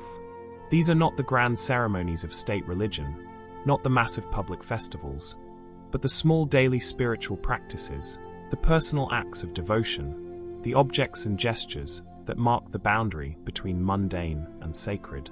Let yourself rest even more deeply now as we explore these gentle rituals, these soft acts of faith that brought meaning to ancient lives. Our journey begins in ancient Japan, though the practices we're exploring have roots reaching back to prehistory, to the indigenous spiritual traditions that would eventually blend with Buddhism and develop into what we now call Shinto. At the heart of many Japanese rituals was the concept of purification, of cleansing away impurity and creating sacred space. Japanese sumo salt sprinkles. Before sumo wrestling matches, which were not merely sport but religious ritual, The wrestlers would take handfuls of salt and throw them across the ring. The salt scattered in crystalline clouds, catching light, falling to earth in glittering cascades. This simple act had profound meaning, transforming the physical space of the ring into sacred space, purifying it, driving away malign influences, preparing it for the contest that was as much spiritual as physical. The salt itself was significant. Salt was precious, won from the sea through laborious evaporation processes, valuable as preservative and seasoning. Using it for ritual purposes, throwing it away rather than consuming it, was a kind of offering, a small sacrifice that demonstrated the seriousness of the ritual, the willingness to expend valuable resources in service of spiritual purposes. The act of throwing created a moment of beauty and drama. The wrestler would reach into a container of coarse salt, take a generous handful, hold it for a moment, then fling it in a wide arc. The salt would fly outward, separating into thousands of individual crystals, each catching the light before falling. The sound was distinctive too, a soft rushing like rain, followed by the gentle patter of salt hitting earth. The problem this salt sprinkling solved was the creation of sacred space in a location that might be used for ordinary purposes at other times. The sumo ring was often just a circle drawn in dirt, surrounded by spectators and noise and the chaos of daily life. The salt transformed it, marked it as different, claimed it temporarily for spiritual purposes. The physical salt crystals created a boundary, a line between sacred interior and profane exterior. The sprinkling also served psychological purposes. The wrestler, preparing for intense physical and spiritual challenge, needed to focus, to shift mental state from ordinary awareness to the heightened consciousness required for ritual contest. The act of taking salt, holding it, throwing it with full attention and proper form, was a focusing technique, a way of declaring, "I am ready, I am present, I am entering sacred space." The salt remained visible on the ground after sprinkling, white crystals against darker earth, a visible reminder of purification performed. As the match progressed, as wrestlers' feet disturbed the earth, the salt would gradually disappear, mixed into soil, its presence diluted, but its effect, believers held, persisting throughout the contest. The practice was also communal. Spectators knew what the salt meant, recognized the gesture, understood its significance. When they saw the salt fly, they knew to shift their own awareness, to prepare to witness not merely sport but sacred ritual. The salt communicated to the community as much as it purified the space. We travel now to southern India, to the Chola Empire, that powerful Tamil dynasty that flourished from the 9th to 13th centuries CE, building magnificent temples and patronizing sophisticated religious and artistic traditions.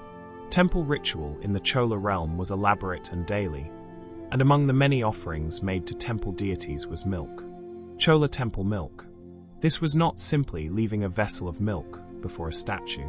The ritual involved actually bathing the deity's image in milk, pouring it over the stone or metal figure, allowing the white liquid to flow over carved features, down the body, pooling at the base before being collected and distributed.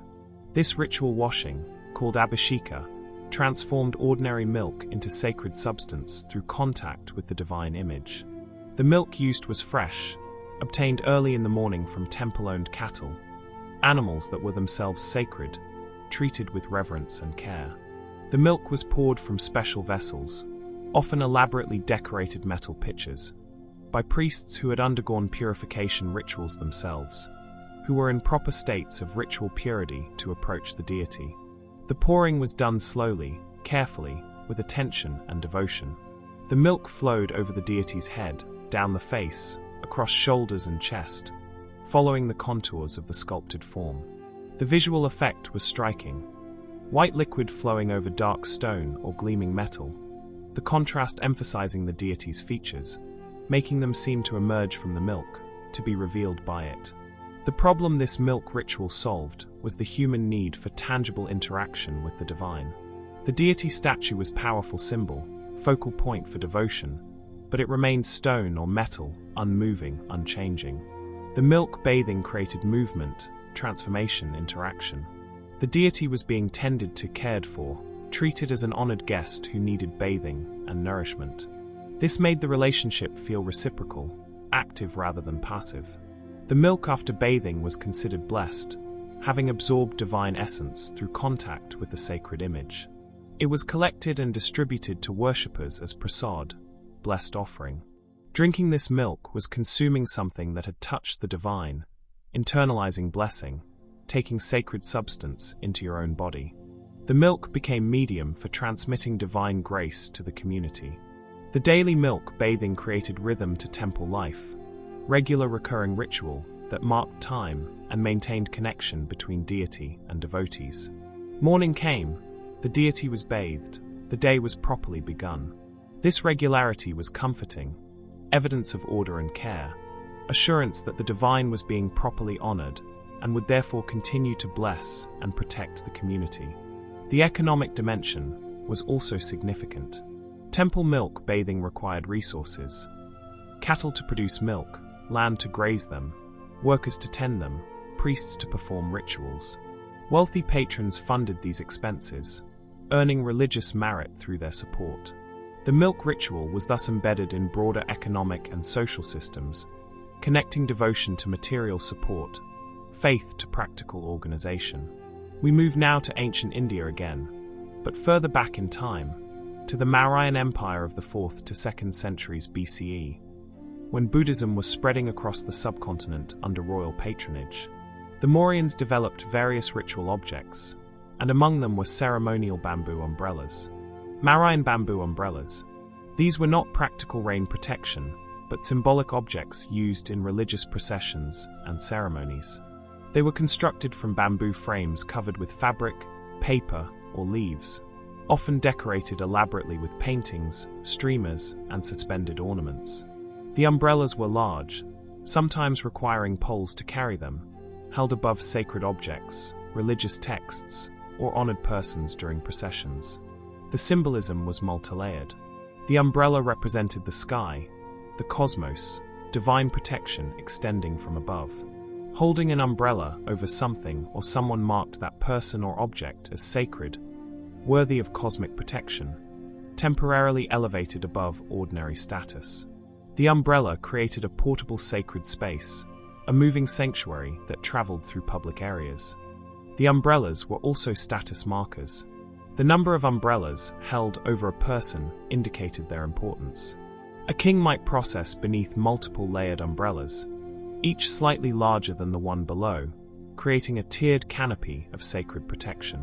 Religious relics were similarly honored with multiple umbrellas, the quantity signaling the precious nature of what was being carried.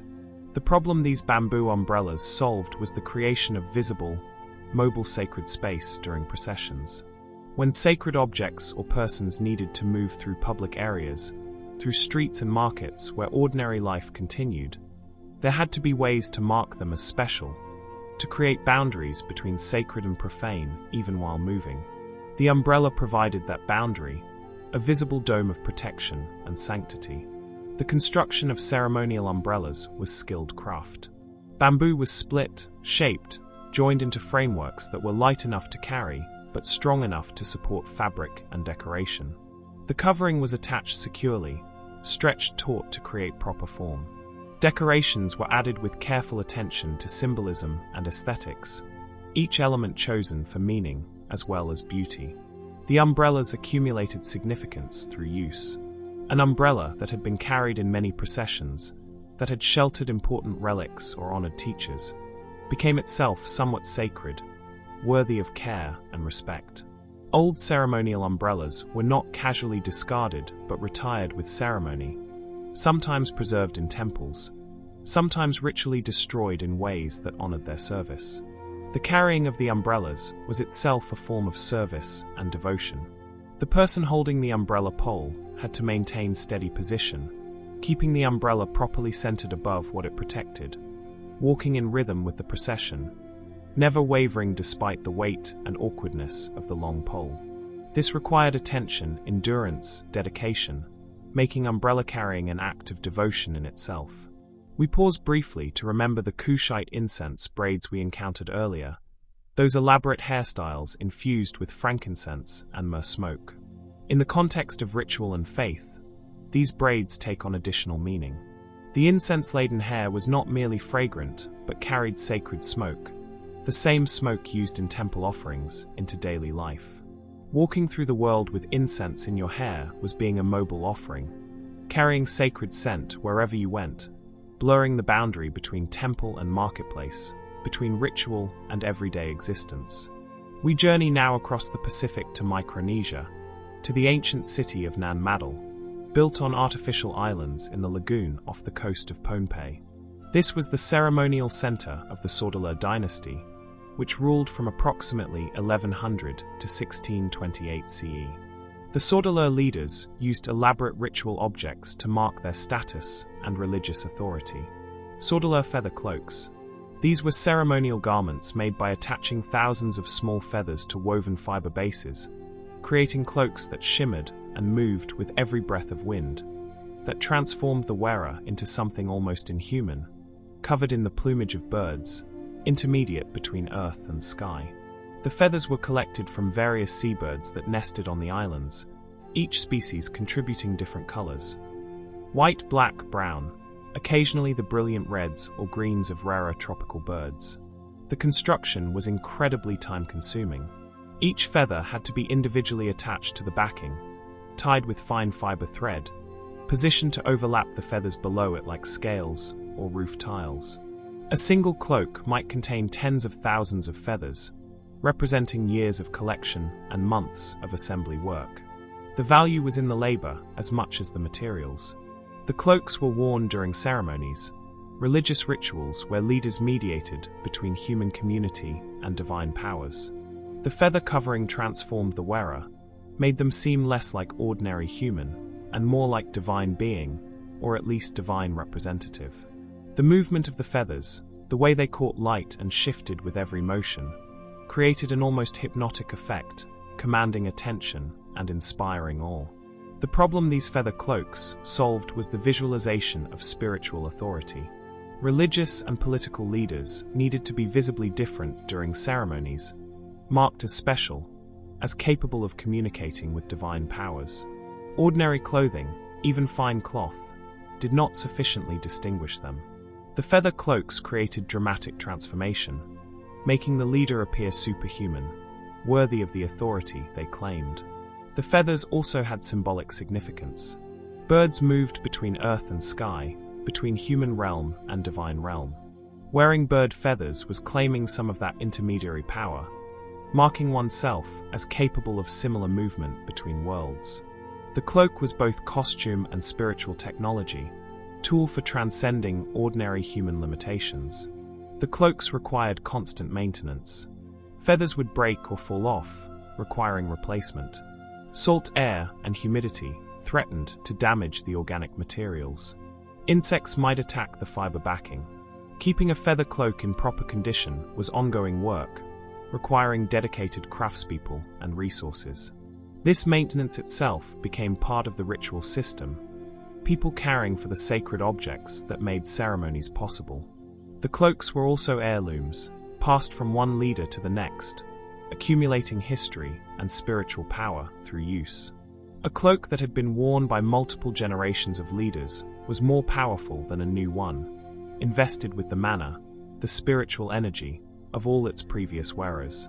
The feathers might be completely replaced over time, but the essential identity of the cloak persisted, a kind of material immortality. We travel now to the Caucasus region, to the ancient kingdom of Colchis, famous in Greek mythology as the destination of Jason and the Argonauts, who sought the Golden Fleece. The reality behind the myth was a sophisticated culture that worked gold with exceptional skill, and may indeed have used fleeces in gold collection. Colchis Golden Fleece Caps.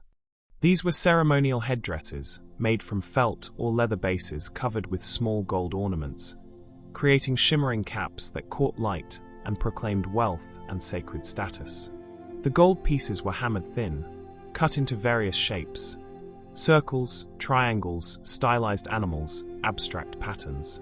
These pieces were sewn onto the cap backing, overlapping to create a surface that was more gold than fabric, flexible metal fabric that moved with the wearer's head. The caps were worn during religious ceremonies, particularly those involving sun worship or honoring of sky deities. Gold was associated with the sun, with light, with divine power. Wearing a gold-covered cap was claiming some of that solar power, marking yourself as connected to celestial forces, as radiant and valuable as the sun itself. The construction required both textile skills and metalworking expertise. The base cap had to be properly shaped and sized, comfortable despite the weight it would support.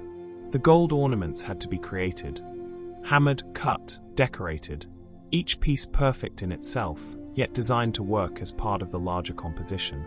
The attachment had to be secure but flexible, allowing the gold to move without tearing loose. The problem these golden fleece caps solved was the visualization of sacred kingship and priestly authority. Leaders who claimed divine right or religious power needed visible proof, outward signs of their special status. The golden caps provided that proof, so expensive and elaborate that only those with tremendous resources could possess them, so visually striking that they commanded immediate attention and respect. The caps were also practical in a sense. The gold reflected light, making the wearer visible from great distances, easy to locate in crowds or processions. This was useful for leaders who needed to be seen, who needed their presence to be obvious and commanding. The glitter of gold drew the eye, held attention, made it difficult to look away. The symbolism extended to the materials themselves. Gold, precious and incorruptible, represented immortality, unchanging divine nature. The fleece or felt base represented the earthly, the mortal, the realm of animals and humans. Combining them created a metaphor for the ruler's dual nature. Human in body, but divine in authority, earthly, but connected to cosmic powers. The caps accumulated religious and political significance through ceremonial use. A cap worn during a successful military campaign might be credited with contributing to victory. One worn during abundant harvest years might be seen as particularly blessed. The caps became repositories of communal memory and hope, physical objects that carried intangible but powerful meanings. We move now to ancient Thrace, that region north of Greece encompassing parts of modern Bulgaria, Greece and Turkey, home to peoples whom the Greeks considered barbarians, but who had sophisticated cultures and distinctive artistic traditions. The Thracians created elaborate ritual costumes, including feather headdresses. Thracian feather headdresses. These were different from Sordeleur feather cloaks, focused on the head rather than covering the whole body. The headdresses were constructed around leather or fiber frameworks that fit securely on the head, sometimes tied under the chin. To these bases were attached long feathers, arranged to create dramatic vertical extensions, making the wearer appear much taller, more imposing, more connected to the sky realm. The feathers used were primarily from large birds, eagles, ravens, cranes. Each species carried symbolic meaning. Eagle feathers represented power and connection to the sun.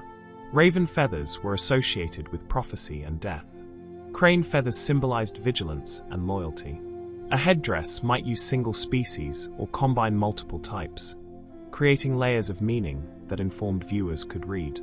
The headdresses were worn by priests, shamanic practitioners, and leaders during religious ceremonies. The added height created by the feathers elevated the wearer, literally raising them above ordinary humans, placing their heads closer to the sky, to the realm of gods and spirits.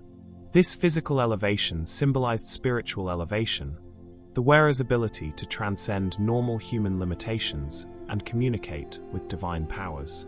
The problem these feather headdresses solved was the creation of visual distinction and spiritual transformation during rituals. In ceremonies where practitioners were supposed to mediate between human and divine realms, there had to be visible markers of their transformed state, signs that they were no longer operating as ordinary humans, but as intermediaries, as channels for divine communication. The headdresses provided those markers. The movement of feathers enhanced the effect. Even small head movements would cause the long feathers to sway and flutter, creating constant motion that drew the eye and seemed almost alive.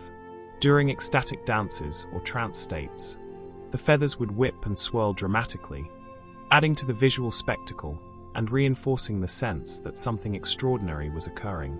The headdresses were created through careful craft, often by the wearers themselves as part of their spiritual training. Collecting appropriate feathers might take years, requiring patience and knowledge of bird habitats and behaviors. Assembling the headdress was meditative work, each feather positioned with attention and intention, the process itself a kind of extended ritual preparation. The headdresses were personal sacred objects, not casually borrowed or shared. Each practitioner's headdress was uniquely theirs, built according to their specific needs and spiritual calling. The headdress might be modified over years, feathers added or replaced, the object evolving as the practitioner's abilities and status developed. We journey now to Mesoamerica, to the Zapotec civilization of what is now Oaxaca, Mexico, flourishing from approximately 500 BCE to 900 CE. The Zapotecs built monumental centers, developed writing systems, and created elaborate ritual practices. Among their ceremonial objects were feather fans. Zapotec feather fans. These were handheld fans constructed from wooden or bone handles with feathers attached to create the fan blade. Unlike practical cooling fans, these were ceremonial objects, often too delicate or precious for actual fanning use. The feathers were arranged in gorgeous patterns, colors deliberately placed to create visual effects. Gradients from dark to light, alternating stripes, radial patterns like flowers or suns. The feathers came from tropical birds, macaws, parrots, quetzal, hummingbirds. The brilliant blues, greens, reds, and yellows were impossible to achieve with dyes, making feathers the only source for these colors. A fan incorporating quetzal feathers, that iridescent green that seems to glow from within, was extraordinarily valuable, the feathers worth more than gold.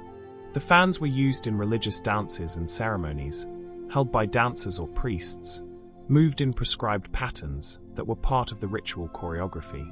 The movement created flashes of color, the feathers catching light from different angles, seeming to shimmer and change. The visual effect was mesmerizing, helping create the altered states of consciousness sought in many ceremonies. The problem these feather fans solved was the embodiment of divine presence and sacred beauty. The gods were associated with beauty, radiance, the kind of visual splendor that transcended ordinary experience. The feather fans brought that divine beauty into visible form, creating objects so beautiful they seemed to belong to divine rather than human realm. Using them in ceremonies brought divine aesthetic into ritual space. The fans were also offerings in themselves. The work and resources required to create them, the value of the feathers, the skill of the craftspeople, all represented offerings to the divine. A ceremony performed with magnificent feather fans was a ceremony that honored the gods appropriately, that recognized their importance through material sacrifice and aesthetic excellence. The fans were typically held in specific ways, positions that were themselves ritual gestures. A fan held vertically might invoke sky powers. Horizontal might call to earth forces. The fanning motion, when performed, created breezes that were seen as carrying prayers and offerings to the spiritual realm. The movement of air becoming movement of intention and devotion. The care of feather fans was specialized work. They were stored carefully between ceremonies, protected from moisture and insects. Damaged feathers were replaced by skilled craftspeople who understood the symbolic patterns and could match colors precisely. The fans accumulated history through use, becoming more sacred with each ceremony they participated in. We move south along the Pacific coast of South America to the Nazca culture of ancient Peru, famous for the enormous geoglyphs visible only from the air, but also creators of sophisticated textiles and ceremonial objects. Among these were figment fans, Nazca figment fans. These were fans similar in concept to Zapotec versions, but distinctive in execution. The Nazca fans often incorporated not just feathers, but painted textile elements, woven sections decorated with images of deities, mythical creatures, geometric patterns. The fans were multimedia objects, combining multiple craft traditions into single ceremonial tools. The construction began with weaving textile panels, using fine camelid wool in multiple colors. These panels were painted with additional designs using mineral-based pigments that were color-fast and durable. Feathers were then attached to the edges or as accents, adding texture and movement to the primarily textile fans. The fans were used in ceremonies that are not fully understood, but likely involved offerings, prayers, and perhaps divination practices. The images on the fans might represent the deities being invoked or the spirits being consulted. Displaying the fan was displaying the sacred beings, making them visible and present in the ritual space. The problem these figment fans solved was similar to other ceremonial fans, but with additional emphasis on narrative and teaching. The images on the fans told stories, depicted mythologies, reminded participants of sacred histories. Using fans in ceremonies was not just creating beauty or invoking divine presence, but also reinforcing cultural knowledge, teaching through repeated exposure to sacred images. The fans were also portable shrines in a sense. A priest or ritual specialist traveling to different communities could bring their fans, and with them bring the images of deities, the visual vocabulary of religious belief. The fan became a way of maintaining religious consistency across dispersed populations. The creation of figment fans required collaboration between multiple specialists. Weavers to create the textile bases, painters to add the imagery, feather workers to attach the plumage.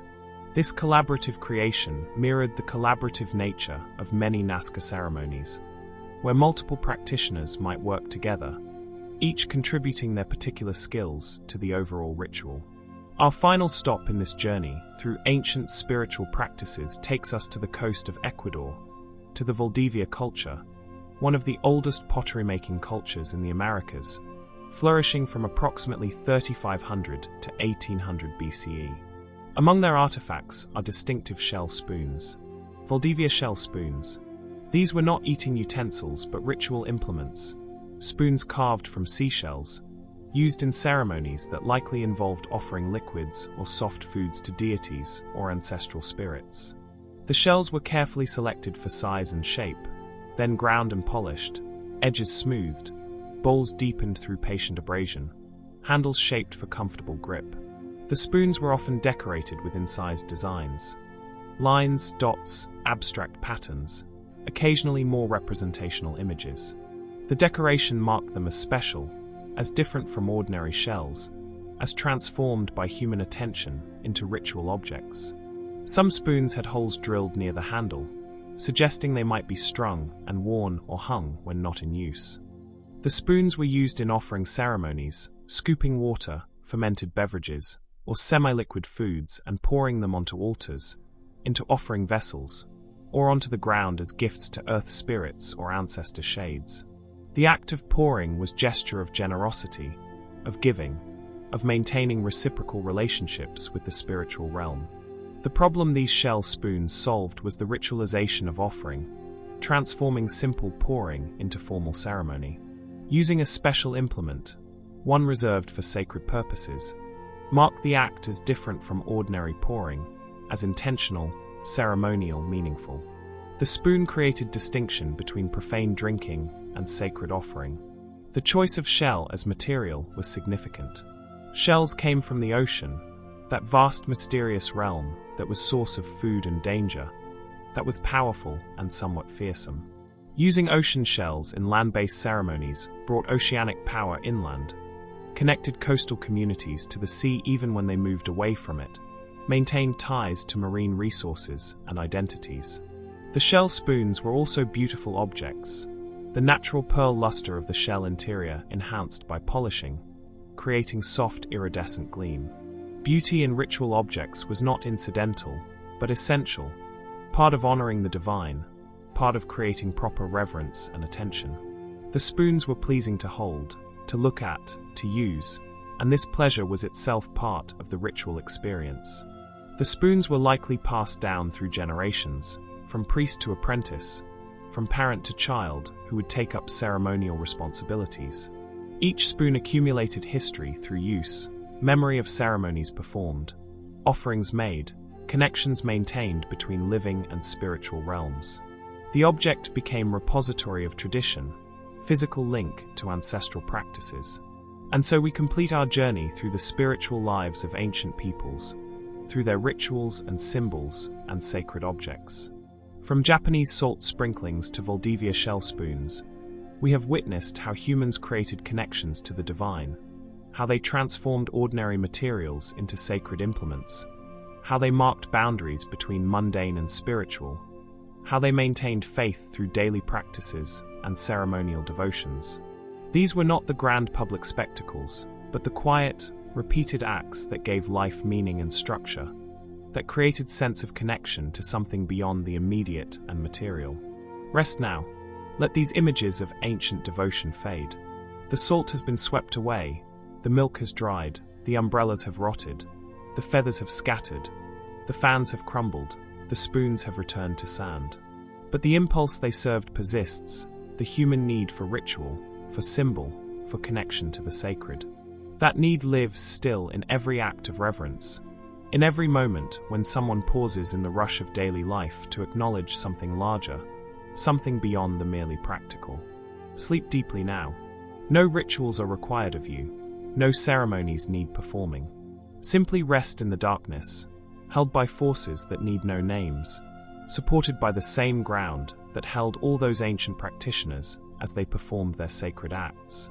You are part of the same human story, the same long lineage of beings who sought meaning and found it, who created beauty in service of truth, who believed that the material and spiritual realms could touch, and through their belief made it so. Let yourself drift deeper still, beyond all need for symbols or implements, into direct experience of rest, of peace, of simply being. The ancient rituals have all concluded, the ceremonies are finished, and now there is only this: breath, heartbeat, presence, peace.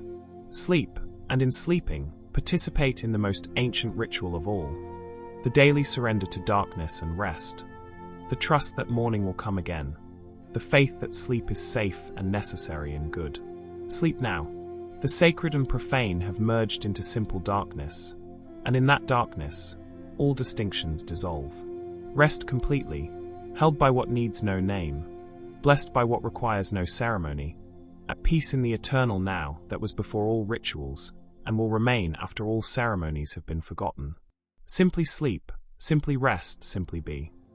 We move now into the softest realm of all, the spaces where ancient people set aside survival and duty and necessity, and simply played, delighted in beauty, kept companions, told stories, and found joy in small things.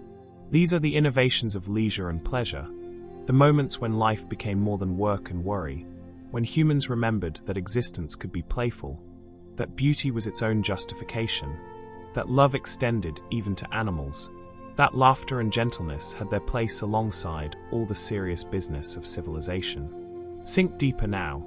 Let your breathing become even softer as we explore these ancient sources of joy, these reminders that humans have always known how to play. Our journey begins in the Maya world, across the cities of Mesoamerica, where the ball game was not merely sport, but sacred play, violent grace, ritual competition that combined athletics with religion, spectacle with spirituality. The Maya ball game. The game was played on long, narrow courts, stone-paved alleys flanked by sloped walls, the architecture itself designed to contain and amplify the action. Two teams competed to keep a heavy rubber ball in motion, striking it with hips, forearms, knees, but never hands or feet. The ball itself was remarkable, solid rubber made from latex harvested from trees, heavy enough to cause serious injury, resilient enough to bounce dramatically.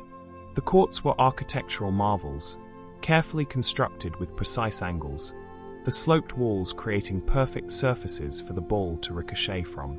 Some courts had stone rings mounted high on the walls, small circular targets that were incredibly difficult to get the ball through, a feat that might instantly win the game when it occurred, which was rarely. The players wore protective equipment, thick padded belts around their waists and hips, leather guards on forearms and knees. Even with protection, the game was brutal. The rubber ball was solid and heavy, moving at high speeds. Taking a direct hit could break ribs, bruise deeply, knock players unconscious. This was not gentle recreation, but intense, dangerous competition. Yet the problem the ball game solved was not practical, but spiritual and social. The game was ritual, reenactment of mythological contests between gods and underworld powers. Playing the game was participating in cosmic drama, maintaining universal order through athletic performance. The ball represented the sun moving across the sky, and keeping it in motion was symbolically keeping the cosmos functioning. The game was also social bonding and conflict resolution. Different cities would compete, channeling rivalries into structured athletic competition rather than warfare. A ball game could settle disputes, demonstrate the favor of gods, prove the superiority of one city over another without the devastating cost of actual battle.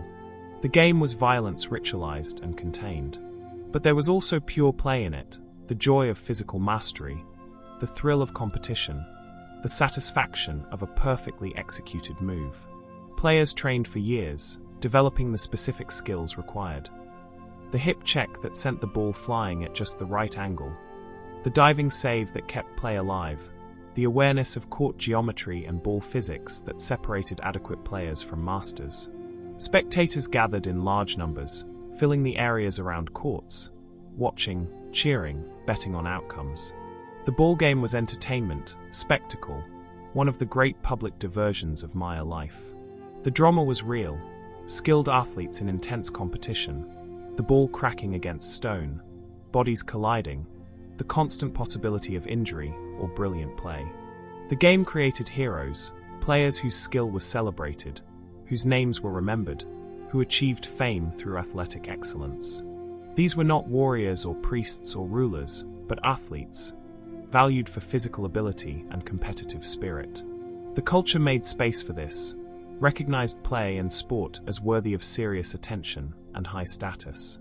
We travel now across the Mediterranean to ancient Etruria, that sophisticated civilization in what is now Tuscany, predecessor to Rome, known for art and engineering, and for having attitudes toward life that Romans found simultaneously admirable and scandalous.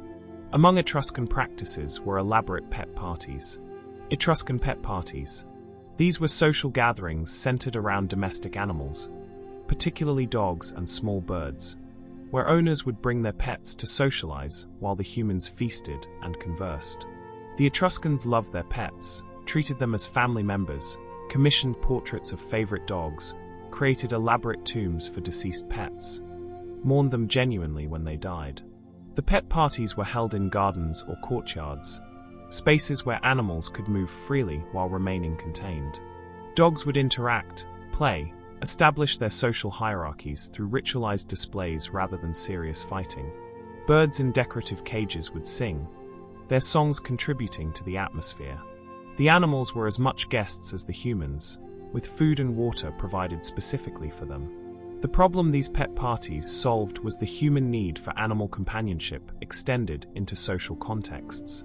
People loved their pets, wanted to spend time with them, but also wanted to socialize with other people. The pet parties allowed both simultaneously, creating spaces where human and animal social needs could both be met. But there was also status display involved. Fine dogs, well-trained and beautifully groomed, reflected well on their owners. Exotic birds, particularly ones that could mimic human speech or sing beautifully, were valuable possessions worth showing off. The pet party was opportunity to demonstrate wealth and taste through one's animals.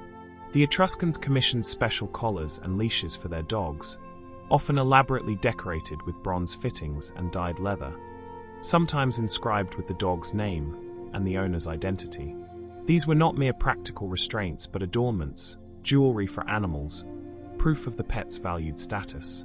There are tomb paintings showing Etruscans reclining at banquets with small dogs on the couches beside them, being fed choice morsels, participating in the feast as honored guests. This was not seen as excessive or absurd, but as proper treatment of beloved companions. The Etruscans apparently felt that animals enriched life, that their presence made gatherings more pleasant, that they deserved consideration and care. The pet parties were also practical socialization for animals. Dogs who regularly encountered other dogs in controlled, positive contexts learned appropriate social behavior, became less reactive and aggressive. Birds who heard other birds singing learned new songs, expanded their repertoires. The parties were training as much as play.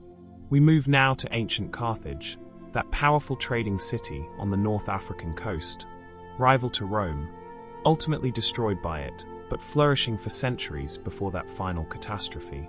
Among the archaeological remains of Carthage are sites called Tophets, often misunderstood and controversial, but which also contained children's toys. Carthaginian Tophet toys. The Tophets were sacred precincts, burial grounds, sites of offering and mourning. Among the urns and stelae were small objects: clay animals, miniature chariots, tiny dolls, rattles, spinning tops. These were not random debris, but deliberate inclusions, toys buried with children, offerings that acknowledged childhood cut short, that imagined an afterlife where play continued. The toys were simple but carefully made. Clay animals were molded by hand, features added with tools or fingers, fired hard so they would last. The animals represented creatures from the child's world: horses, dogs, birds, occasionally more exotic animals like elephants, evidence of Carthage's far-reaching trade connections. The miniature chariots were more complex, with wheels that actually turned, axles carved from wood or bone, bodies formed from clay or carved wood. These required real skill to create, understanding of mechanics and proportions, patience to work at small scale. A parent or craftsperson making such a toy was investing time and care, creating something specifically for a child's delight. The problem these Tophet toys solved was the human need to acknowledge childhood, even in death, to mark children as different from adults, as deserving of play even in the afterlife. Burying toys said, "This was a child who should have had more time to play, who we hope finds joy beyond this life, whom we remember not just as a loss, but as a person who played and laughed."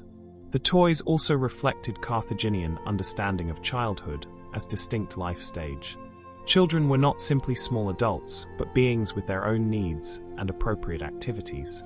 Play was recognized as important, as developmentally necessary, as worthy of support through provision of toys. Some toys showed considerable wear, evidence of actual use before burial. These were not grave goods created specifically for burial, but actual playthings, objects that had been held and loved, that carried memories of specific children, specific moments of play.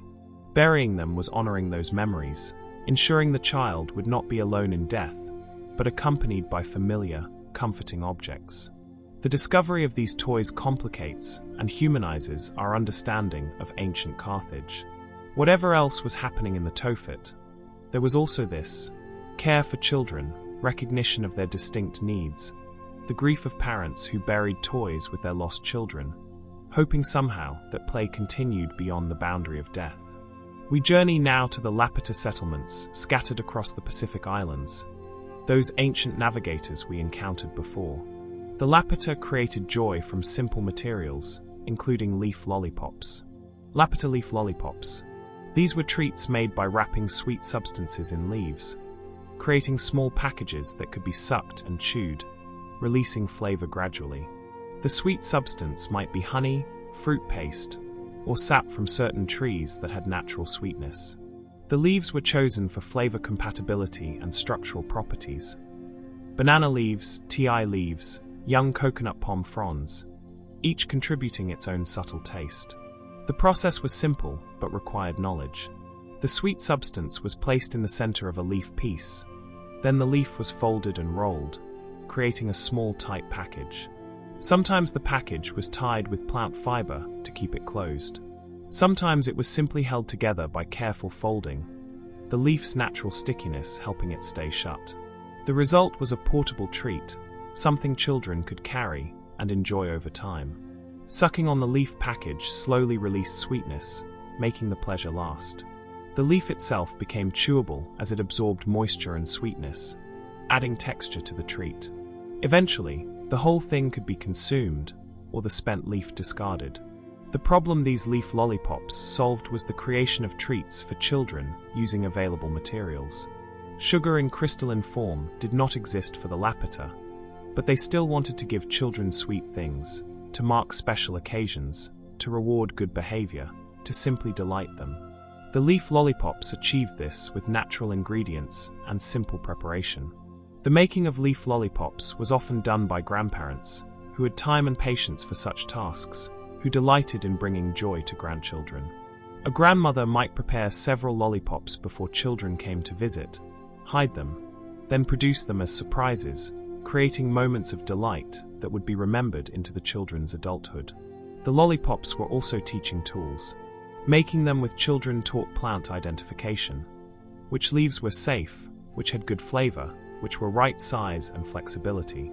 It taught patience and fine motor skills, the careful folding, the precise placement of the sweet filling. It taught generosity, making lollipops not just for yourself, but for siblings and friends. The treats were ephemeral, lasting hours at most before being consumed or drying out. This impermanence was part of their nature. They were meant to be enjoyed in the moment, not stored or saved. They taught children to appreciate present joy, to accept that some pleasures are fleeting, that this was natural and acceptable. We move now to the Arabian Peninsula, to the Magan culture of what is now Oman and the UAE, flourishing in the 3rd millennium BCE as copper suppliers to Mesopotamian civilizations. The Magan people created treats from local marine resources. Magan turtle treats. These were confections made from sea turtle eggs, mixed with dates and honey, formed into small cakes or balls. The turtle eggs were collected from nesting beaches, where green sea turtles came ashore in large numbers during nesting season. The eggs were boiled or left raw, mixed with mashed dates and honey to create sweet, protein-rich treats. The flavor was distinctive, the richness of egg yolk combined with the intense sweetness of dates and honey, creating something that was part candy, part fortified food. The treats were given to children, to nursing mothers who needed extra nutrition, to travelers preparing for long journeys. They were practical nutrition disguised as indulgence. The problem these turtle treats solved was the combination of nutrition and pleasure. Children needed protein and fats for growth and development, but getting them to eat enough was sometimes challenging. The treats were appealing, sweet enough to be desired, making it easy to ensure children consumed nutritious food. The treats were seasonal, tied to turtle nesting times. This made them special, not everyday food, but something that appeared at particular times of year, creating anticipation and marking the passage of seasons. Children learned to recognize the signs of nesting season, to look forward to the weeks when turtle treats would be available. The collection of turtle eggs was carefully managed. The Magan people understood that overharvesting would deplete turtle populations, so they left most nests undisturbed, taking only from certain areas, ensuring that many hatchlings made it to the sea. This sustainable harvesting allowed the practice to continue for generations without destroying its source. The making of treats was communal activity, groups of women working together to process eggs, dates, and honey into finished confections. The work was social time, opportunity for conversation and storytelling while hands stayed busy. Children helped, learning the techniques, hearing the stories associated with turtle nesting and the gifts of the sea. We journey now across the vast Pacific to Polynesia, to cultures that spread across thousands of islands, carrying with them distinctive artistic traditions including tattooing. Polynesian tattoo tales. Polynesian tattoos were not merely decoration, but narratives inscribed on skin, stories told through patterns and symbols, biographical records that could be read by those who understood the visual language. Each tattoo told something: family lineage, personal achievements, spiritual protections, social status, individual personality. The tattoos were applied using hand-tapping technique, bone or wood needles attached to handles, tapped rhythmically into skin to introduce ink made from soot and plant oils. The process was painful, lengthy, often taking multiple sessions to complete complex designs. Enduring the pain was part of the meaning, proof of courage and commitment. The designs were highly structured, using geometric patterns that had specific meanings. Triangles might represent sharp teeth, symbols of protection and fierceness. Spirals could indicate growth and change. Lines and dots created rhythms and textures that combined into complex compositions that were simultaneously beautiful and meaningful. The problem Tattoo Tales solved was the creation of permanent, portable biography. In cultures without writing, there were limited ways to record personal history to ensure that accomplishments and identity would be remembered. Tattoos provided solution, carrying your story on your own skin, unable to be lost or taken away. The tattoos were also social markers, indicating which community you belonged to, what your role was, what you had achieved.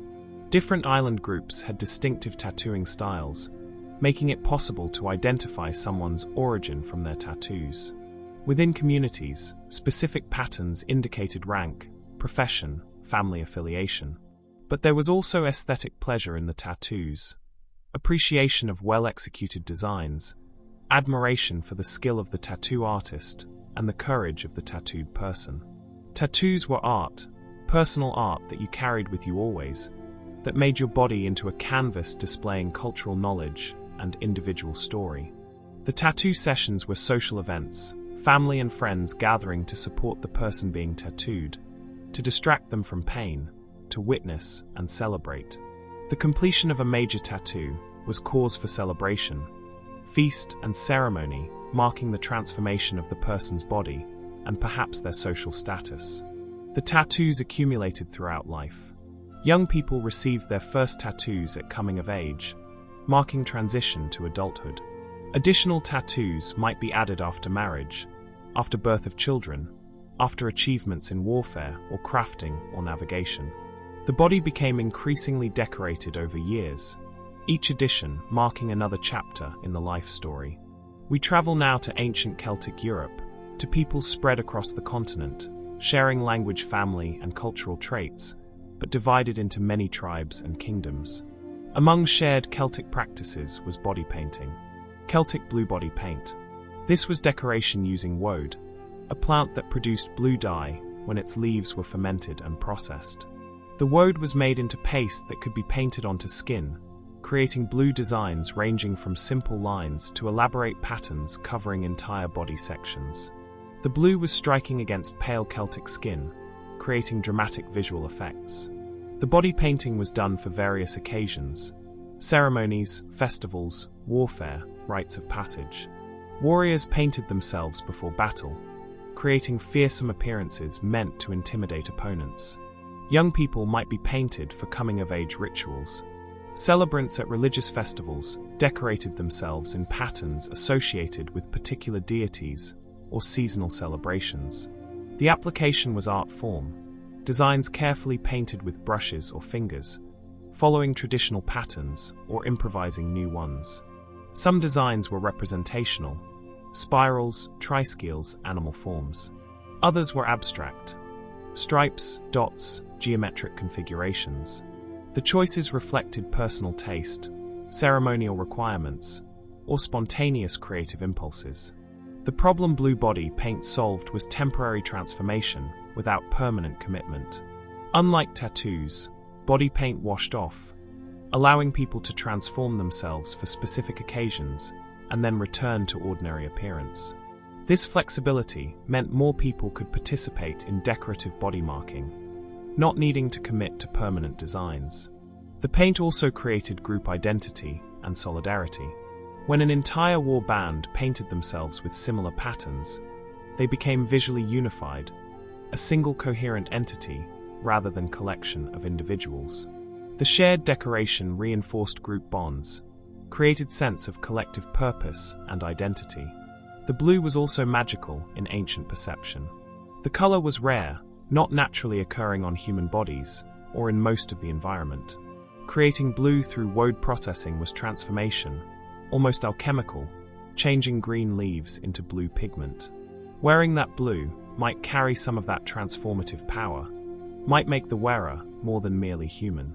The painting process was often communal and reciprocal, people helping each other create designs on body parts difficult to reach or see.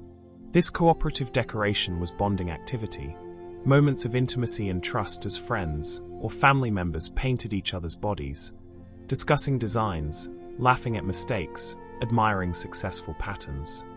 We move now to ancient Dacia, in what is now Romania. homeland of peoples who would eventually clash with Rome, but for centuries maintained independent kingdoms and distinctive cultures. The Dacians celebrated nature's beauty through flower crowns. Dacian flower crowns. These were wreaths woven from fresh flowers and foliage, worn on the head during festivals, ceremonies, and celebrations. The flowers varied by season. Spring brought wildflowers in yellow and white. Summer offered roses and lilies. Autumn provided asters and late-blooming herbs. The crowns were ephemeral, lasting only hours or days before the flowers wilted. The weaving of flower crowns was skilled work despite the simple materials. The stems had to be bent and woven without breaking, flowers positioned to face outward, foliage arranged to fill gaps and provide green contrast to bright blooms. The crown had to fit comfortably, not too tight, but secure enough not to slip during movement. The crowns were worn by both men and women, by adults and children. Everyone could participate in this decoration, regardless of status or wealth. The materials cost nothing, were available to all, required only knowledge of plants and weaving technique. This democratic quality made flower crowns widespread, common rather than elite adornment. The problem flower crowns solved was the creation of beauty and celebration using renewable, abundant resources. Every spring, every summer, flowers bloomed again, providing fresh materials for new crowns. The practice could continue indefinitely without depleting any resource, entirely sustainable. The crowns marked special occasions, transforming ordinary appearance into festival appearance. When you wore a flower crown, you were announcing, "Today is special, today we celebrate, today we set aside ordinary concerns and embrace joy." The crown was a visible marker of festive mood, permission to relax and enjoy. The ephemerality was meaningful. The crowns could not be saved or stored, could not become possessions accumulated and hoarded. They had to be enjoyed in the moment, worn while fresh, appreciated for their brief beauty. This taught acceptance of impermanence, ability to delight in beauty without needing to possess it permanently. The making of crowns was social activity, often done in groups before festivals, people gathering with armfuls of flowers, weaving and chatting, helping each other, creating crowns for those who couldn't make their own. Children learned by watching and helping, developing skills they would use throughout their lives. We move now to southeastern Europe, to the Neolithic Starcevo culture, some of Europe's earliest farmers, settling along river valleys around 6000 BCE. Among their food innovations were sesame strings. Starcevo sesame strings. These were treats made by coating strings or thin strips of plant fiber with honey, then rolling them in toasted sesame seeds. The result was a sweet, crunchy confection that could be eaten by pulling the string through the teeth, scraping off the sesame and honey coating. The strings could be cut into smaller pieces or consumed in long continuous strands. The process required first toasting the sesame seeds, heating them until they became golden and released their nutty aroma. The seeds were then spread on a flat surface. Strings or strips of edible plant material, sometimes actual fibrous plant stems, sometimes strips of fruit leather, were coated with honey and rolled in the toasted sesame, ensuring even coverage. The problem sesame strings solved was the creation of treats that lasted and traveled well.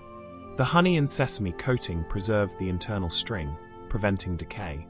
The finished strings could be carried, stored, saved for later consumption. They provided concentrated energy in portable form, useful for travelers and workers. But they were also simply fun to eat. The process of pulling the string through your teeth, scraping off the coating, created extended enjoyment, made the treat last longer. Children particularly loved them, the interactive eating process, as much entertainment as nourishment. The sesame strings were also visually attractive, the golden brown seeds coating the string in textured layers, pleasing to look at, appetizing in appearance. They could be arranged decoratively, hung from rafters or displayed in baskets, functional decoration that announced abundance and hospitality. The strings were given as gifts, shared among neighbors, offered to visitors. They were portable goodwill, small valuable things that could be easily carried and presented. Receiving a sesame string was receiving both food and the labor invested in making it, both sustenance and care. Our final stop in this journey through ancient joys takes us to the Eurasian steppes, to the Pazyryk culture of the Altai Mountains, known from spectacular frozen tombs that preserved organic materials, usually lost to time. Among the artifacts were silk socks. Pazyryk silk socks. These were not practical footwear for hard work but luxury items, soft coverings for feet, worn inside boots, or while reclining, comfort rather than protection. The silk was imported from China, evidence of far-reaching trade networks, then sewn by skilled needleworkers into foot-shaped coverings, often decorated with embroidered designs. The socks were incredibly soft, silk being one of the most pleasant materials against skin, smooth and slightly cool to the touch. Wearing silk socks was experience of luxury, constant gentle sensation against feet, reminder throughout the day that you possessed and wore something precious. The decoration on the socks ranged from simple colored stripes to elaborate embroidered scenes. Animals in motion, geometric patterns, stylized plants. The decoration was not strictly necessary for function, but transformed utilitarian object into art, made the socks worth looking at as well as worth wearing. The problem silk socks solved was comfort in cultures where people spent significant time seated or reclining. The Pazyryk, like many steppe peoples, sat on cushions and carpets in their tents, feet often visible, part of the social scene. Plain feet were functional, decorated silk-covered feet were beautiful, another element of the carefully created interior environment. The socks were also status symbols, proof of connection to long-distance trade, evidence of wealth sufficient to purchase imported silk and pay skilled needleworkers for their labor. Wearing silk socks announced your prosperity without ostentation, a subtle rather than loud status marker.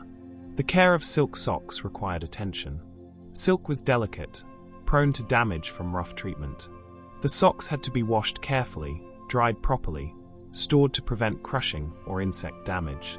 This maintenance was itself a kind of luxury, having time and resources to dedicate to preserving delicate objects. The discovery of these socks in frozen tombs, preserved for over 2,000 years, is a poignant reminder of human desire for comfort and beauty. Someone chose these socks, wore them, valued them enough to include them in burial goods. That person's body is long dust, but the silk remains, evidence of a moment of luxury, of softness against skin, of the universal human desire for small comforts that make daily life more pleasant. And so we complete our journey through ancient play and joy, through the spaces where life became more than survival, where humans created beauty and fun and gentleness. From Maya ball courts to Pazyryk silk socks, we have witnessed the human capacity for delight, for treating animals as companions, for creating treats and toys, for decorating bodies, for finding pleasure in soft textures and sweet flavors, and the company of loved ones. Rest now, deeply and completely. Let these images of ancient joy fade into the peaceful darkness. The ball games have ended, the pets have curled up sleeping, the toys are set aside, the treats consumed, the tattoos faded back into dust, the paint washed away, the flower crowns wilted, the sesame strings eaten, the silk socks worn through. But the capacity for joy remains, living in you, ready always to find delight, to play, to appreciate beauty, to be gentle with yourself and others. Sleep now in this knowledge. You are heir to all these joys, connected to every human who ever played or loved a pet, or made a treat for a child, or decorated themselves for pleasure, or simply chose comfort when they could. The ancient happiness is not lost but continuing, living still in every moment of playfulness, every act of gentleness, every choice to make life more beautiful than strictly necessary. Let yourself drift into the deepest sleep, held by the same earth that held all those ancient peoples as they rested after play, as they fell asleep with flower crowns still in their hair, with tattoos new and tender on their skin, with the taste of treats still sweet in their mouths, with pets sleeping nearby, with silk soft against their feet. You are part of this long lineage of joy, and in your sleep, you rest as they rested, complete and peaceful, held by darkness that is kind, breathing the same air, alive in the same world that allowed them their pleasures and allows you yours. Sleep now. Play is finished. joy has done its work. Now comes the deep rest that makes all play possible, the profound peace from which all joy emerges. Simply sleep, simply rest, simply be, held in darkness gentle as silk, sweet as honey, soft as flower petals. Sleep. We arrive now at our final stop, at the quietest realm of all, where ancient people created small comforts that made ordinary days more bearable, where they chose softness when they could, where they found pleasure in the simplest things. Clean clothes, smooth skin, a comfortable shoe, a gentle breeze, a cool drink.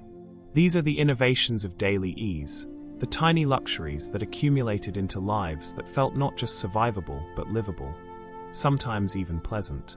Let yourself rest now in the deepest peace as we complete our journey through these ancient comforts. These reminders that humans have always sought to be gentle with themselves, to create ease where they could, to make the hard business of living just a little bit softer. Our journey begins in ancient Assyria, that powerful empire of northern Mesopotamia, famous for its military might and monumental architecture, but also home to people who wanted comfortable footwear. Assyrian winged sandals. These were not actually winged in the sense of being able to fly, but they had decorative wings carved or molded into the sides, stylized representations of bird or divine wings that gave the sandals their name. More importantly, they were engineered for comfort, with padded insoles made from layered leather or felt, shaped to support the arch of the foot, designed to make walking on stone streets and palace floors less tiring. The sandals were constructed from multiple layers.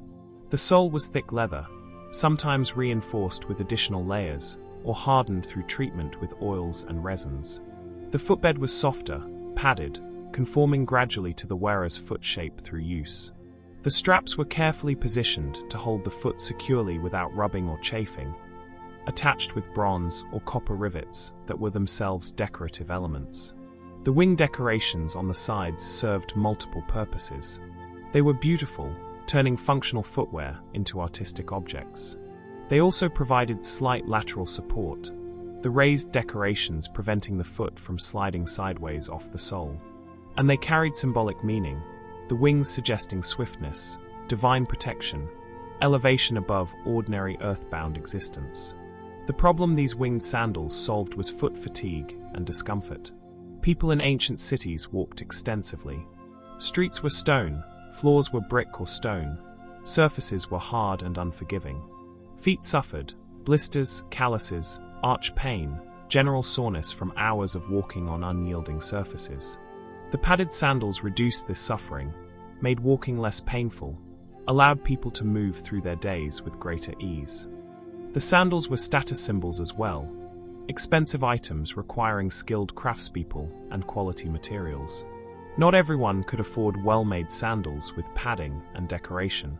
Those who wore them were announcing their prosperity, their ability to choose comfort, their participation in the material culture of the urban elite. The sandals required maintenance. The leather dried and cracked without regular treatment with oils. The padding compressed and needed replacement. The straps wore and broke, requiring repair. This ongoing care was part of the relationship with the object, regular attention that kept it functional and preserved the investment it represented. Wearing comfortable sandals changed how you experienced the day. Walking was less of an ordeal. Feet hurt less at day's end. This might seem trivial, but chronic pain and discomfort drain energy and spirit. Relief from that pain, even partial relief, improved quality of life in ways that are difficult to overstate. The winged sandals were small kindness to the self, repeated daily. We travel now to the Parthian Empire, that Persian dynasty that ruled from approximately 247 BCE to 224 CE, controlling vast territories and serving as intermediary between Roman and Chinese worlds, facilitating the Silk Road trade. Among the luxuries moving along those trade routes was silk, and the Parthians developed distinctive ways of using it. Parthian silk sleeves. These were detachable sleeves, separate from the main garment, made from silk fabric and tied or buttoned onto tunics and robes. The sleeves could be added when desired, providing warmth and protection for arms, or removed when they became too warm or interfered with work. This adaptability made them practical despite their luxury materials. The silk was often patterned, woven with colored threads creating stripes, geometric designs, or figurative images. The patterns were status markers, more complex designs requiring more skilled weaving and therefore costing more. A person wearing elaborately patterned silk sleeves was displaying wealth and access to long-distance trade goods. The sleeves served multiple functions. They protected arms from sun, important in the intense heat of the region where sun damage and skin cancer were real concerns. They kept arms warm in the cold seasons, silk being an excellent insulator despite its light weight. They protected clothing underneath from dirt and wear, the detachable sleeves being easier to clean than an entire garment. The problem Parthian silk sleeves solved was the need for adaptable clothing in a climate with significant temperature variation. Days could be hot, nights cold, seasons changed dramatically. Rather than owning multiple complete garments for different conditions, the detachable sleeves allowed a single base garment to be modified as needed, creating versatility with fewer total pieces.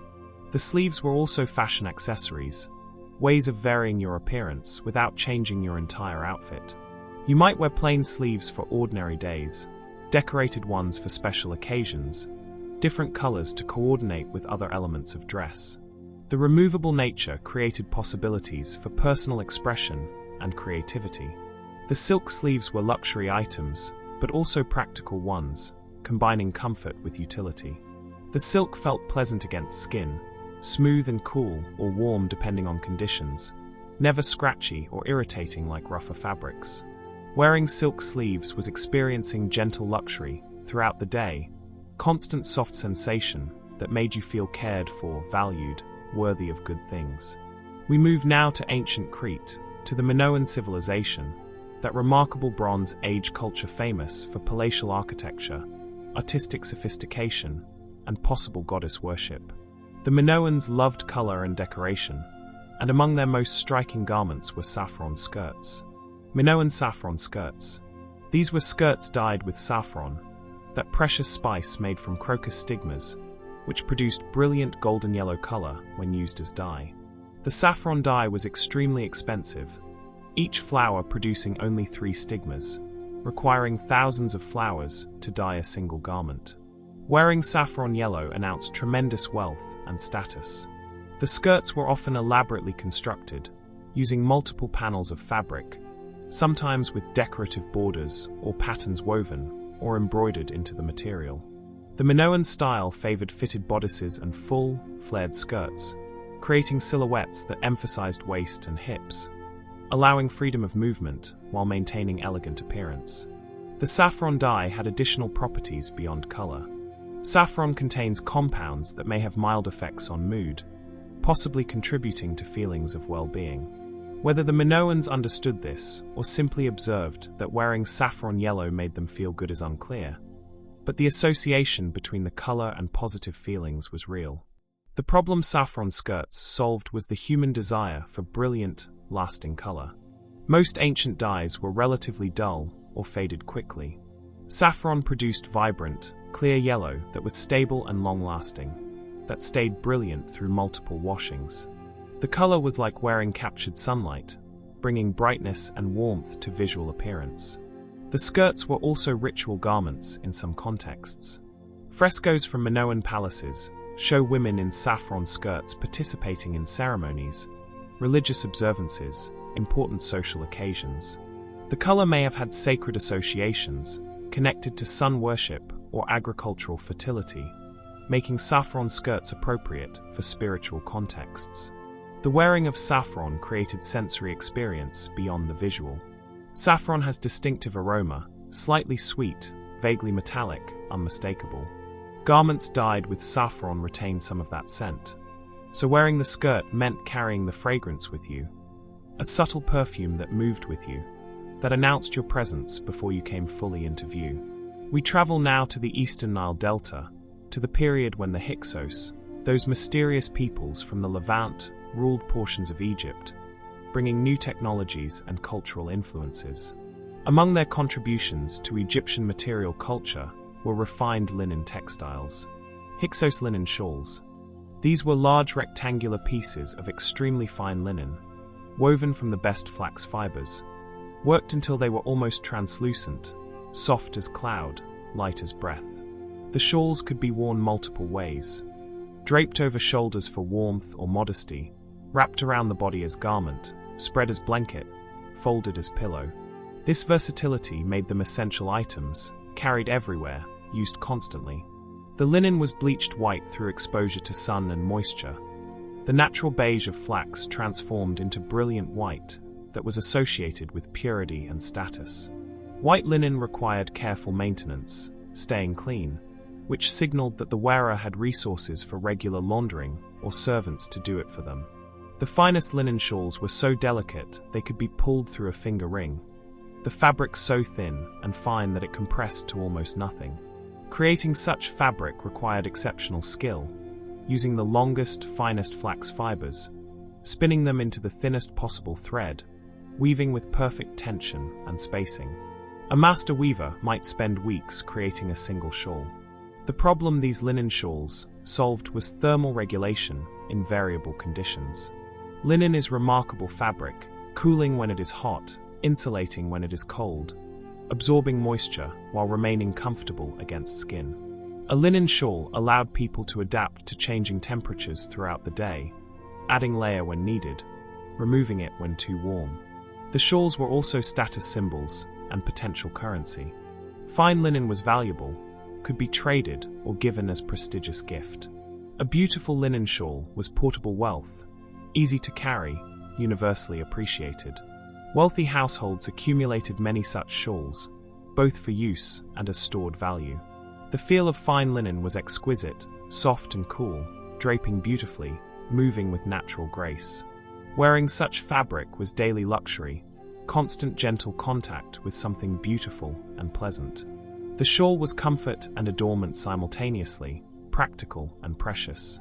We return now to Lydia, that innovative kingdom we visited before for its coins and lip balm, but also home to people who understood that even simple things like shoelaces could be improved. Lydian lentil laces. These were not made from lentils, but named for their color, dyed a particular reddish-brown that matched cooked lentils. The laces were made from braided plant fibers or thin leather strips, dyed and treated to make them durable and flexible.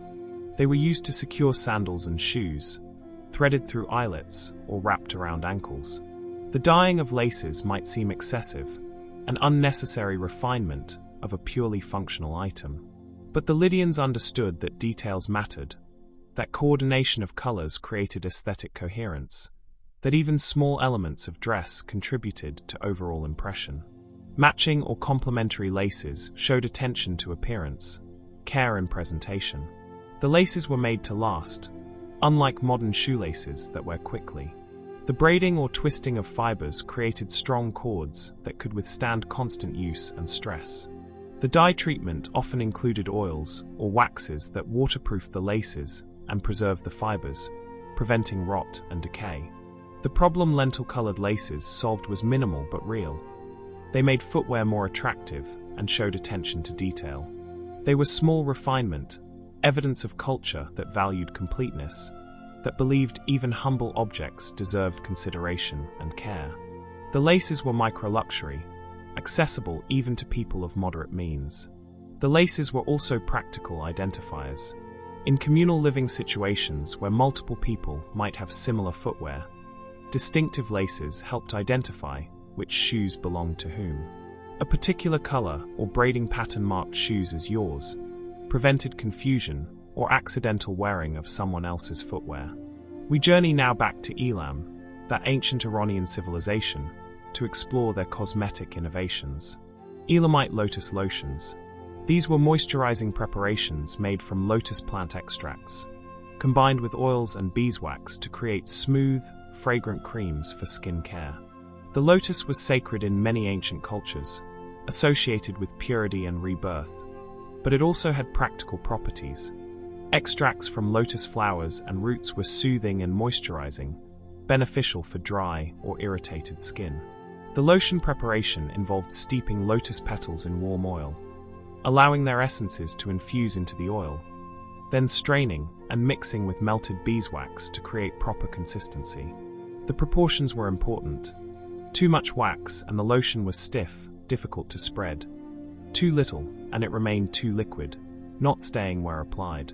The resulting lotion had pleasant texture, smooth and not greasy, absorbing into skin without heavy residue. It had subtle fragrance from the lotus, sweet and slightly aquatic, not overpowering but noticeable. Applying the lotion was sensory experience, the smooth texture, the gentle scent, the feeling of skin becoming softer and more comfortable. The problem lotus lotions solved was dry, damaged skin, particularly in climates with low humidity or among people whose work exposed them to drying conditions. The lotion provided moisture, created protective barrier against further damage, soothed irritation and discomfort. This was both cosmetic and medical, beautifying while healing. The lotions were stored in small jars or pots, carefully sealed to prevent drying out. The containers themselves were often beautiful, decorated clay or carved stone, making the lotion something pleasant to look at as well as use. The act of opening the jar, scooping out lotion, applying it, was daily ritual of self-care. We move now to Korea, that Anatolian region we visited before, to explore another daily comfort. Korean sponges. These were natural sea sponges, harvested from shallow coastal waters, processed and used for bathing and cleaning. The sponges were collected by divers who could hold their breath and descend to tear the sponges from their anchoring points on rocks. The sponges were living animals, but once removed from water and dried, they became the soft, porous material we still use today. The processing involved soaking the dead sponges in water, squeezing them repeatedly to expel residual organic matter, then drying them in the sun. The result was lightweight, highly absorbent material that was soft when wet, perfect for bathing applications. The natural texture was gentle on skin, not scratchy like rough cloths. Using sponges for bathing was luxury compared to washing with hands alone or with rough fabric. The sponge held water and soap, created gentle friction that cleaned without irritating, reached all body surfaces easily. Bathing with a sponge was more effective and more pleasant than alternative methods. The problem Korean sponges solved was efficient, gentle cleaning. The absorbent material held water and cleaning solutions, allowing thorough washing with minimal water waste. The soft texture made bathing pleasant rather than harsh, encouraged more frequent washing, contributed to better hygiene and skin health. The sponges were valuable items, carefully maintained, rinsed after use, and allowed to dry completely to prevent bacterial growth. A good sponge might last months or even years with proper care, making it worthwhile investment despite initial cost of acquisition. We travel now to ancient China, to the Neolithic Zhongbo culture, to discover another small comfort. Zhongbo zest zips. These were what we might call flavor packets, small bundles of citrus peel dried and wrapped, used to add bright flavor to water, tea, or food. The citrus, likely ancestors of modern mandarins or kumquats, was peeled carefully to keep the peel in large sections. Then the peel was dried in sun until it was hard and brittle. The dried peel was broken into small pieces and stored in containers. When desired, a piece could be added to hot water, releasing essential oils and creating fragrant, slightly bitter beverage that was refreshing and digestive. The peel could also be added to cooking, infusing food with citrus flavor. The problem zest zips solved was monotony in beverages and the need for digestive aids. Plain water became boring. Tea was not always available or affordable. Citrus peel provided a way to make water more interesting, more appealing to drink, while also providing compounds that aided digestion and provided vitamin C. The zips were seasonal products, made when citrus was abundant, stored for year-round use. This preserved some of the harvest bounty, extended the usefulness of fruit beyond its fresh eating season. A household might prepare large quantities during harvest, ensuring supply that would last until next season. We move now to the Caucasus region, to the Neolithic Shalavri culture, where people discovered another simple pleasure. Shalavri shell sips. These were drinking vessels made from large shells, particularly the shells of land snails, or from freshwater mollusks from rivers and lakes. The shells were cleaned, polished smooth, sometimes decorated with incised designs, creating beautiful functional cups for drinking. The shells had natural advantages as drinking vessels. They were waterproof, durable, easy to clean, and required no manufacturing beyond collection and cleaning. They had pleasant feel, cool and smooth against lips, appropriate size for comfortable holding and drinking. The problem shell sips solved was the need for personal drinking vessels in cultures that were developing but had not yet perfected pottery or metalworking. Shells provided immediate solution, natural containers that required minimal processing to become functional. The shells were also personal objects, often kept by individuals rather than shared communally. Your drinking shell was yours, recognized as yours, used only by you. This created sense of personal ownership and hygiene, reducing disease transmission through shared vessels. And now, as our journey nears its end, we return to objects we encountered at the beginning, completing the circle of our exploration. We remember the lapita clay pots, those vessels designed for ocean voyages, storing fresh water and seeds, enabling exploration across the vast Pacific, connecting islands across thousands of miles of open ocean. Those pots were adventure and possibility, human courage made tangible in clay. We remember the Vinca vortex vessels, those spiraled pots where water seemed to spin into infinity, where function became beauty and beauty served function, where ancient potters understood that useful objects could also delight the eye and intrigue the mind. Those vessels were curiosity and creativity, the impulse to do more than merely adequate, to reach for excellence. We remember jom and acorn jelly, that simple food made from patient processing, from understanding that bitter could become sweet with effort and knowledge, that forests provided abundance to those who learned their secrets. That jelly was wisdom accumulated and passed down, generations of knowledge encoded in a simple preparation technique. We remember Yongshao yogurt jars, those vessels that maintained perfect conditions for invisible bacteria to transform milk into something more digestible, more stable, more useful. Those jars were partnership with nature, working with microbial allies that people could not see, but learned to trust and nurture. We remember Catalhoyuk clay corsages, those small decorative pieces that said, "I am an individual. I have aesthetic preferences. I choose to be beautiful even in crowded settlement where everyone lives pressed together." Those corsages were dignity and self-expression, insistence on personal identity within community.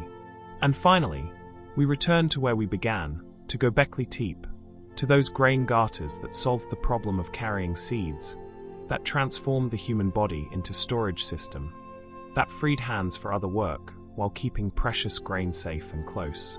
Those garters were innovation and practicality, the beginning of settled life, the moment when humans chose to stay rather than constantly wander, when we committed to agriculture and all that followed from it.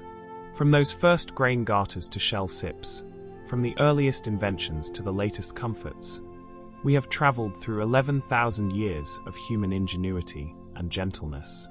We have witnessed how people solved problems large and small, how they created beauty alongside utility, how they chose comfort when they could, how they were kind to themselves and each other, how they played and prayed and created and cared for pets and children, how they marked their bodies and adorned their clothes and flavored their food and made life bearable, and sometimes even wonderful. And so we come to rest at last, here at the end of our long journey through the ancient world, through all those vanished civilizations and forgotten peoples, through the strange facts and small innovations that made their lives possible and livable. Everything we have explored, every bread seal and beer straw, every feather cloak and flower crown, every grain garter and yogurt jar, all of it has returned to dust or survives only as fragments, broken pieces in museums, echoes in historical texts, shadows of what they once were. The hands that made these things are dust. The minds that conceived them are silent.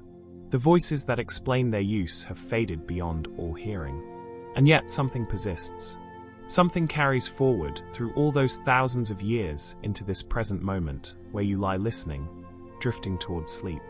What persists is not the objects themselves, but the impulse behind them, the very human need to make things better, easier, more beautiful, more comfortable, more meaningful.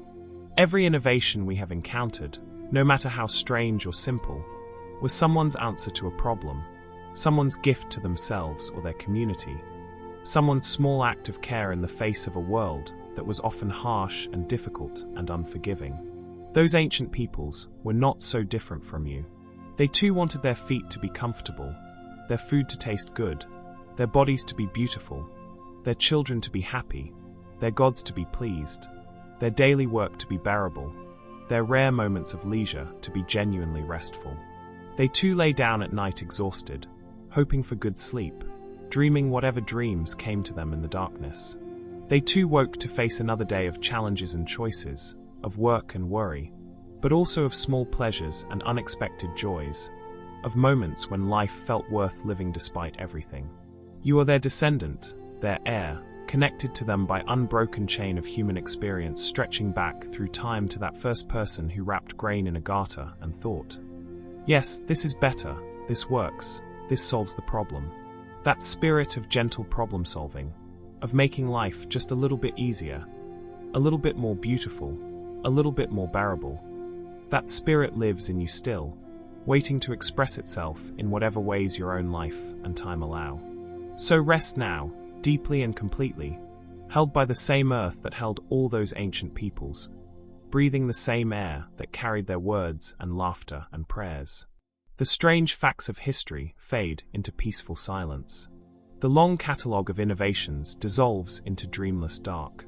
And you remain, simply you, breathing and resting, alive in this moment that will itself become history, that will itself be strange and distant to people not yet born, who will look back at you as you have looked back tonight at grain garters and bread seals, wondering at the strangeness and familiarity both, seeing in your ordinary daily objects the same mixture of practicality and beauty, necessity and play, survival and joy that we have witnessed throughout this long night's journey.